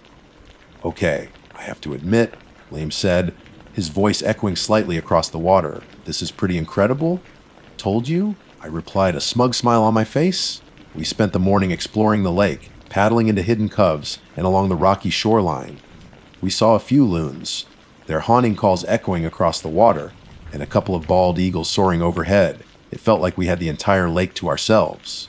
Around midday, we decided to find a secluded spot for lunch. We paddled towards a small island in the middle of the lake, its shores lined with smooth, flat rocks that looked perfect for a picnic. As we approached the island, I noticed something unusual. A kayak was beached on the shore, its bright yellow hull a stark contrast to the dark green of the surrounding trees. "Looks like we're not the only ones with this idea," Liam said, pointing towards the kayak. But as we got closer, a sense of unease began to creep over me. The kayak was empty. There were no paddles in sight, no gear scattered around. It just sat there, abandoned on the shore. "That's weird," I said, my brow furrowing. "Where's the owner?" We pulled our kayaks up onto the shore and approached the yellow one. It was a single-person kayak, relatively new. I peered inside. There was a water bottle half empty and a small waterproof bag. Nothing else. Maybe they went for a hike. Liam suggested, but his voice lacked conviction. The island was small, no more than a few acres. We could see the entire thing from where we stood. There were no trails leading into the woods, no signs of anyone having been there recently. "Their paddles aren't here," I pointed out, noticing the empty paddle clips on the sides of the kayak. "You wouldn't go for a hike without your paddles." A shiver ran down my spine despite the warmth of the sun. Something felt wrong. Terribly wrong, we called out, our voices echoing across the still water. "Hello, is anyone there?" Only silence answered us. A heavy, oppressive silence that seemed to swallow our words whole. We walked around the small island, searching for any sign of the kayak's owner. We found nothing. No footprints in the sand, no discarded gear, nothing. It was as if the person had simply vanished. "This is really strange," Liam said, his face pale. "Maybe we should call someone." "Who would we call?" I asked. There's no cell service out here. He was right. We were completely isolated. We decided to paddle back to the main shore and see if we could find any park rangers or other hikers. The feeling of unease that had started as a small flutter in my stomach had now grown into a knot of dread. As we paddled back across the lake, the calmness of the water seemed to mock us. The sun still shone brightly, the birds still sang, but the beauty of Wonder Lake had been tainted by the mystery of the empty kayak. When we reached the main shore, the parking lot was still deserted. There were no other cars, no signs of life. It was as if we were the only people left in the world. We hauled our kayaks out of the water and started walking along the shoreline, hoping to find anyone. After about half a mile, we saw it. Another kayak, this one a double, beached on a small, sandy cove. Our hearts sank. We rushed towards it, our footsteps heavy on the sand.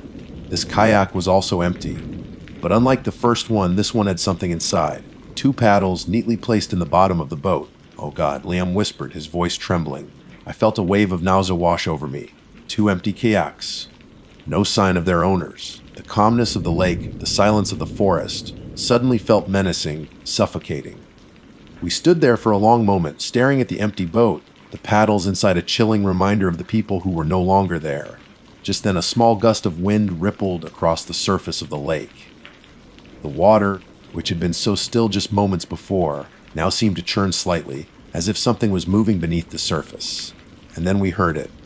A sound so faint, so fleeting, that we almost dismissed it as our imagination. A soft, almost imperceptible gurgling sound coming from the middle of the lake. We both froze, our eyes scanning the water. The surface was still mostly calm, but there were now a few small ripples spreading outwards from a point in the distance. The gurgling sound came again, this time a little louder, a little more distinct. It sounded like someone choking.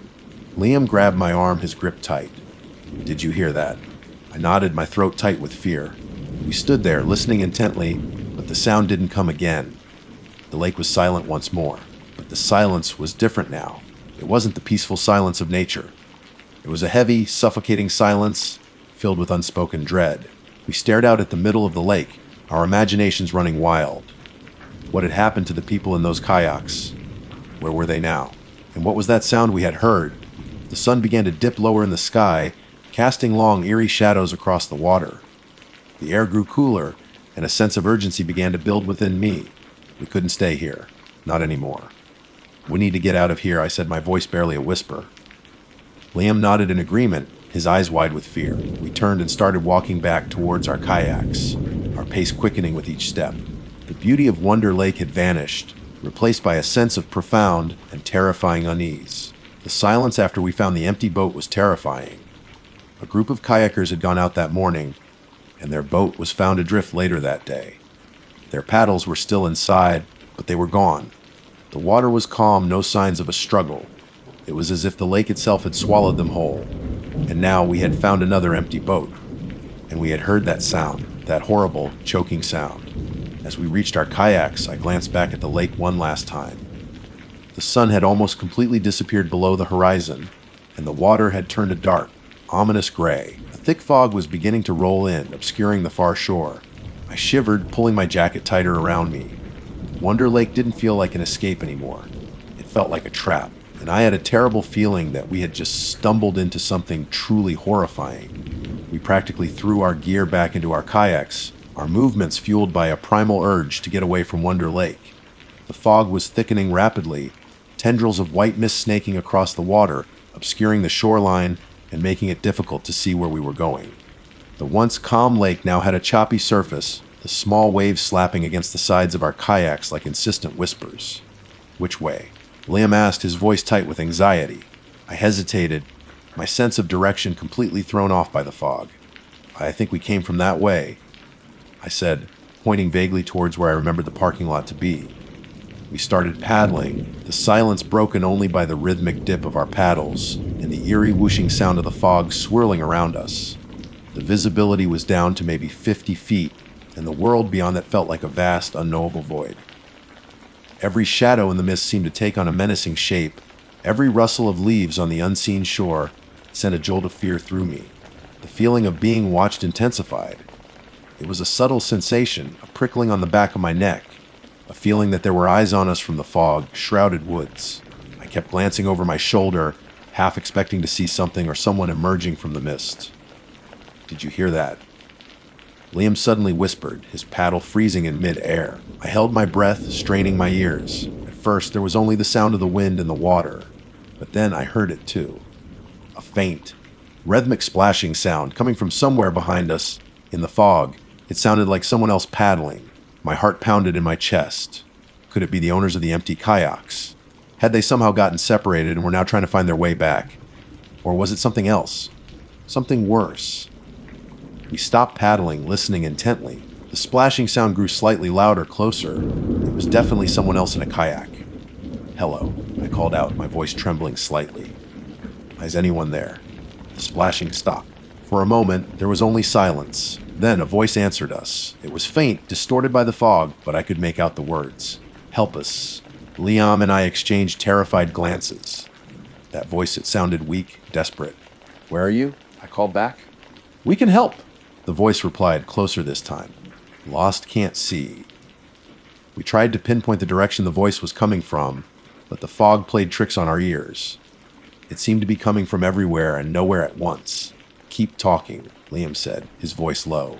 "We're coming to you. Hurry." The voice whispered, and then it faded away into the fog. We started paddling again, our strokes frantic. The splashing sound had stopped, but we were now following the direction of the voice, hoping to find whoever was calling for help. The fog seemed to grow thicker, the air heavy and damp. The silence returned, broken only by our own ragged breathing and the frantic dipping of our paddles. The feeling of being watched intensified, almost unbearable now. I had the distinct impression that we were being led somewhere, but I didn't know where, and I was terrified of what we might find. After what felt like an eternity, we saw it. A faint light flickering through the fog. It looked like a flashlight bobbing gently on the water. "There!" Liam exclaimed, pointing towards the light. We paddled towards it as fast as we could, our hearts pounding with a mixture of hope and dread. As we got closer, we could make out the shape of a kayak in the dim light. It was drifting aimlessly, rocking gently in the small waves. And then we saw the person. They were slumped over in the kayak, their head lolling to one side. Their flashlight had fallen into the water, its beam shining upwards into the fog, creating an eerie glow. "Hello?" I called out, my voice shaking. "Are you okay?" There was no response. We pulled alongside the kayak and reached out to the person. As I touched their shoulder, they slumped further and their head rolled back. I gasped. Their eyes were wide open, staring blankly up at the fog. Their skin was pale and clammy, and their lips were tinged with blue. They were ice cold.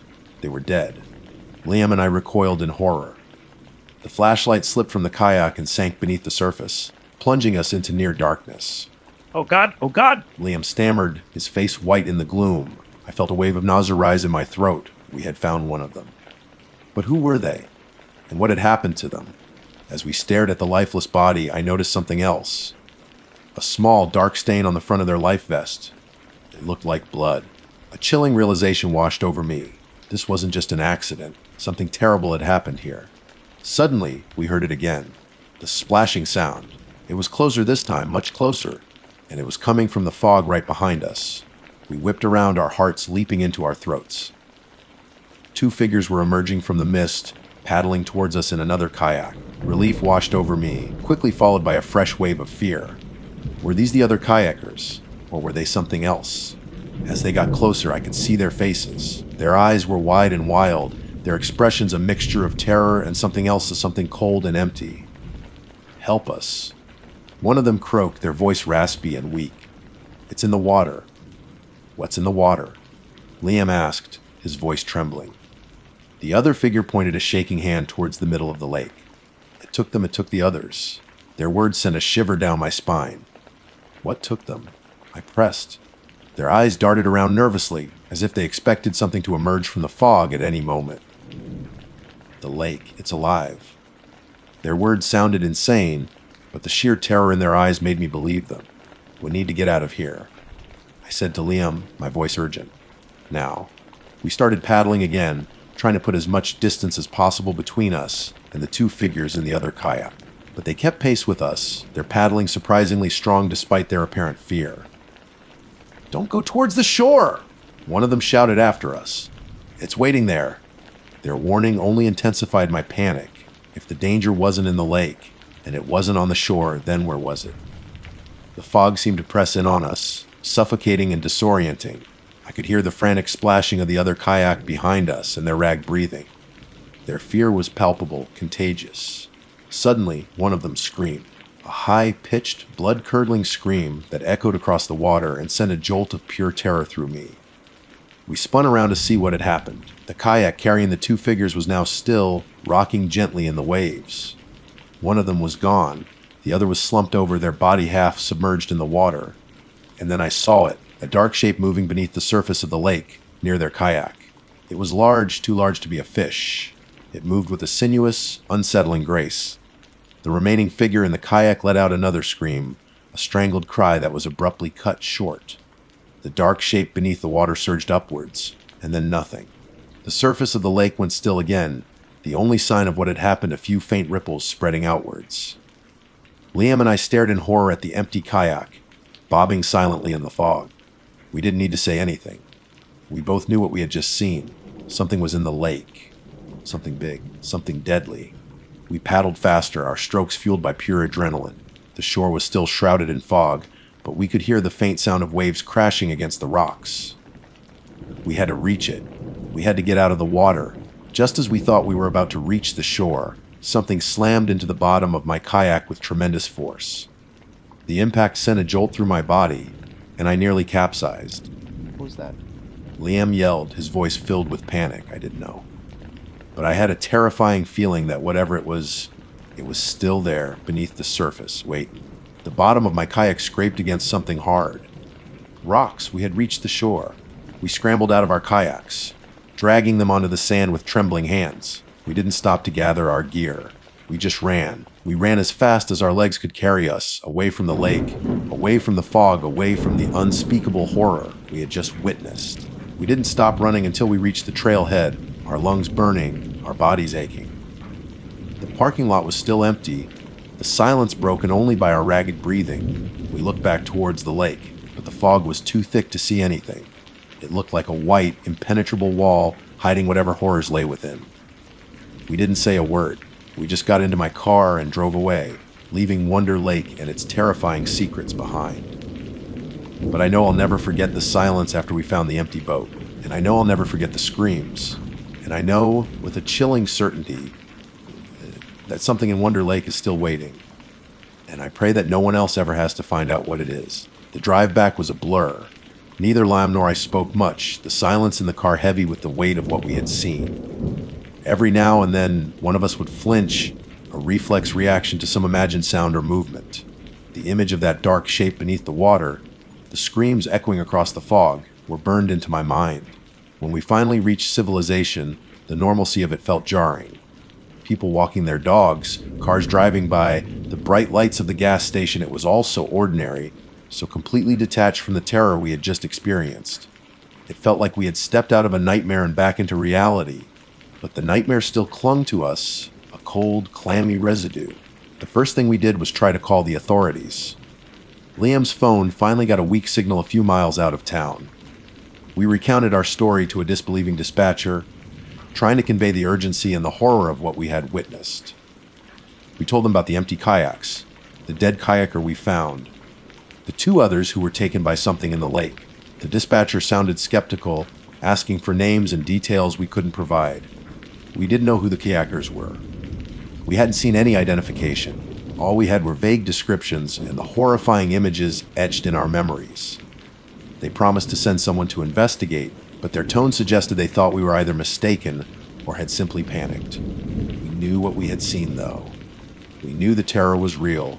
We went to the local police station to give a more detailed report. The officers we spoke to were polite, but equally unconvinced. They took down our statements, noting our agitation and the lack of concrete evidence. They mentioned that Wonder Lake had a history of accidents, mostly due to inexperienced hikers getting lost or kayakers capsizing in bad weather. They suggested that perhaps the people we saw had simply been victims of such accidents, but we knew it wasn't an accident. The way those other kayakers had spoken, their sheer terror, and that thing in the water, it wasn't a natural occurrence. Over the next few days, we scoured the local news and online forums, searching for any mention of missing kayakers on Wonder Lake. We found nothing. It was as if those people had vanished without a trace, leaving no ripple in the mundane surface of everyday life. The lack of any official confirmation made us feel even more isolated, more uncertain. Had we imagined it? Had the stress and fear played tricks on our minds? But every time I closed my eyes, I saw that dark shape, heard those screams. I knew it was real. Liam and I tried to talk about it, to process what we had experienced. But words felt inadequate, unable to capture the true horror of that day. We were both deeply shaken, haunted by the images and sounds that replayed in our minds. Sleep became a battlefield of nightmares. I would wake up in a cold sweat, my heart pounding, convinced that I could still hear the gurgling sound, the desperate cries for help. Liam told me he was experiencing similar things. We were both jumpy, easily startled by sudden noises. Weeks turned into months. Life slowly began to return to a semblance of normalcy, but the memory of Wonder Lake lingered, a dark shadow in the back of my mind. I found myself avoiding lakes and large bodies of water. The peace I once found in nature had been replaced by a gnawing unease. One evening, I was browsing Reddit, specifically the no-sleep subreddit, looking for something to distract me.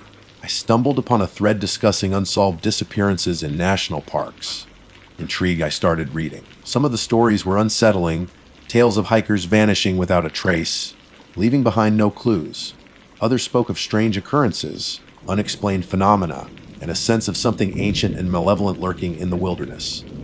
As I scrolled through the comments, I saw a post that made my blood run cold. It was a short, cryptic message from a user with the handle Adirondack Watcher. The post simply read, "Wonder Lake. They don't like boats. The water remembers." I clicked on the user's profile, but there was no other information, no other posts. It was as if that single, chilling message was all they had ever written. The words echoed in my mind. They don't like boats. The water remembers. What did it mean? Who were they? And what did the water remember? I tried to dismiss it as the ramblings of an internet weirdo, but a part of me couldn't shake the feeling that there was something more to it, something connected to what Liam and I had experienced. Driven by a morbid curiosity, I started digging deeper. I searched online for any information about strange occurrences or legends surrounding Wonder Lake. I found a few old forum posts buried deep within obscure hiking websites where people recounted unsettling experiences. Whispers of strange sounds, unexplained disappearances, and a feeling of being watched by something unseen. One post mentioned an old Native American legend about a spirit that dwelled in the lake, a vengeful entity that resented intruders and would claim those who dared to disturb its peace.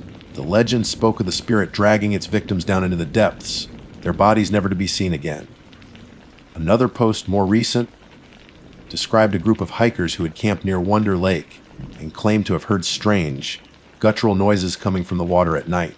They had also reported seeing unusual ripples on the lake's surface, even when there was no wind.